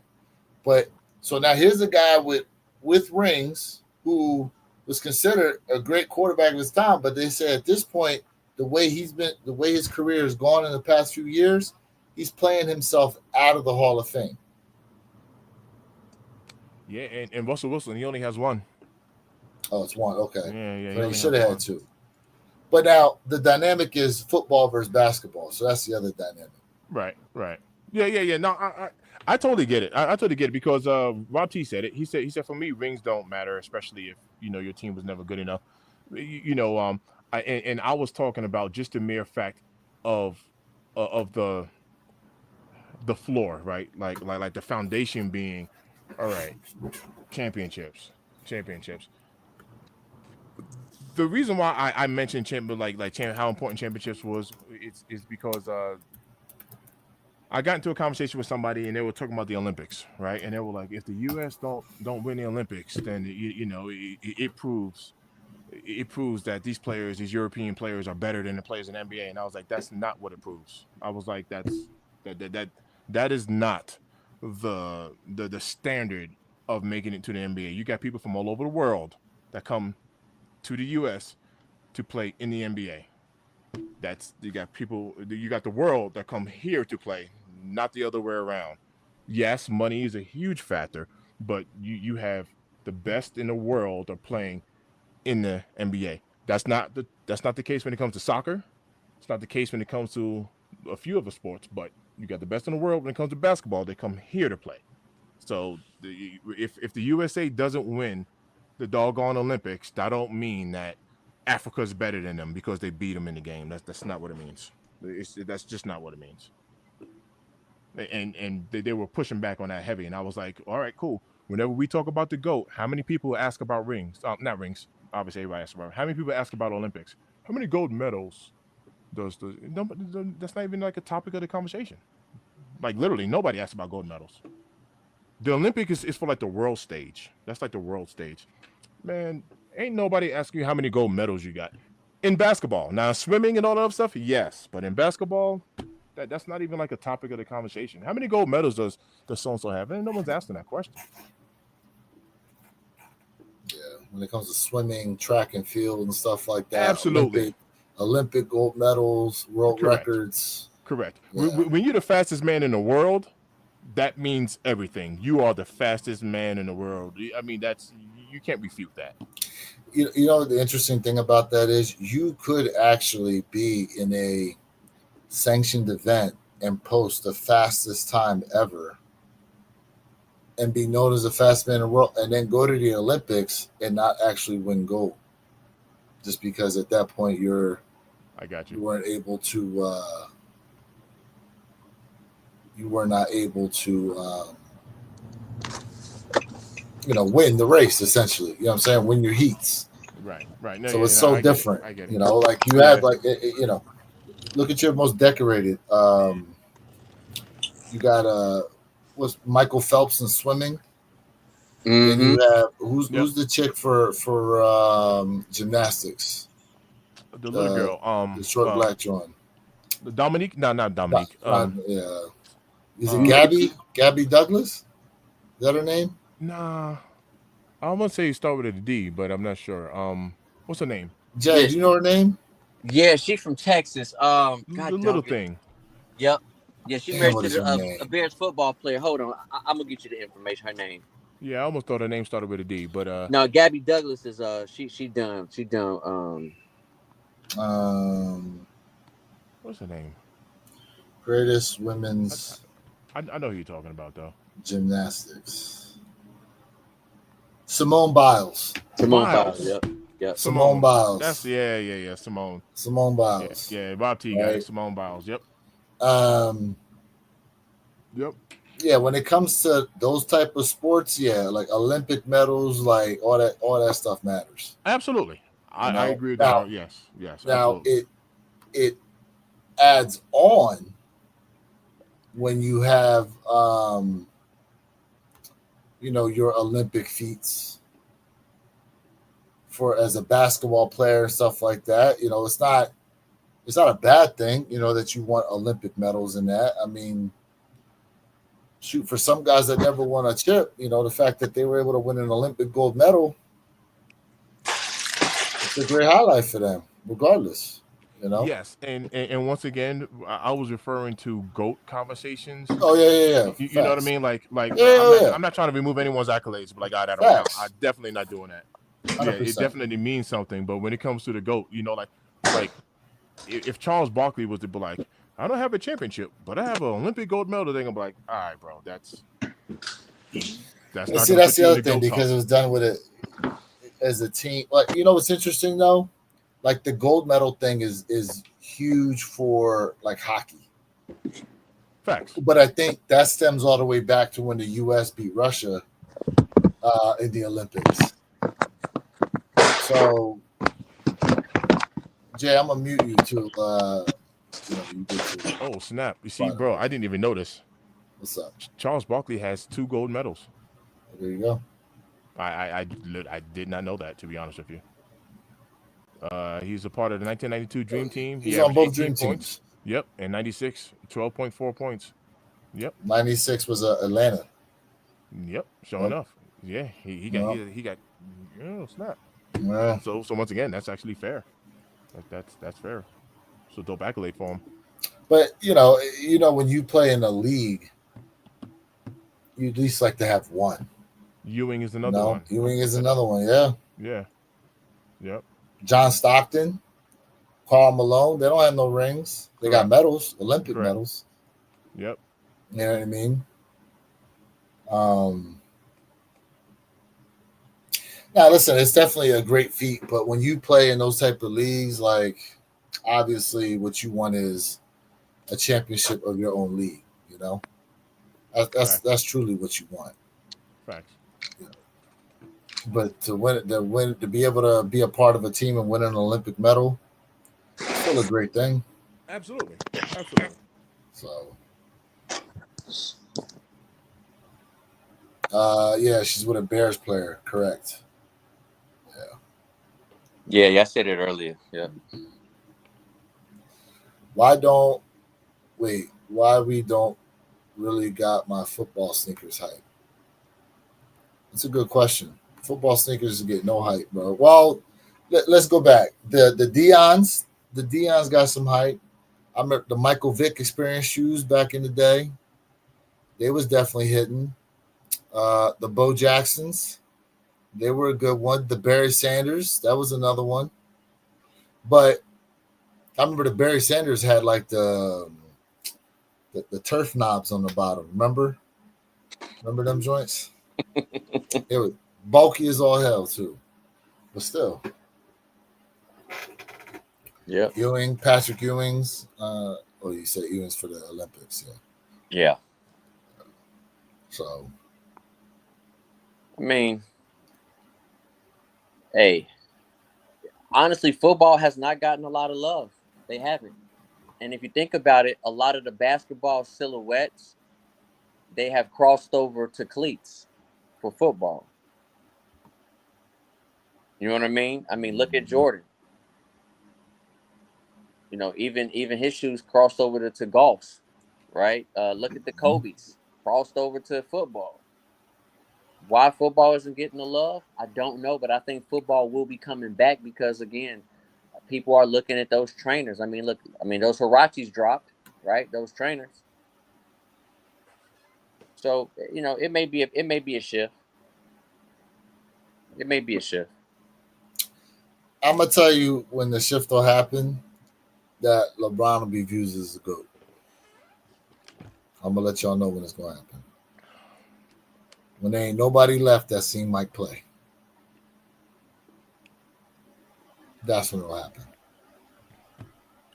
When there ain't nobody left on earth that seen Mike play.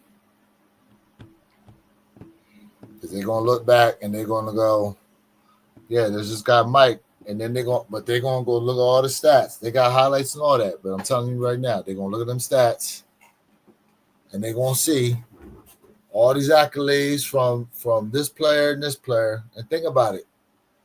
We've had players come and go that were at one point in time considered a GOAT. And they're not around. And those people that seen them play ain't around no more to necessarily make that argument for them.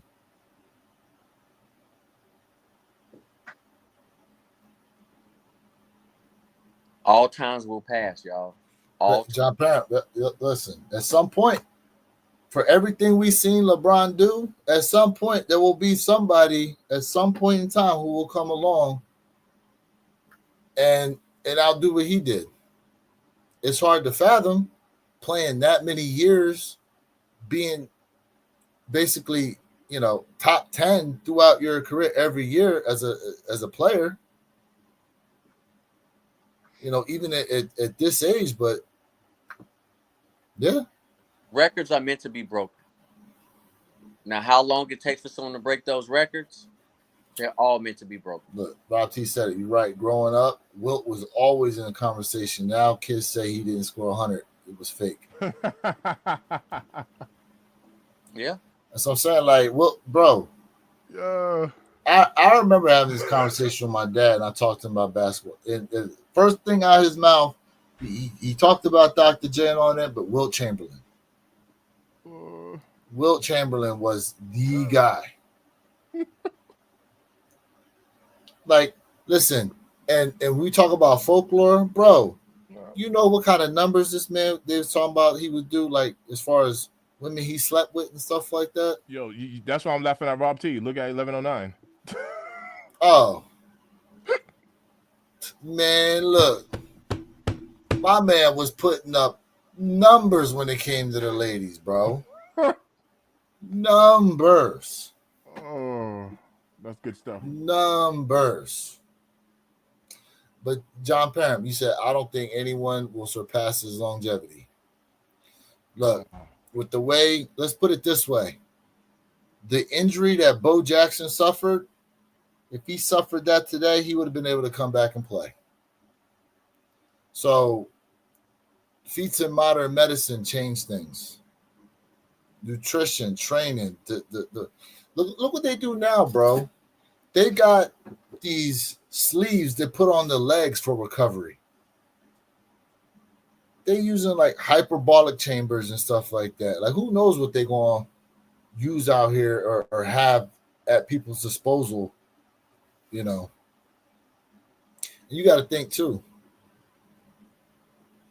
like this ice bath stuff you see a lot of people doing. People thought that shit was crazy. Now everybody's doing the ice bath because of the studies and all the benefits and stuff like that. Yep, cold therapy. Yep. Yeah, you're absolutely right. So And Harlem's finest. This is something that is true. So he said, "GOAT conversations shouldn't only count championships, but also body of work." Pause. And I agree with that. What I was saying is, what if you don't even have a championship? Imagine in boxing if you were never the champion of that division, but you want to be included into. Imagine if somebody boxed and they never won a heavyweight, welterweight, middleweight, lightweight, whatever. They never held a belt, but Nope. want to be included into a GOAT conversation. That alone should be able to disqualify you to say there's so many other people that have just won that you're not even included into the GOAT conversation. Not saying that you're not good, not saying you were the best of your time, and none of that stuff. Well, I'm saying you can't get included into the greatest of all time if you didn't even win a belt during so your hold career. on, hold on a second. When it comes to boxing, was he winning boxing matches? Because from what you're saying, if he doesn't have a belt, that means he was taking L's. That's my point. How you gonna put someone? How does someone gonna say, "Look, I'm a GOAT, but I never had a belt"? That's kind of like my point. You can't be a GOAT taking L's. Well, if you Never don't have have a it. ring, if you don't have a ring in basketball, you're taking L's, So right? in the playoffs, correct. But the difference, okay. The difference though in sports is this. Like, for example, in baseball, your team has to do well in order for you to make it into the playoffs, make it into the World Series, and then win. You know, if I'm an outfielder, I have to rely on my pitcher essentially to be throwing strikes and not allowing the batter to hit. I have no control over that because it's a team sport. Now, me as an individual, when I go to bat, I can hit my home runs. When I go to bat, I can hit my RBIs. When I'm on base, I can steal bases. You know, me as an individual, I can have my own individual stats, even though my team is doing nothing but having losing streaks. In boxing, it's you versus that other guy. You ain't got nobody else to rely on except the people in your corner telling you you do this versus that. So, from a boxing perspective, the only way you not having opportunities at belts is if you're not winning. Now, if you get opportunities at belts and you lose every time, that's different. That means you've won a bunch, but then you get into a actual championship match. As far as championship matches are concerned, you taking L's. Basketball, the same Not thing. having a ring. Not having a belt's not having a belt. I mean, you can team, individual, doubles, triples, quadruples, whatever. 20 people. But there's a reason why though. We can see top 10 basketball players with no rings be considered greats of their time because they were able to put up individualistic stats. Lewis, and what I'm telling you is, it can eliminate you from being the GOAT. Dan Marino, Jay said it best. Correct. Jay said it best. So we were talking about individual stats versus the team, but it removes him from the GOAT conversation because the man doesn't have a ring.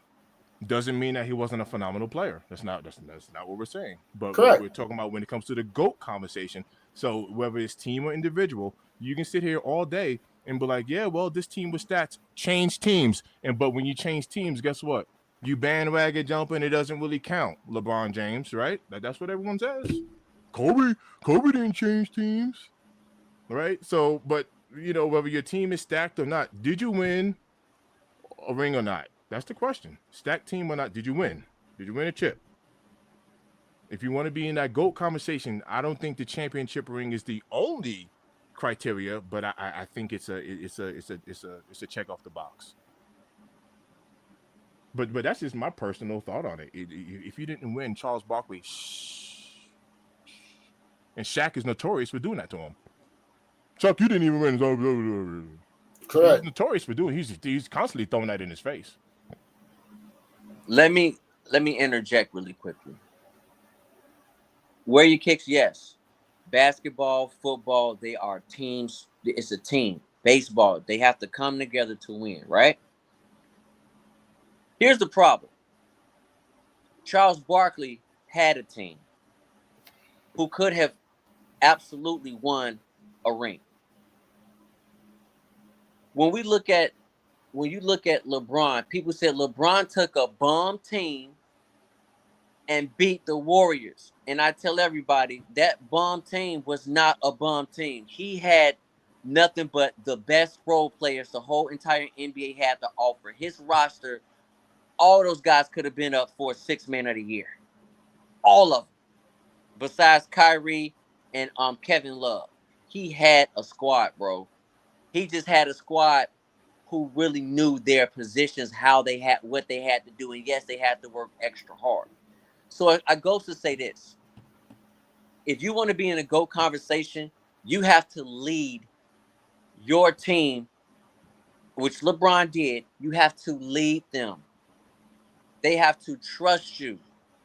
So no matter about it being a team sport, whatever the case may be, Charles Barkley had a team that could have won it all. Fell short. They just fell short. Karl Malone fell short. Karl Malone, Gary Payton, and other Hall of Famers went to the Lakers. They had an all-star team, and guess what? They failed. They failed. If you cannot get the job done, you just can't get it done. It is what it is. Right? That's why I say you have to win something. You can't be considered. Listen, I don't care if you were the only player in this sport history to constantly. I have 200 second place trophies. Why shouldn't I be the greatest? I've never came in third. I've only came in 200. Right? Second place out of 200 races, man. Like, I should be the GOAT. Bro, you never won. You never won. We're not going to take away your I agree with that. But you never won. So to your point, Jay, literally to your point, for the person who got one first place trophy and never came in second place outside of that one, that person is elevated over that person with the 200. Like in my mind, that's how I would elevate that one person who says I came in first place one time. Never came in second place any other race I ran. But I came in first place, and I got the gold or the champion or whatever it is. I will put that one championship over the 200 second places. That's what I would do, and that's literally the point that I'm trying to make. Like, it's interesting too in the sport. Like, if you consider a sport like NASCAR racing, it's interesting. You may not win a NASCAR chip, but they say if you can win Daytona, if you can win Daytona, multiple Daytona 500s, they consider you a good racer, a great racer. Even though the Daytona 500s, like I think usually they're like the first race of the year, but for some reason, I don't know why. Like winning Daytona is like the measuring stick when it comes to NASCAR. I got you. I know? I didn't know that. Yeah, it's crazy because there's like Jeff, like Dale Earnhardt. I know you guys know who Dale Earnhardt is, correct? Mm-hmm. Jay, okay.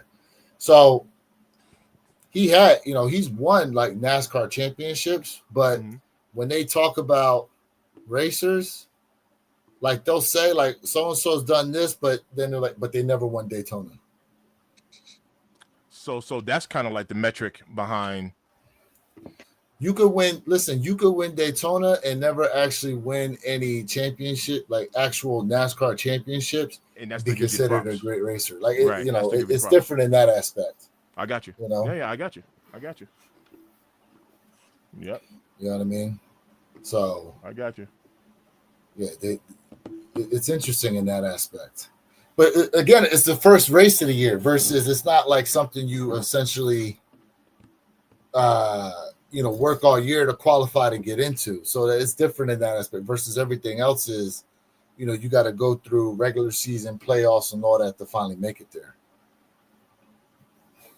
But baseball is another interesting sport as well because you remember, Jay, I know you remember the triplets from the Braves. They had Smoltz, Glavine, and Maddox. Mm-hmm.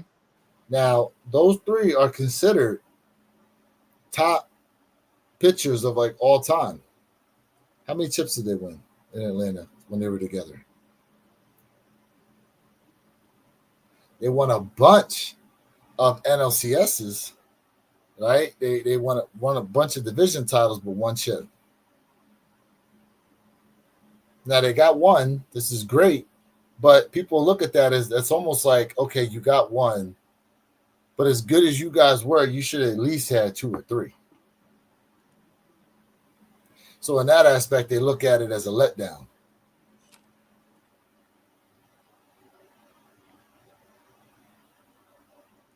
For a while, bro, Peyton Manning, it was talking about Peyton Manning like that. He couldn't because he didn't want a chip. And then finally, he finally got over the hump, with the Colts, and then did it again with the Broncos. But Peyton Manning was being looked at as the greatest regular season quarterback who just couldn't beat Tom Brady. He always ran into Tom Brady in the playoffs and couldn't get past him. A lot of people said that they thought Peyton Manning was a better quarterback, and I always told people, y'all know I'm a Brady fan, and I said no. He's the best. He's the best quarterback when it comes to perfect weather, but Peyton Manning could not play in all temperatures. He could not play in all conditions. That is the absolute difference between him and Brady. Brady can play in rain, sleet, snow, beautiful 70-degree temperatures. It didn't matter. That dude could play in it all. But the difference is that Peyton Manning was able to read that front line. He was able to read like what they were going to do. That defensive line, he can read them like no other. I will say that he is the greatest when it comes to reading those lines. And a lot of people didn't know that Brady and Manning really were really close. They used to talk about once a week they would sit down and they would discuss who they were going to play and how they were going to destroy them. But when it came to them playing against each other, they didn't talk. They were like pure enemies. That's how close they were. Mm-hmm.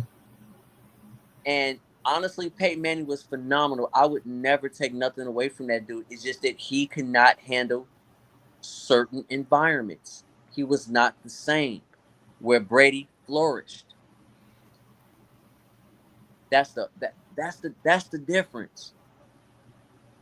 Right? But Patrick Mahomes, I don't care what y'all say. Hey, he has the ability to dethrone Tom Brady. He has that ability.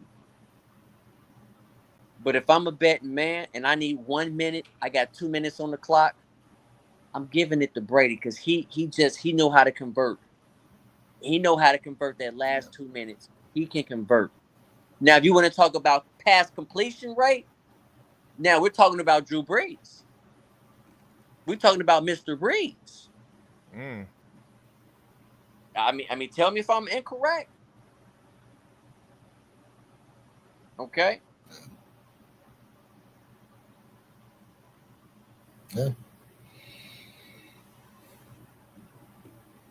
Yeah, that is the conversation though.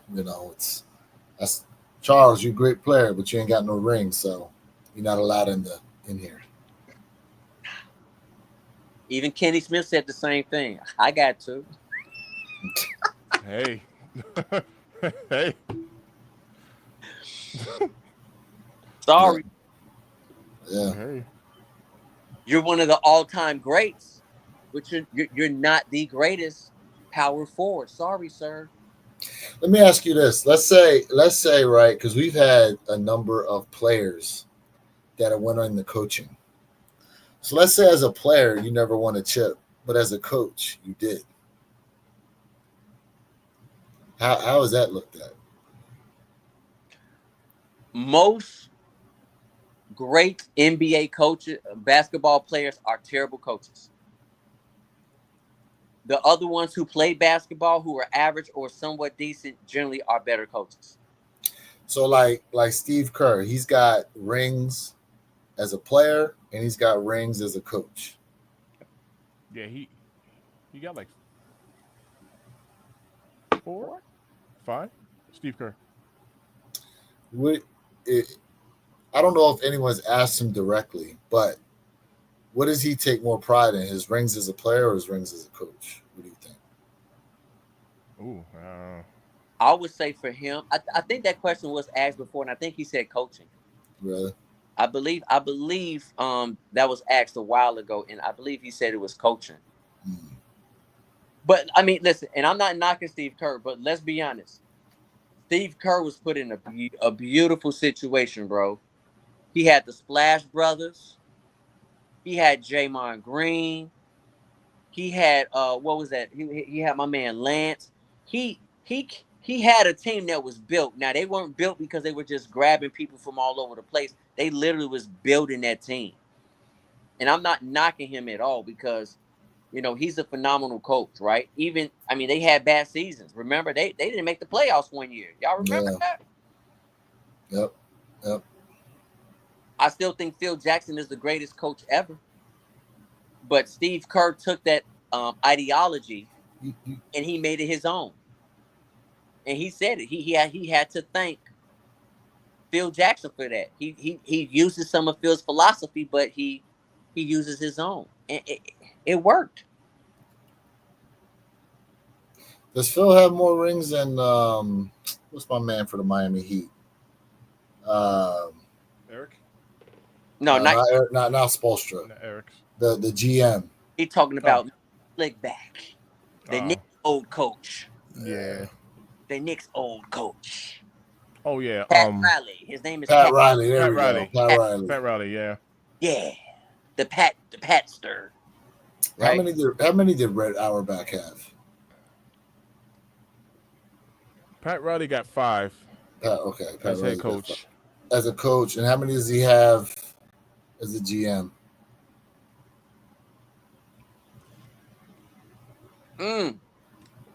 Wait, Pat Riley played too, didn't he?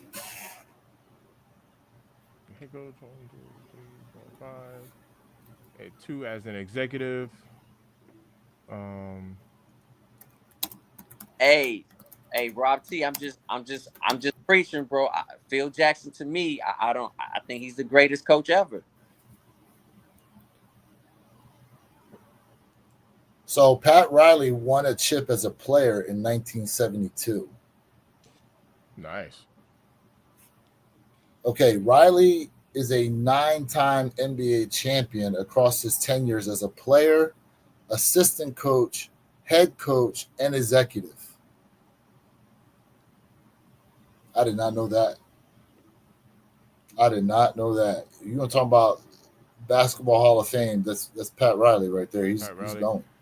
But to Jay's point, Phil has more. How many rings does Phil have? It looks like he has 2 as a player, 11 as head coach. 11 as head. Who the hell else did he coach? Lakers. You forgot the Lakers. Oh yeah, the Lakers. Yeah. Oh yeah, Bulls Lakers. and Lakers. Yeah. Yep. Phil. Why do I forget he coached the Lakers? Why do I forget that he coached the Lakers? Yeah, that's true. I mean, fellas, I got like 5 minutes. I got a job to go to doing security. Oh, I mean, listen, we've been on here for about 4.5 hours, bro. It's that time. You know, it's that time. I gotta send my guys' shoes back here to the post office and shit. Oh, these the Tokyos? So, yeah, the Tokyos. Nice. I got to send them back to them. So nice. Print my label, get them back to them. The Tokelands. Yes, sir. Rob T. Sir. It's always a pleasure, brother. Yeah, man. Appreciate everybody tapped in, man. Yeah, damn near 4.5 hours. One Pair at a Time podcast channel. Appreciate you guys being in here. Make sure you catch us again next week. Same time, same place, 9 a.m. Eastern, 6 a.m. Pacific Standard Time. know what I'm saying? And have those notification bells turned on too.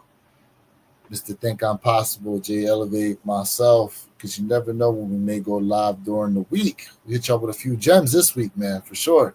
That is right. You know what I'm saying? Appreciate everybody in here. Jay, Mr. Think, anything before we go ahead and close on out? Hey, man, it's always love in this end. I appreciate everybody who tapped in. It's always love. Thank you. Appreciate y'all. Y'all are the engines of why we keep doing this. Love y'all. Enjoy your weekend. Stay safe. Facts. Stay safe, y'all. Have a great weekend. We'll catch y'all next time. Peace. Hey.